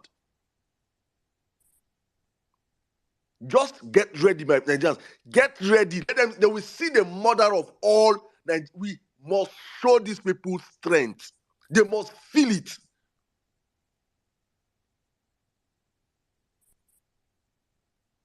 If not, man, it is just over, because this same set of freaking criminals, they have armed their children, they have trained their children. You can see the aerofiles of this world. Children that don't know how, you can see their brains you can pick their brains, empty brains. They have trained their children to live on the structure of criminality in the country. If we do not change this country now, goodbye to it. It is now or never. So they have to start feeling the heat from now. Make nothing deter you. Now, only one time person they die. It is only once. Nobody's going to live this life alive. Nobody's ever going to live this world alive. Nobody. You won't live forever. If our generation do not change this sham, we cannot, in all honesty, raise another generation to come into this world and continue and be shouting up NEPA. A child born 8 years ago is screaming up NEPA. If you leave that child, I can bet my life and everything and say that in the next 8 years, under the same people, they will still shout up NEPA. Many of us made that bet in 2015, and we said it. In 8 years' time from now, you will still shout up NEPA. And it has come to pass. You don't need, it's not rocket science for you to understand that these same 1%ers, if we don't pursue them, if we don't end their reign in Nigeria, it is over for us. It is over for us. We just have to take this as a challenge. Nigerians, freaking fucking stand up. If that country does not work for everybody, it should work for nobody. Well, Nigeria, back to you. All right. Thank you very much, Saddam. Thank you. 1 minute. Sorry, before you go, Saddam. I really need people to be hungry. I want to do a breakdown to everyone on this space for people to understand what these bastards are doing. So, they allocated 70 billion naira for National Assembly. Let me break it down. National Assembly consists of these guys are bastards. Consists of 109 senators and House of Rep 360. So in total, you have 469 of them, and they've designated 70 billion naira for 469. So I did a quick math. Divide 70 billion by 469. Each member will be collecting 149 million naira. Each member. Therefore, that is a 1%ers. Bro, hold on. 149 million naira. Now divide it by 6 months, right? Every month, each will be collecting 24 million naira. Each of them, 24 million naira. Every month for 6 months. And they are sending each household 8,000 naira. Each household 8,000 naira. Hallelujah, ti bàjẹ́. APC, ní kúre. APC, you know die well. Ní kúre. Each of them. Every month, every fucking month, 24 million naira. Each of them. Whereas they are sending 8,000, and you have bastards telling them, my president, you are doing well. 8,000 for each household. Each 469 of them, they'll be sharing 70 billion naira. That's 149 million naira every freaking month. Every month. Back to you, well-meaning. I'm pissed. Omo, if you think about APC, let me just tell you people, Peter, see, we are, it was, I think it was on Court of Public Opinion yesterday again that somebody said this, that we are at a breaking point in Nigeria. See, we are at a point, this breaking line, either we go left or right. If we go right, see, Peter Obi we get into become president, then we start to go forward. Anything aside that, Omo, Otilo. All right, let's quickly just go to, all right, Senwen, we're supposed to go to you. Senwen, True Kings, then I'll take Real Ever Best. AGK, man. Oga, I don't understand. You think I'm just here to? I beg, give me time, man. Talk. I won't do other things. I'm writing exam. Oh, yeah, wait first. Anyway, Senwen, please, quickly go ahead. All right, thank you. Releva verse, not verse, not verse, not verse. Okay, so thank you, Emia Saddam, well-meaning, Jimmy, N6. Your submissions so far and every other submission we've heard have been spot on. APC is a terrorist group.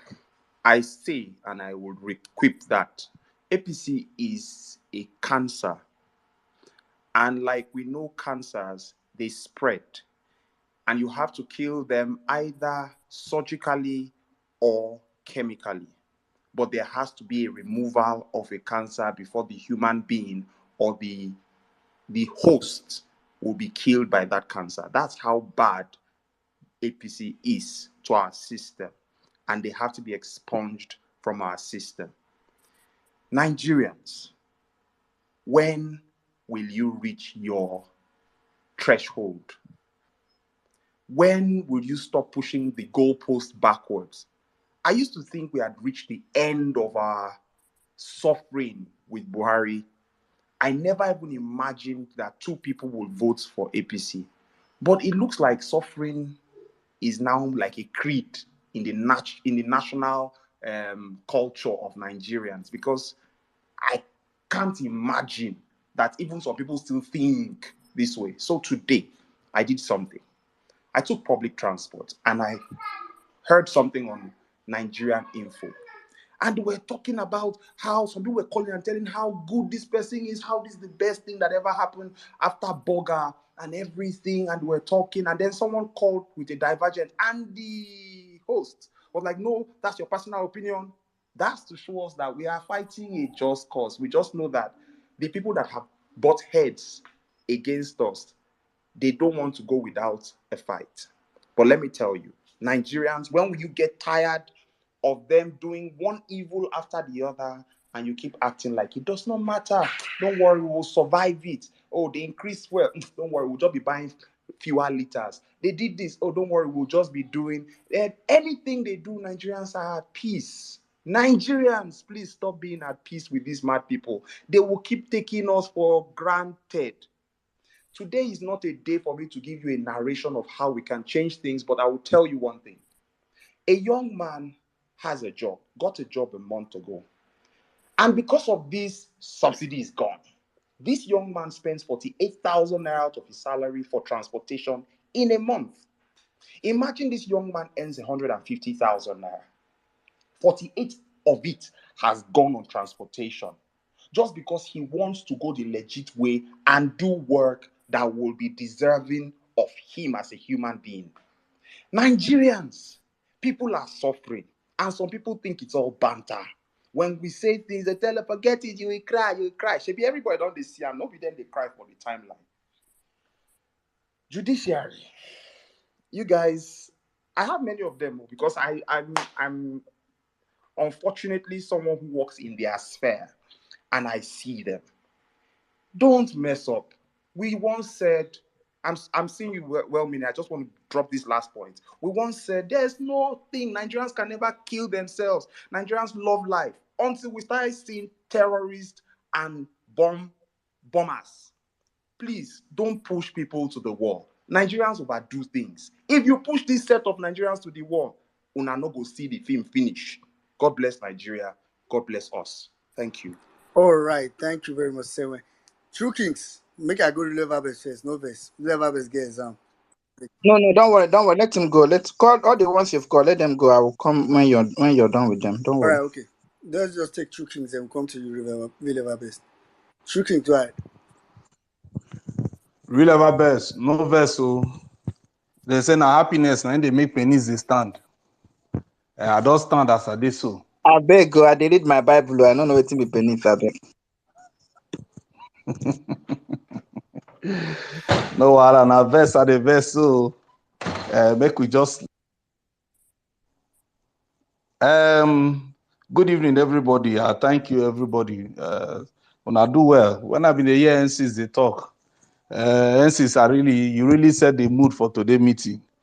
Now, better thing say you talk like this because you really talk the mind of everybody. No cap. You talk the mind of everybody. If the meeting end yourself, according to well-meaning, say if you end yourself, they say take offering. Then we close the service. We don't talk what we're supposed to talk today. But very quickly, I go just drop very quick one. So that make I allow real ever best making talk.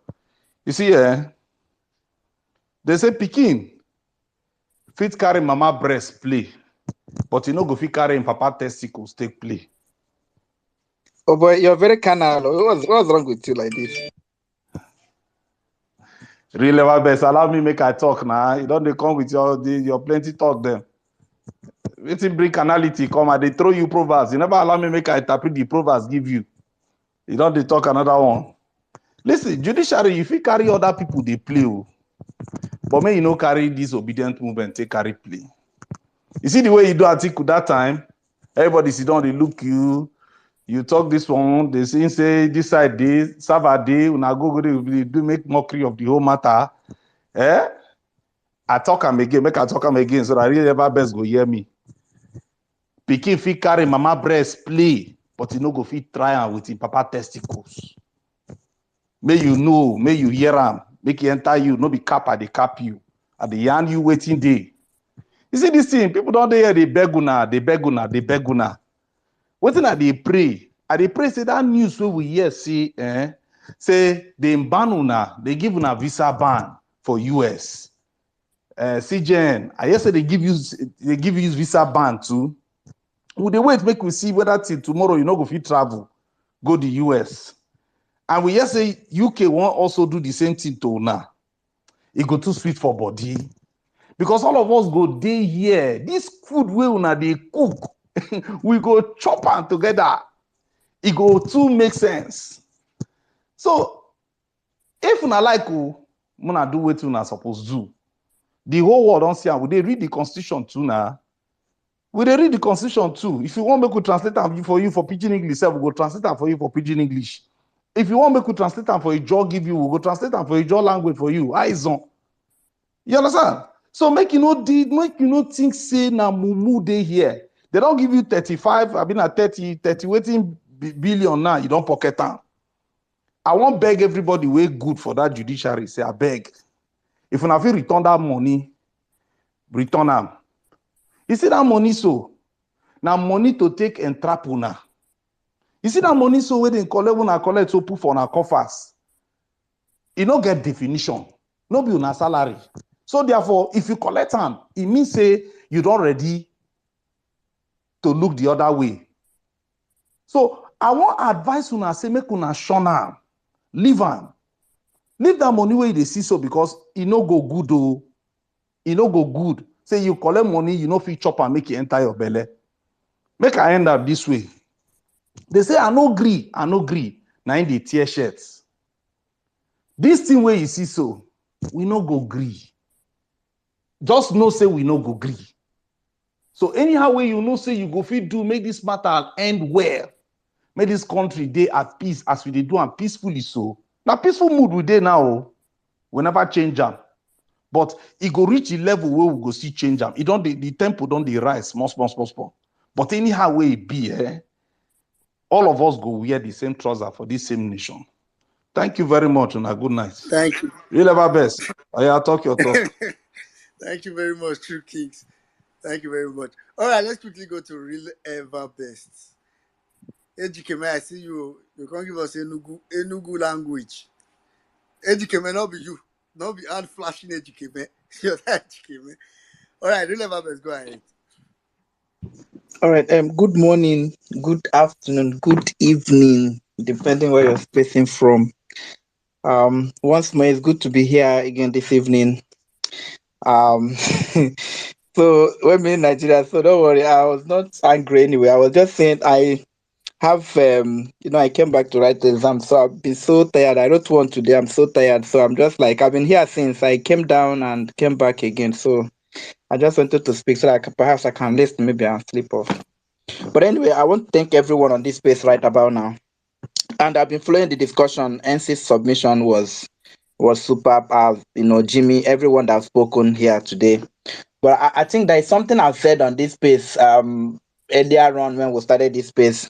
There's something I've said when I talk about Nigeria and how far we have come. And when you look at the incident, Nigerian history and how much violence that has gone through and I've gone through as a people and as a nation.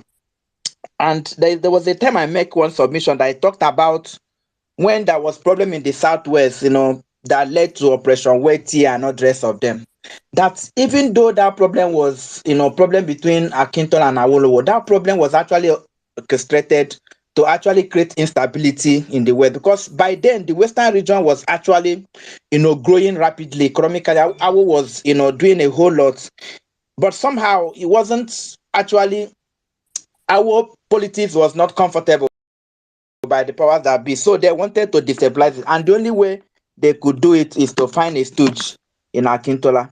So when after the election, the problem that actually followed the election was what they is normally known today as Operation Weti. But when that problem was going on, there was also problem in the Southeast. People don't really notice that there was this Adakaboro, issue in the Southeast, and this Adakaboro, people have not actually taken time to study, say who were the people who was sponsoring Adakaboro, who was the people who were engineering. Yes, Adakaboro at some point was a student union, a very vibrant student who was even their student union at that point, but somehow he started agitating for the emancipation of the Ijaw ethnic group. But who gave Adakaboro the weapons that he used?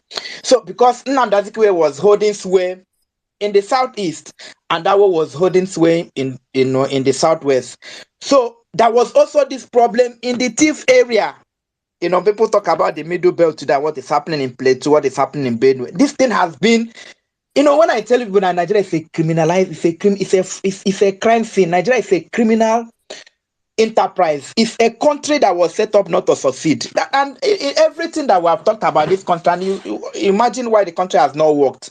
I was in one of my professor's office today, and they were talking about how like people will talk to them and say, oh, the 1960s we are good and not the rest of them. But when you look back and even look back at that 1960, you will also see that Nigerians have been suffering. This suffering did not start today. Nigerians have been suffering since. So when you look at 1960, what has happened, no matter what, you will see that even the people who lived in those days, they were also suffering. Lecturers were suffering in those days. Workers, we are suffering. It's not everybody that can afford. When people tell you, oh, a Peugeot was 1,500, how many people can afford it? When people tell you that, oh, a bag of cement was 1 kobo, how many people can afford it? So Nigeria is a country that was set up not to succeed. So while there were those so there was problem in the middle, in the western region, there was problem in the southeast, Adakaboro problem, because there was no other person they could, so they used Adakaboro. So Adakaboro revolution actually occurred before even the Nigerian civil war. So there was problem in the southeast. There was also problem in the middle belt. In short, it was as a result of these problems that the military was actually for the first time sent out to go and quell this problem. And when military, especially those that went to the middle belt, went to quell the problem, they discovered that the more they arrest these people, the more they arrest the culprit, the more they are being released. So you catch people that are perpetrating this problem, before you know it, they will be released. So this was what angered the military, that some of them are thinking that no, our leaders doesn't really mean well for, because Nigeria actually started, when we had independence. The other countries of the world that had independence about the time we had independence, but other countries in Asia, they had independence when we had independence. They had moved on, but Nigeria had not moved on. And if you go and check the people who actually planned that coup, they were some of the most, talented, some of the most educated, military, young guys in the military then, that actually, so their problem was that they wanted a change. They wanted to bring about a revolution. Their thinking is not, oh, because I'm an Igbo, because I'm Yoruba, because no, their thinking was they wanted to bat in Nigeria that they can, call their own, because everything about that country was fraudulent. So when you now juxtapose that with what is happening today, you can actually agree that every problem that we are going through as a country today is man-made. The Boko Haram crisis you're seeing is man-made. The problem you're seeing in the West is man-made. The problem you're seeing in the Southeast today is man-made. The only thing I regret is that Nnamdi Kanu has created, and his IPOB, this thing has created an opportunity for this. So when they perpetuate an evil, they say, oh, IPOB, they've created that opportunity. To that extent, I'll blame Nnamdi Kanu and whatever thing he's propagating. There is nothing wrong in somebody said, I don't want to be part of it. There is nothing. As long as you're going to go about whatever thing you're agitating, according to dictates, because Nigerian state is one that has not favored anybody. So people have the right to agitate, but how do you want to go about it is what perhaps we can disagree. Because there is no way we can have a country like this that is being run the way it's being run, that people will not agitate. But so he has created an opportunity for people to exploit. And, even people like Hope, or the hopeless man that is in my state, also was a stooge that they planted in that state. And you see, when you look at Southeast, since Hope got to that place, especially in Imo States, we have never seen the level of insecurity we have seen there. Because for Hope to sustain himself in that place, there must be insecurity. There must be insecurity. And you see what is going to happen in the election that we are going to have. So everything that is happening in this country is actually orchestrated. It's actually a man-made. So everything, some of the submissions people have made here, you're right. Because that is the nature of the Nigerian state. And until we kill this thing, until we kill this, thing that we have today, Nigeria can never survive it. We have just seen Buhari. Nobody believed some of the things that Buhari did. Nobody, if he had told people that, oh, a president will come in this country and do, no, people will not believe it. But Buhari came, did it for 8 years, and nothing happened. And nobody would have believed that, oh, Tinubu was going to become president. So you now imagine if Buhari has ruled this country for 8 years, a Tinubu has just come. If you allow it, the next person will be Shakao. Shakao, somebody said, I don't know whether people have forgotten, when the Boko Haram people, when they release them, when they release their people, about 500, more than today they've released more than 500, but the first batch they released was about 500. These are people who kill people who orchestrated all manner of, insecurity in the north. Killed people, not just insecurity, killed people. And Buhari came and released them. And when they did not just release them, they told you that these people who told you they are not going to become president. So they were telling you that these Boko Haram people, that they can also be president. So you will not be you should not surprise you that if we allow this thing that is happening today to happen, people like Shakao will become president in this country. So if Buhari can become Buhari said no. Buhari orchestrated a terrorist attack against himself. It was because of Buhari that Boko Haram is just something that has been in the north, religious, whatever they do there. But it has never been this bad. But Buhari came and they elevated it. For them to get into power, they needed to kill and kill and kill, and it doesn't matter to them. So if Buhari can become president, and Bola Ahmed Tinubu has become president by just buying everybody, Shikawa can become president. Any other terrorist today can become president. So it was in this country that we had before Buhari came. Some people walked into the prison, break the prison, and release them. If we allow this thing to happen, the worst will happen to us. And the only people that can redeem this country are the ordinary people of this country, because the elite people that when Saddam talked about, they are just 1%. If you go to Abuja, and most times I do tell you, I go to if you go to Transcorp, everybody, when you look at politicians, none of them is thinking of, oh, this economy is hard. How are we going to solve the problem? How are we going to solve the problem of unemployment? How are we going to solve it? Nobody is thinking, nobody. What they are thinking is how to get the next contract. What they are thinking is how to share money. What they are telling is, oh, the reason we like to know, oh, this man is chop by chop. You can imagine, like, these are grown up, these are grown ass men, these are men, not boys. That why they like this man is chop by chop. So the people you're looking at, you've elected as your senators, people you have elected as your governor, these guys are not thinking, they're thinking of the next election, which is going to cost them a lot of money to buy vote, because they know that the people are not going to vote them with their clear eyes. So they need money to buy vote, and this is a lot of money. They need money to sustain themselves and live their lavish lifestyle. They need money, and this thing costs a lot of money. They also need money to sustain them. So which money are they going to use to help you? Which money are they going to use to build the economy for you? Which money are they going to use? No, they're not. They don't. The money is not even enough.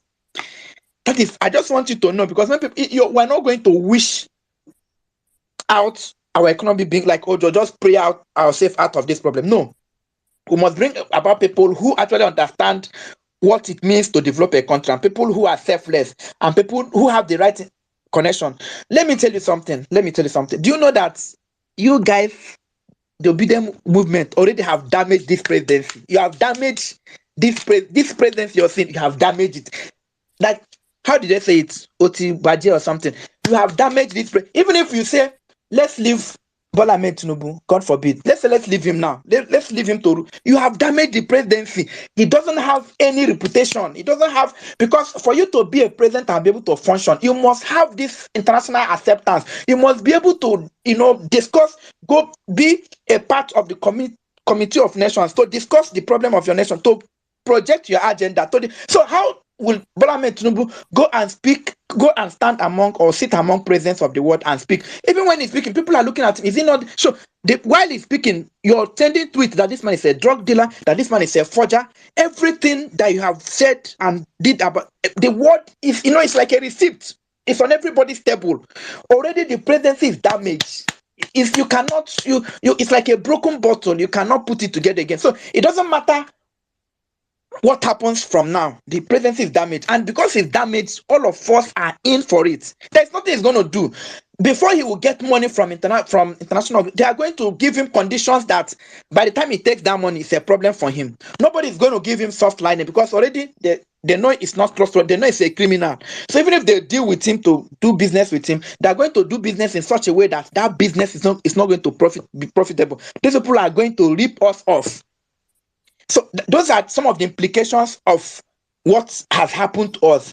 And we have it as a duty. We should owe it as a duty to make sure that we stop this from happening. And for the judiciary, please and please, we'll continue to say this. Please and please, for the sake of humanity, for the sake of your children yet unborn, for the sake of this generation, for the sake of having a good country. Salam, I can see you. Please, this is the time for us to do the right thing. We cannot afford another decade of problem. We cannot afford another, in short, one day, not even a decade. We cannot afford one more day of this kind of trouble. These people that is in office today does not have the capacity. In short, their problem is not even to develop the country. Their problem is to steal money. None of them, just look the people he's going to appoint. In short, no man of goodwill would even want to work with these people. Nobody of goodwill would want to work with them. So we are in for it. It's either they push us to the wall. It's either we push back now or we disappear, from where they have pushed us to. So that is just what I just want to say, that already this presidency is damaged, whatever it is, aside from the fact that he stole himself into office, but the obedient movement have damaged it. There is nothing that is remaining of this presidency again. There is nothing, and there is nothing they are going to do. The fact that they are talking about sharing money, like the concept of sharing money goes a long way to tell you that these people doesn't know what they are doing. Is it not in this government is it not this APC government that a pastor? I know some people were saying, oh, if it was Osibajo that was coming, blah blah blah. Even though Osibajo is even worse, it wasn't not him that was sharing trader money. That's a pastor.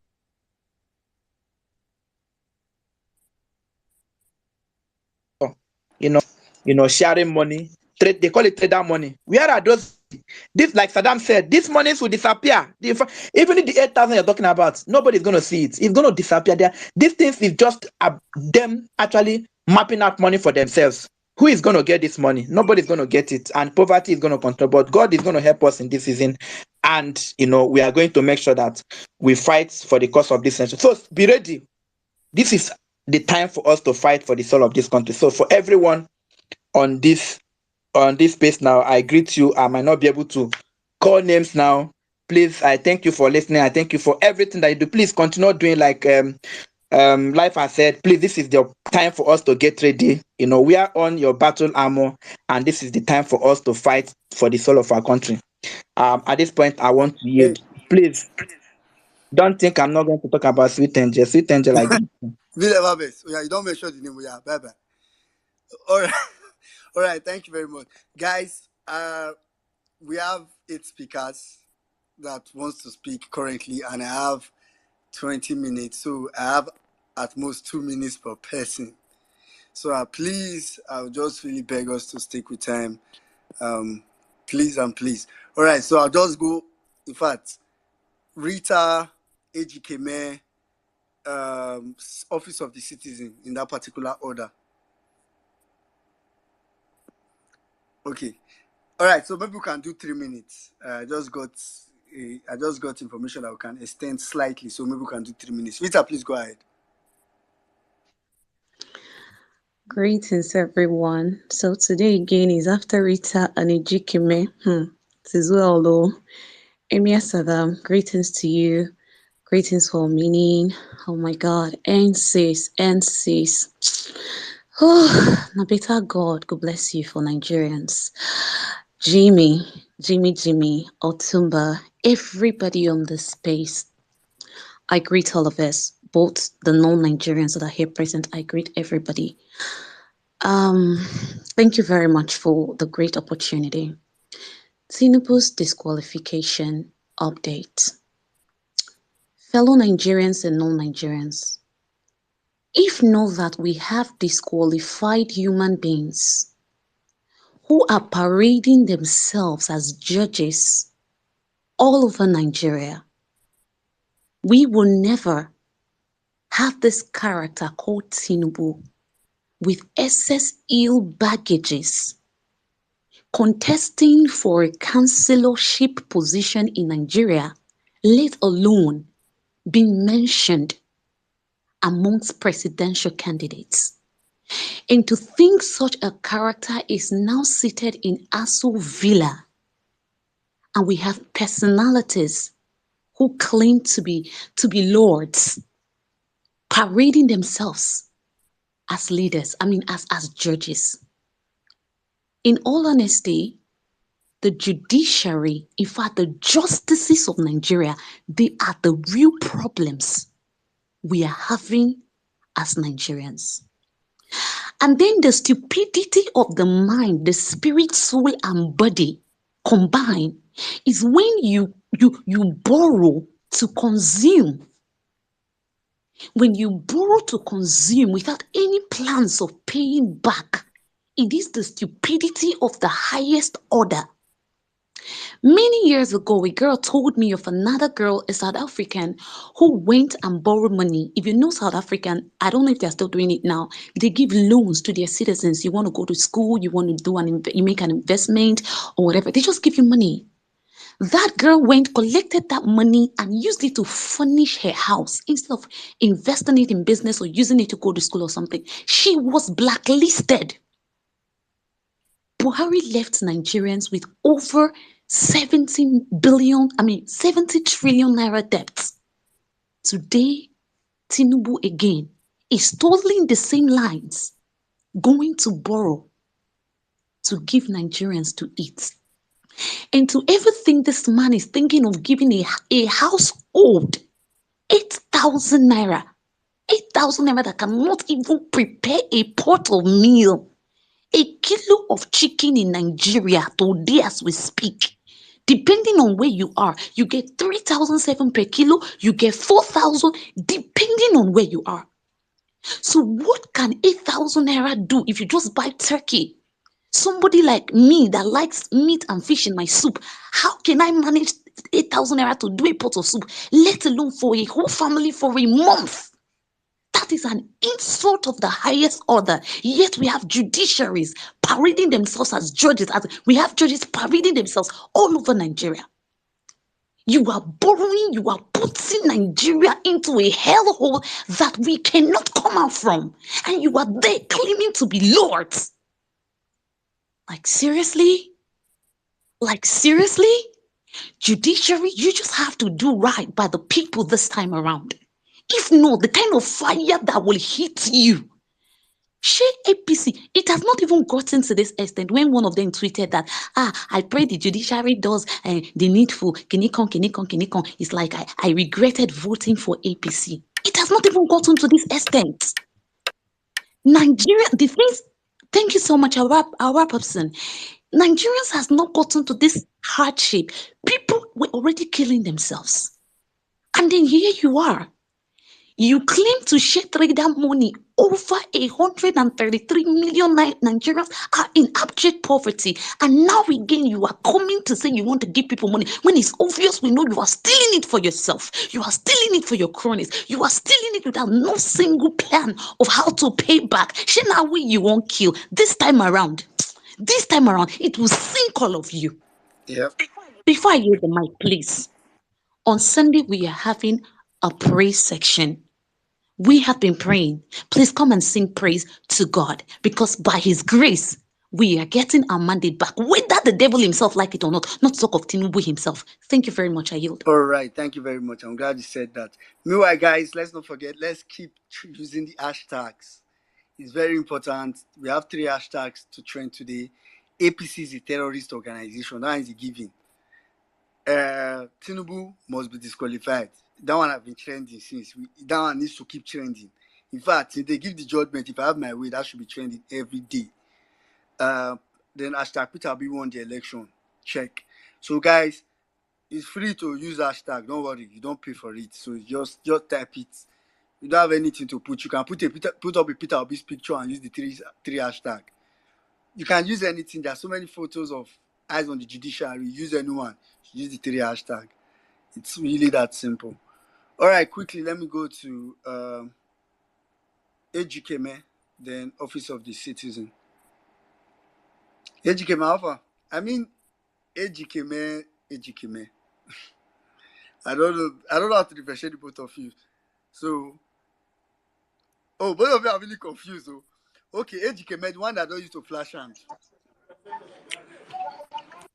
Ejikeme is not you. Are you not the one that used to flash hand? And both of you are from Enugu. How can I differentiate? Jimmy, good evening. Good evening, yes, Adam. Good evening, Jimmy. I said Jimmy. Wembley, Nigeria. Jimmy Mokinyo. Good evening, Abby.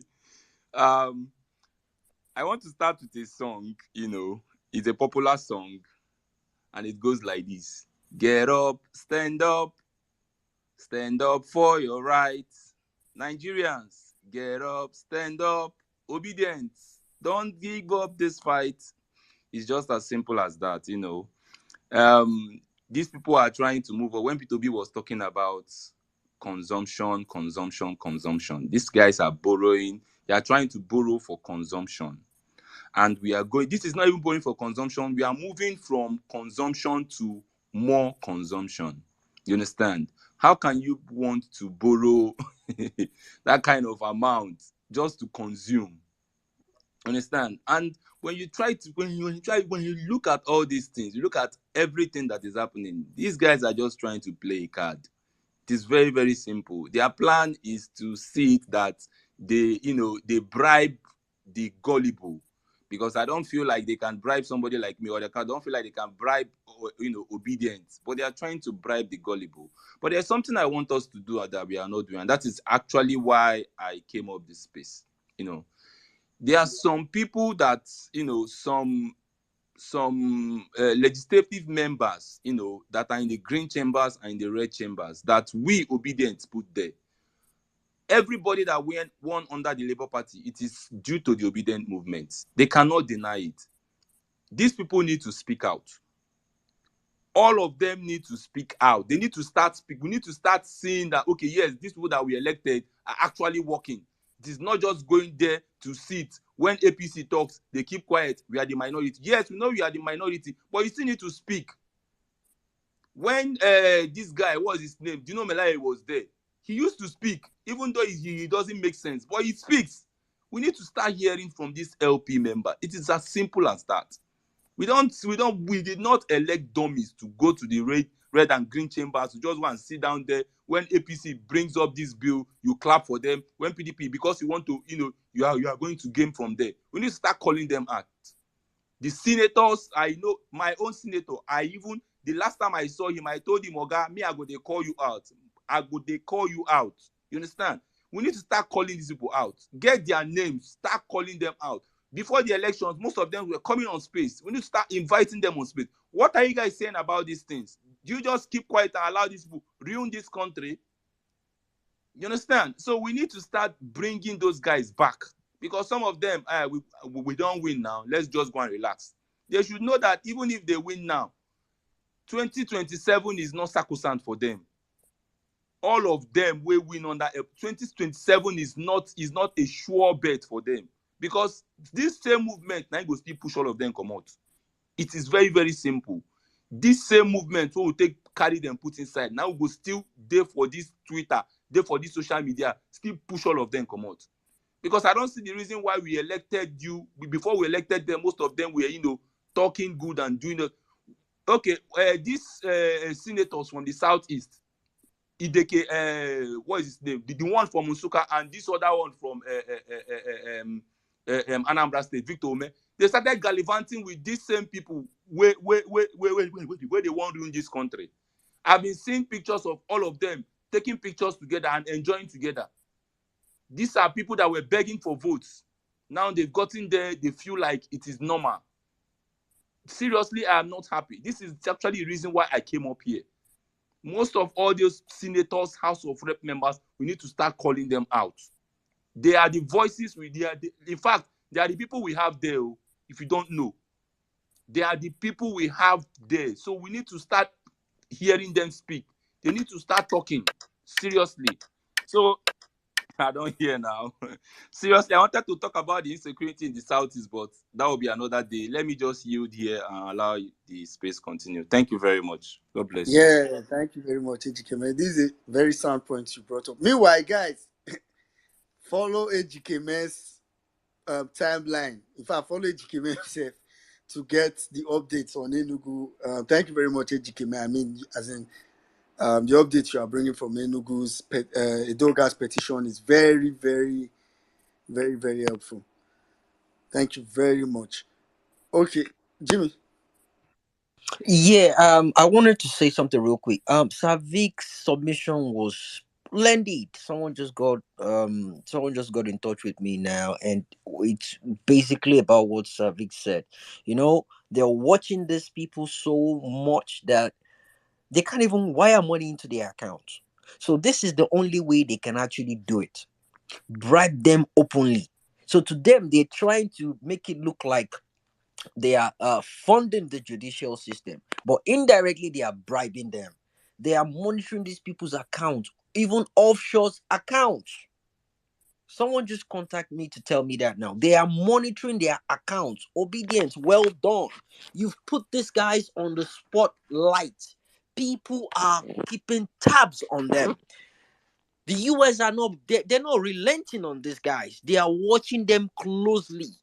I have someone, I don't want to disclose it, but yeah, they are watching them very, very closely. And that's the only reason why they can only come out to start bribing them openly like they're doing right now. Obedient, stand your ground. We're doing marvelously well. Let's not yield to nobody. We are getting our country back. Thank you. I just thought I should mention that. 1 minute, back to you. Yeah, okay. Quickly, Office of the Nigerian Citizen. Please, let's do 3 minutes so we can. All right. Go ahead. Thank you very much. I'll try and make it as short as possible so that as many people as possible can also drop their submission. Yeah, everyone that has contributed, thank you very much. All protocols duly observed. My submission is just as simple as this. Of course, it's obvious that I'll keep hammering this. APC is the terrorist organization. And anybody that was set up to use terrorism as a vehicle to get into power was set up with terrorism in mind. APC used terrorism and the whole Chibok girl saga to get PDP out of office. APC used terrorism to keep power. APC is using terrorism to still win elections.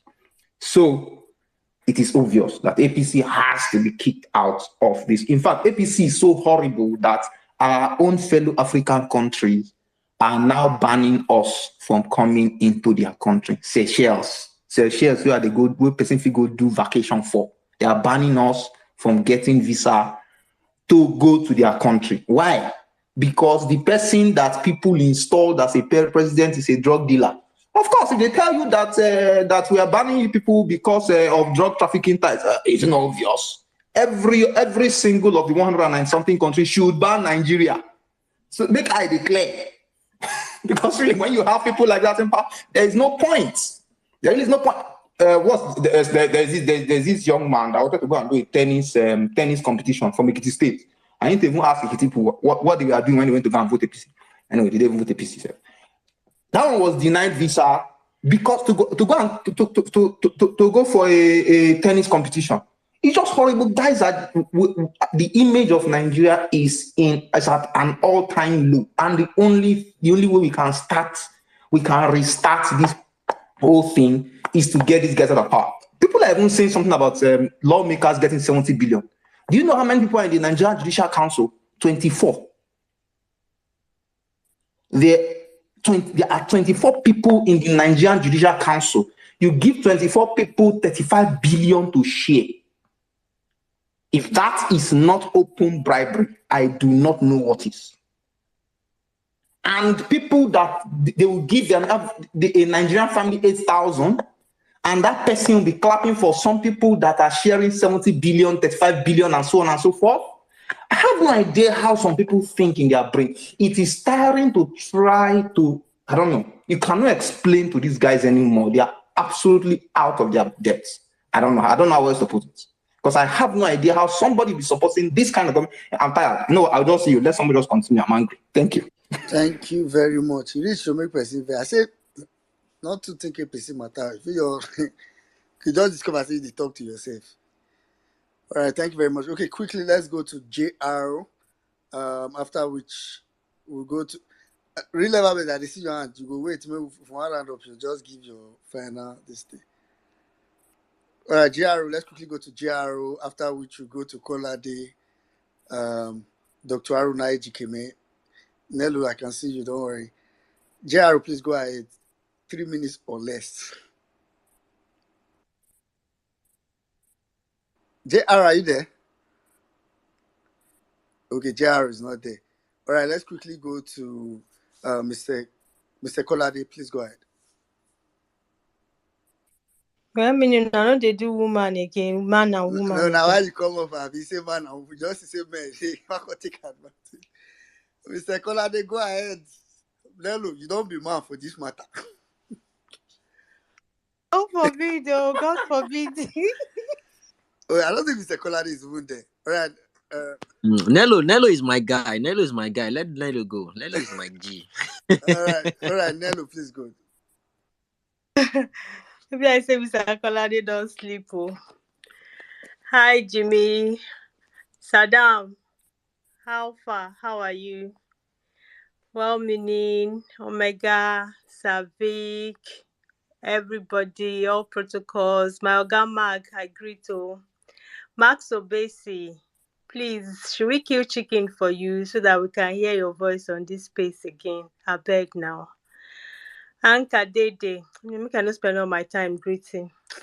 I greet everybody. All right. I've been listening since some of us don't threaten judiciary. Some say fuck around and find out. Me, I want to come and beg judiciary. Because you are our fathers and we are your children. I'm begging you guys. These people, did you see the picture of Ibori and Tinubu?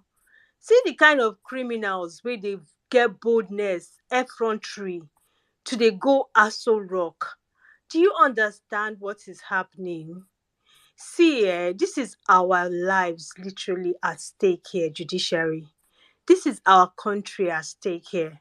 I don't know how much they want to bribe you with, that you will sell the future of your children and your children's children. I remember during the election, this was how we were talking to our parents. We were telling them, vote for PO.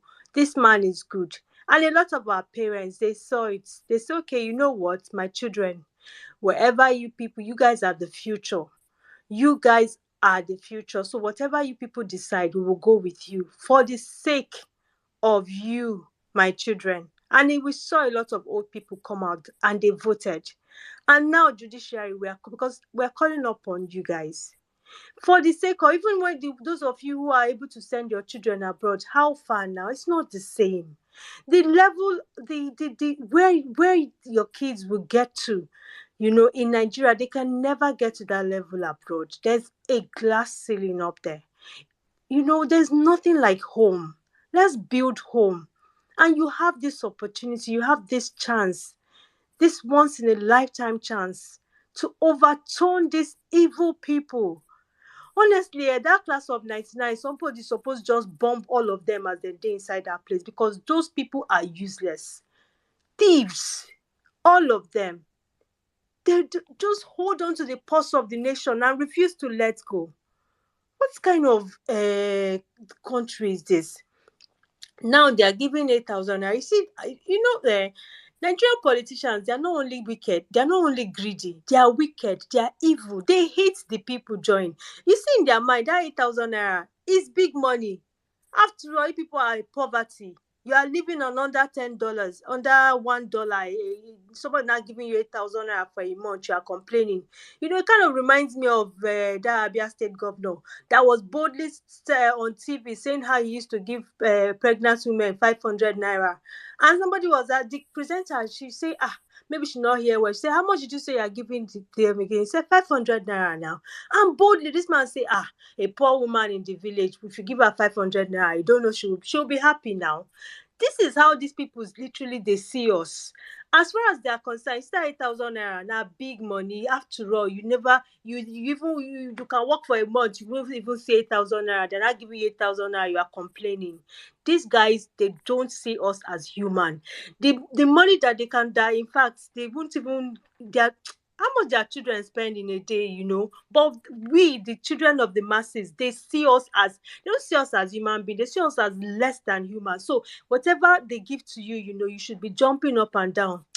Anyway, I yield my mic here. Thank you, 1 minute. See, guys, this judiciary, just do the right thing. Save this country. They cannot do you people anything. Forget.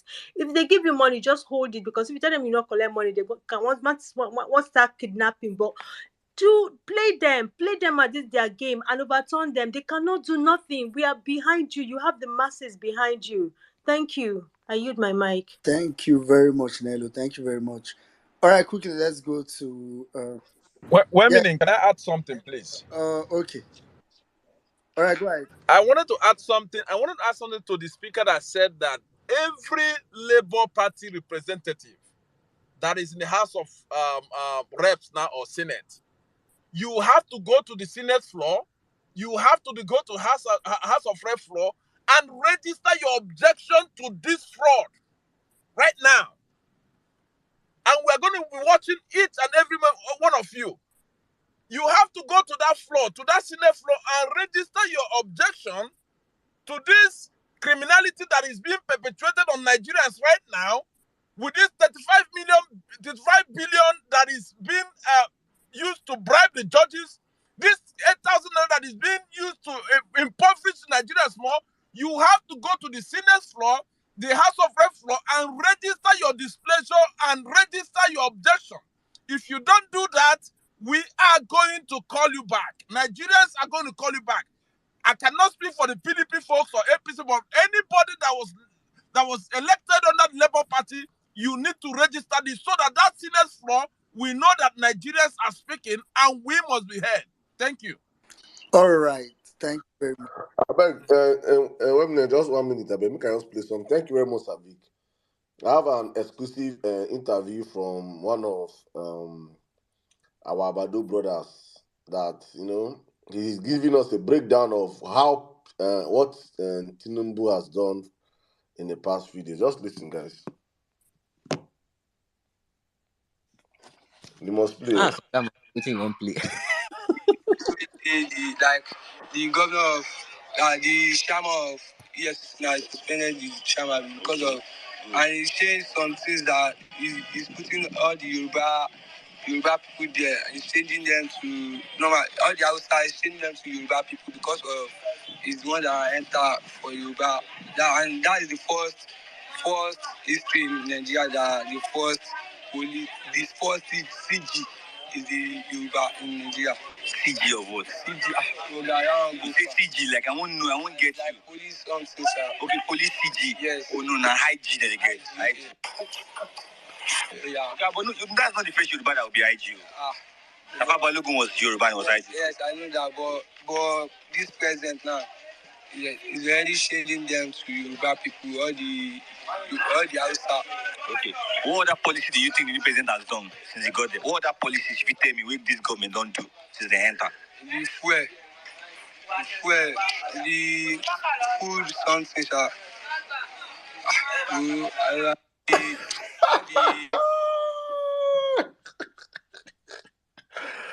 Hi, God. No, you cannot be with Tinubu, I swear. You cannot be with Tinubu. You see what I'm saying is about illiteracy. Make them stark illiterate. Let them don't know anything. Then sell for them tribalism and bigotry. You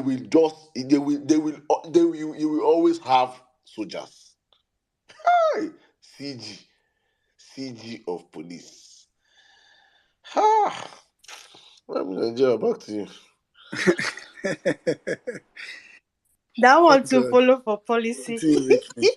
Mr. Kolade, please go ahead. If you see this guy in the interview, if you say he don't smoke colos, he never chop. Bro, you be like conductor. Jimmy, that's an insult to the doctor's profession. Hey, God have mercy. Mr. Kolade, please go ahead. Oh, thank you, my people. Saddam, in fact, try you just carry that guy come public space like that. When I see that video this morning, I just laughed. Yeah, conductor better now. Nagbiru, the guy Nagbiru. It is well. Oh, to all my comrades out there, I see everyone. I salute everyone. Sizu, you don't come out. God will bless you real good. Sincerely speaking, you fired every one of us up today. Thank you so much for that wonderful submission. Savik, you too, the same thing to you too. Look, for me, this is absolute madness. It is madness, and I want to say this and say it clear. Bola Ahmed Tinubu, two things you need to know today. Anybody that knows that should go and play this to him. Whatever you are cooking, we are waiting for you. This one that you are meeting with all your fellow ex thieves and fellow ex convicts and that impunity or lawless people. This one that you are meeting with all of them, we are watching you. This one that you are sharing money up and down, you get it, our money, we are watching you. But it is so. What two things you need to know? Number one, you will be disqualified and nothing will happen. Number two, once they chase you out, once the courts give judgments, you will leave, will chase you out of that place. If you think that you can talk to some people and they will allow you to retain something or they can help you talk to someone, it's a lie. It won't happen. It won't happen. That you need to know. This is it, Nigerians. I also sat down and look at it. Let's even assume an average Nigerian, an average poor Nigerian use 2 liters of fuel on a daily basis. Before, 2 liters of fuel was 180 something, if I'm right, or even if it's 200, let's say 180 something. That means in a month they'll be spending 11,100 on fuel. Okay, they took away the subsidy. Now they are buying fuel at 500. In a month they are spending 30 grand. I'm just using 30 days. They are spending like 30 grand. You get it on fuel a month.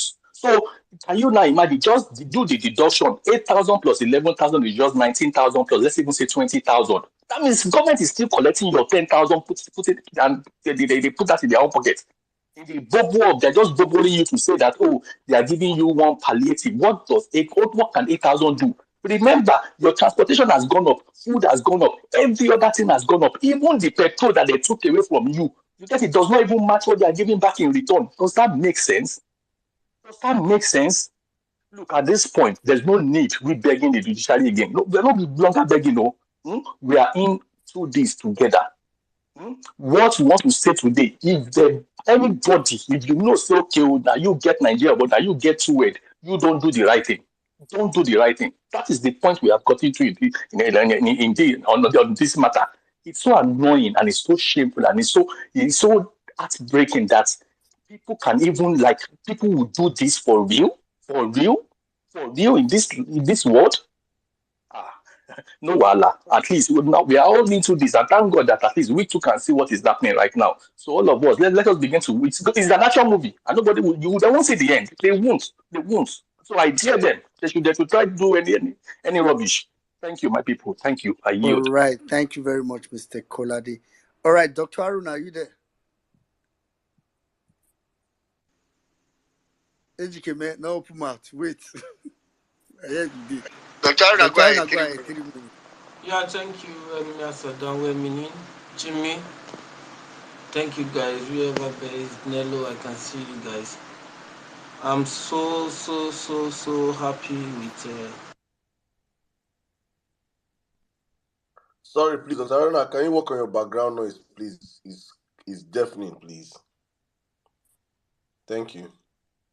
Is it better Yeah, now? Yeah. Hello? there's still There's a still noise a on the noise on the background. background. Okay, let me walk away from the fan. Okay, Okay. Can you maybe. hear me Maybe. now? Is it better? Okay, I don't Okay, I think don't that think noise. that noise. Hello? It's It's still. still.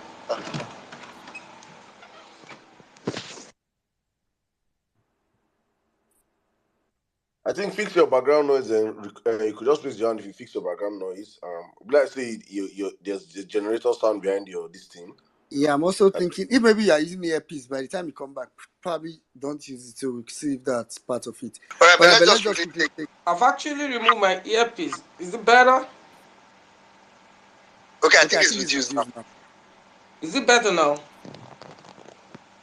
Yeah, it's Yeah, it's reduced. Go reduced. Go ahead. ahead. Just go Just ahead. go All right. I just want to appreciate you guys. Chizu's submission has already made my night. You understand, and I'm glad I was part of this movement. As far as I'm concerned, the judiciary has no other thing, no other option. There is nothing else. At least we've been patient till this time. And if they think they are the only one that has the power to ruin this country, we'll help them to do that. The only thing we desire and the only thing we want is nothing but let the right thing be done. Judiciary must give us justice. And if they think the only way they can maintain peace is to do the wrong thing, then we'll let them know that the country belongs to the common man, and the only hope of the common man is the common man himself. And we are going to fight. And I was just imagining in my mind that it's like we've already started fighting, like, some weeks back. And if they think they can take us unaware, we are going to show them before they know it. We will take action that will let them know that it's no longer business as usual. It's about our destiny. It's about the destiny of our children. It's about the destiny of generation unborn. What legacy, what kind of story are we going to tell people? Tell our children that we have a country that was once governed by a criminal drug baron, heroin, amphetamine, fentanyl trafficker, a cocaine pusher.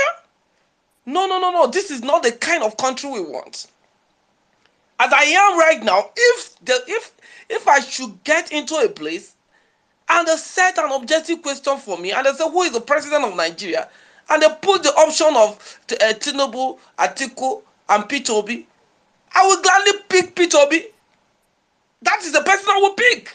If they ask me who is the president of Nigeria right now, I will pick Peter Obi. Because I can tell you unequivocally that he is the president of Nigeria. He won the election free and square. The judiciary knew it. They are aware of it. These are facts. And we all know that law is not about truth, it's about facts, it's about evidences. And the facts and evidence have been presented before the learned judiciary. There is no room for rerun. There is no money to waste anymore. Over 305 billion naira has been spent concerning this charm of election. INEC chairman has not come to tell us that, look, what they did the wrong thing. They kept on coming to tell us things that does not make sense. We are not fools. Festus Okoye will come and say some trash as if he's talking to people that are brainless, people that does not reason. I am saying this again. If the judiciary think they have the monopoly of violence, because if they give justice that does not, satisfy the yearning and aspiration of Nigerian, well-meaning Nigerians and the masses, we will show them that we hold the street. And there will be no hiding place for all of them. We are saying it. There won't be any hiding place for any judiciary that tried any bullshit with Nigeria. We knew the situation of the country right now. Everything is in a mess. I will not allow that anymore. Thank you, well-meaning. I am going to say this by saying that, look, the violence space is where things happen. And I can say this, Emir Saddam, Chizu, Jimmy, this fight, we are going to win it together.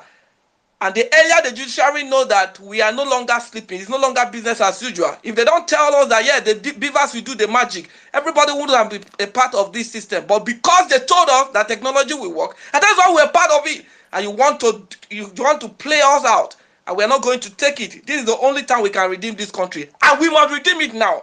A new Nigeria is pretty possible. Thank you. I yield my mic. All right. Thank you very much, Mr. Aruna. Dr. Aruna, thank you very much. I like one thing you said, that I really do hope the judiciary does not think the most peaceful way out is to do the wrong thing. That would be like, that's the wrong. Nobody should give you that advice. That's not the most peaceful way out. If you want to even pursue peace, it's not. You know how that their generation thinks. So you know how that their generation thinks. You know how they think. That's why I'm saying it. Because I know it will be a thought that will come across their mind. That, oh, okay, let's just make peace. It's not that's not the peaceful way out. Oh. Don't let anybody deceive you. All right. Let's quickly go to AGK Med and Peter is better before we round up with Flavor Best. Thank you very much, really, well-meaning Nigerian. Emir Saddam, my brother, Sizu, thank you for, giving me that fire today. Thank you so much for that submission. Wonderful, 100%. Well, anyway, I am coming from a different direction, and I speak from the shrine. Today, I speak from the shrine. You see, Nigerians know who the true president is. The president of Nigeria is Peter Gregory Obi. He released a tweet on security in Nigeria. Go and check it. 2-point-something million views. The shaking liquid idiot, the convicted criminal drug baron, Bola Ahmed Tinubu, that has been parading himself with convicted criminals in Aso Rock, has not released anything on security. Rather, anything he has released for days hasn't even gotten up to 200,000 views. Nigerians know who they voted for. The military installations in Nigeria know who they voted for. So I have said it on this platform. It is going to be a unanimous judgment at both the Court of Appeal and the Supreme Court that this guy did not win this election and he will be flung from the courtrooms and nothing will happen.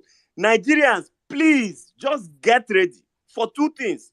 Either to celebrate and shut down Nigeria for days after this judgment is gotten, in a kind of celebration that has never been seen in the history of West Africa, or we also get ready to kiss Nigeria goodbye.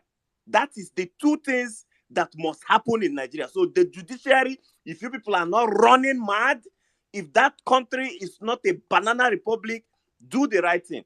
There is nothing else that will come here to beg you people. I am tired of begging the judiciary. I am saying that it is going to be a unanimous judgment. You people are not running mad to give a criminal drug baron, Bola Ahmed Tinubu, even a dissenting judgment. It will not happen in Nigeria. You people should try it and find out from the true Nigerians. Lastly, I want to hang on what some submissions have said here, Savik and all others. We start calling out all the National Assembly members that ran under Labour Party and won. No. You people will not be part of this criminality. The rubber stamp Senate have already approved this loan. Another from consumption to consumption. We are never going to allow this charade to continue. We will not allow it. If you people do not speak between now and Monday, we will start calling all of you out, because you are trying to tell us that you are now in bed with APC to ruin Nigerians. Thank you very much, 1 million Nigeria. Emir Saddam, God bless you, Jimmy, Sizzle, and all of you for all you do. We will hold this narrative. A criminal drug baron is not my president. Thank you very much. I was not going to say, if you not say criminal drug baron, I'm not going to drop you on this place. All right, thank you very much, EGK, man. Okay, Peter is better. Please go ahead. Oh, thank you, my brother. Good morning, everybody. Nigerian time, and wherever you are, good afternoon, good evening. You see, I must commend Savik. Savik submission has always been based on strongly on high level information. Because whenever I listen to him, I know that guy. I don't know much about, but I know you are highly informed.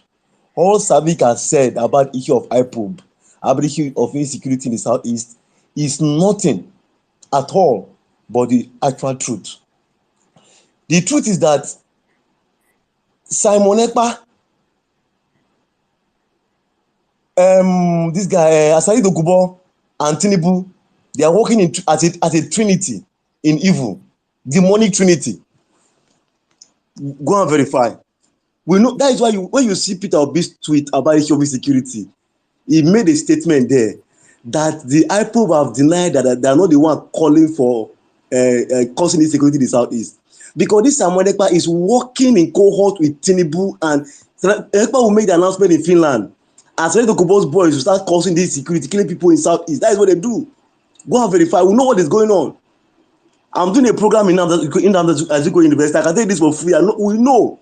So when we talk, we don't just come and talk. And I must respect Savik for the information you are giving out.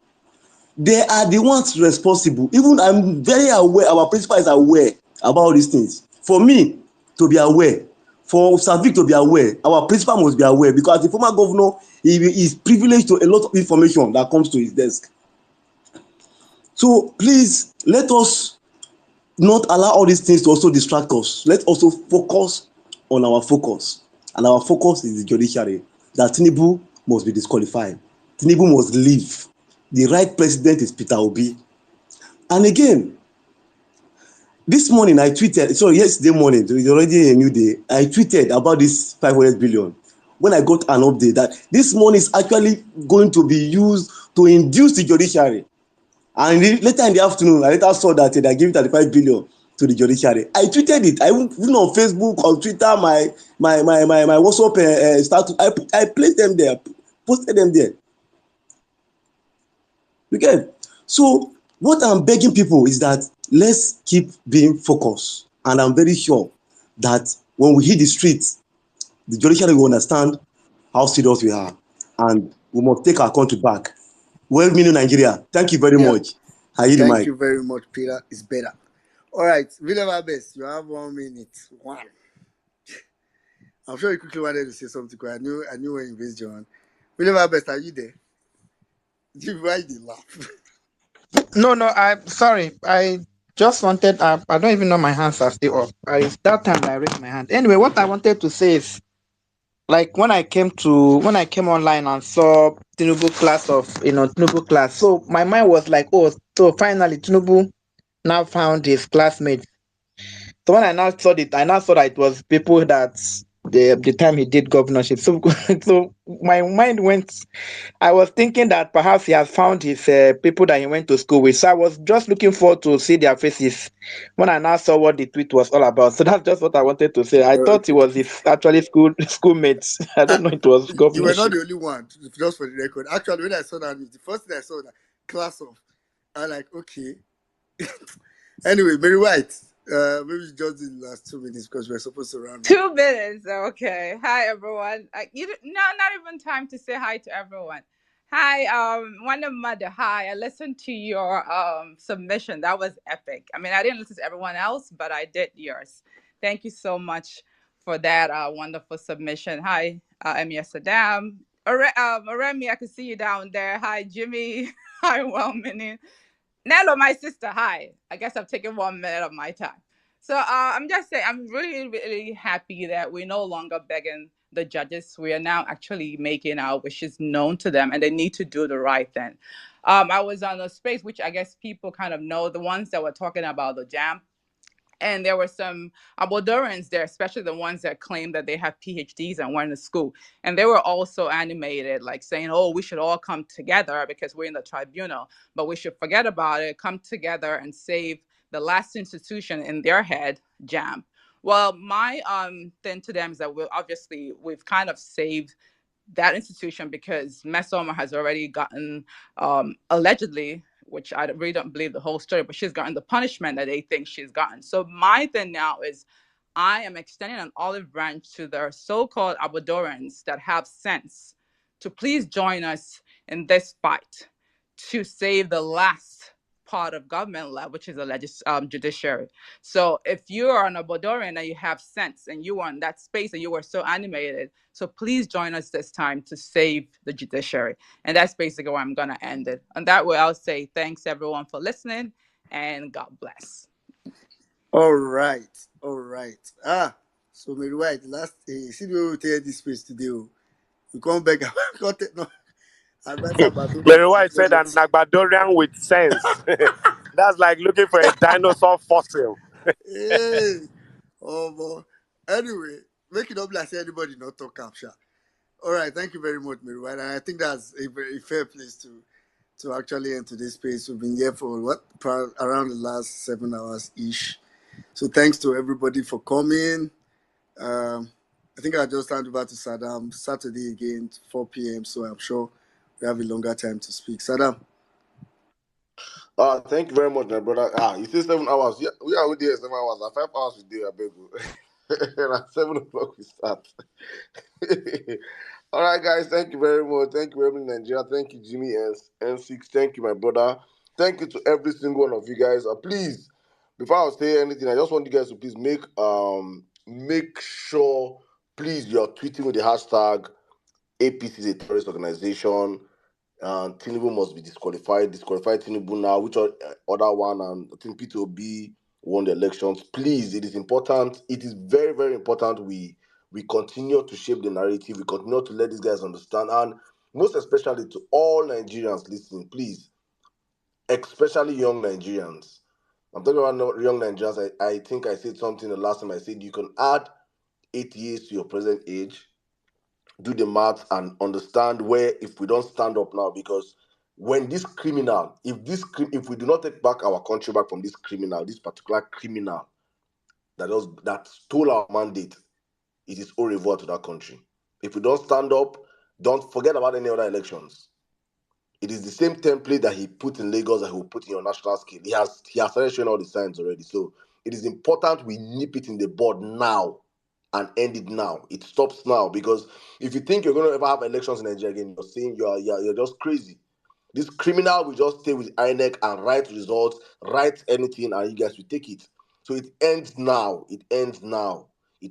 So it's important we understand we don't empower this hungry lion that was very hungry and saw blood in Lagos, and they allowed that a cub of a lion lick blood and grow so big that he feels like he should now take over the whole country and see where we are today. So it's important we cut that man now and his gang of criminals. It is important to do that now. So I'm saying this to every Nigerian to understand the tempo has changed. The atmosphere has changed in the spirit realm and in the physical realm. Everybody get ready. Get ready to take back your country. When Peter Obi say we're going to take back our country, it is now you have to understand what it means to take back your country. Get ready as a young Nigerian. Get ready. It is now or never. They must feel the heat of Nigerians.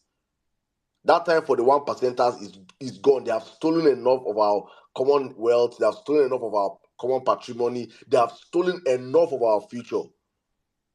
They now want to see the future of our children's children. So please, guys, just get ready. Start talking to your people. Whatever we did before elections, we'll start it afresh. We will start our matches again. We will start our agitations again. We will start everything afresh. So people understand that we are, this time, it can't pass now. Please, guys, please, it is now or never. It is now or never. Ask yourself the question, how old will you be 8 years' time from now? Ask yourself that question. It is now or never, my people. Thank you very much, every one of us. We'll be back here on Saturday. And before I leave, yes, please, all of you doing the violence, please do not send me any of your entries. The violence JOT challenge, justice on trial, judiciary on trial challenge. Please don't send me your entries to my DMs. I beg. I don't want to be sentimental. Please, it's simple. The rules are simple. Make a video, a skit, 3 minutes skit, 3 minutes song. Post it up on your social media accounts across Facebook, Twitter, Instagram. Please, when we say 3 minutes, 3 minutes. Some people are doing skits. They'll do 2 minute skits and a bit 10 minute skits and come and put 3 minutes on Twitter and tell us to go and watch the rest on YouTube. If you pass 3 minutes, your first of all fail is now not the Tinubu style. Please, 3 minutes is 3 minutes. If you cannot make us laugh in 3 minutes on this judiciary issue, you have failed. Please, 3 minutes is 3 minutes. And in the spirit of fairness, we are extending it beyond this Saturday. Please, I've had a lot of talks to say let's do it extra 2 weeks. Yes. So let us give more time to amplify and give more people time because some people say they will go studio, they will begin Thank recording. you. I still the studio. I still the studio. I still the studio. Me in Saddam, particular, no go lie Saddam, you. This postponement na Saddam, me I favor beg. pass. No, no, Saddam, wait. please, I wanted to ask, make them somebody release bad beats now so that other people feel just freestyle over the beats, you know. That would be a nice idea so as well. I don't know if it's something that somebody Yeah, I was can going to do. actually. Izu, A life hack. You I can see go to the I see YouTube. the studio. I see the You can go studio. to YouTube and You know type which free studio? beats. There are a lot of beats there. No, I think what them is talking You about, know which Saddam, studio? it will almost come off as that Mr. Yakubu's challenge where, okay, different people will have the same beats or something, but No, I think we can make. Well, let's see what will happen. Is that let's not. I don't want to stifle the creativity of people. I think people should go out and do what they want to do. Artists will just want to jump on stuff. Maybe when we now have the number one song, we can now see open up our number one song and say other people jump on that number one song. But we make it go more viral. You understand? So, but right now, if we just gonna circle it to one beat, I think it will reduce the creativity. Let other people do what they want to do. So if you now win it, your own song now, we're gonna blow them up for you. Tell other people jump on it, put money on top of it again, and say let's keep the challenge going. Because for us, we just have to do everything possible to make sure we put these people on the edge, and they're on the edge. So guys, please make your videos, reach out to your content creators, let them do tweets and let them do videos. This thing, share on their TikTok, share on. We have data analysts that will be pursuing it across all these channels. If it's not spread across, we're going to be using all those metrics to make sure that we pick the winners. And finally, we'll have that one big space where we'll come out here and have the top 10 and, just talk about the whole stuff and pick a winner, hopefully, that day. Thank you, every single one of you. God bless you guys for always coming out for us here, for always supporting us. Thank you to all our donors, all those that are getting their David Hunde's book, all those that are beneficiary of our giveaways, all those that have been supporting every way you can to help in Nigeria. Please, you can see, I think that NC's formula of diasporans adopt one obedience. We might come into that formula very soon because you can see that Tinubu has decided to favor people with $8,000 per Nigerian family. $8,000. So we have to find out. Imagine Yahoo Boys for Nigeria chop PPP loan. Then imagine make Yahoo Boys for overseas call say they want chop Nigerian palliative. $8 go enter account. Bad market. Oh, God have mercy. God have mercy. Guys, thank you very much, every single one of you. Tumba, thank you. Congratulations one more time to my brother, Mr. Waleri, and your wife. Congratulations and happy anniversary to you. Thank you, Mary White. Thank you, Real Ever Best. Nello, Peter is better. Guys that could not speak, no vex. This space is not timed and capped, so we just have to make sure we keep to time. Thank you to every single one of you. We'll be back here on Saturday, hopefully, God willing, 4 p.m. Nigerian time.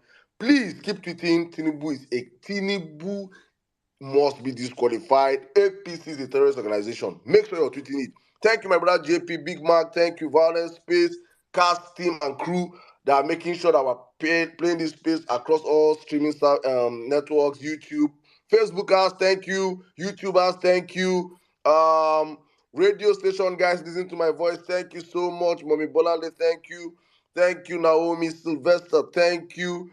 Anka Dede, thank you. Sweet Angel, Savi, Clarita, Antonia, Max Obesi, Kolade, Inzefeson, Oluwarotimi, A New Nigeria, General Snow, Chigozie, Chike, Madonna, SIM Card, Nina, Ekene, Liberty, Cindy, Hey Franny, Ure, Gladys, Dr. Lu, Oladipo, Adamu, Odututu, Ejikeme, Oluwadamilari, I see you. Fetch, thank you, Mide Shrubs, my brother, take care.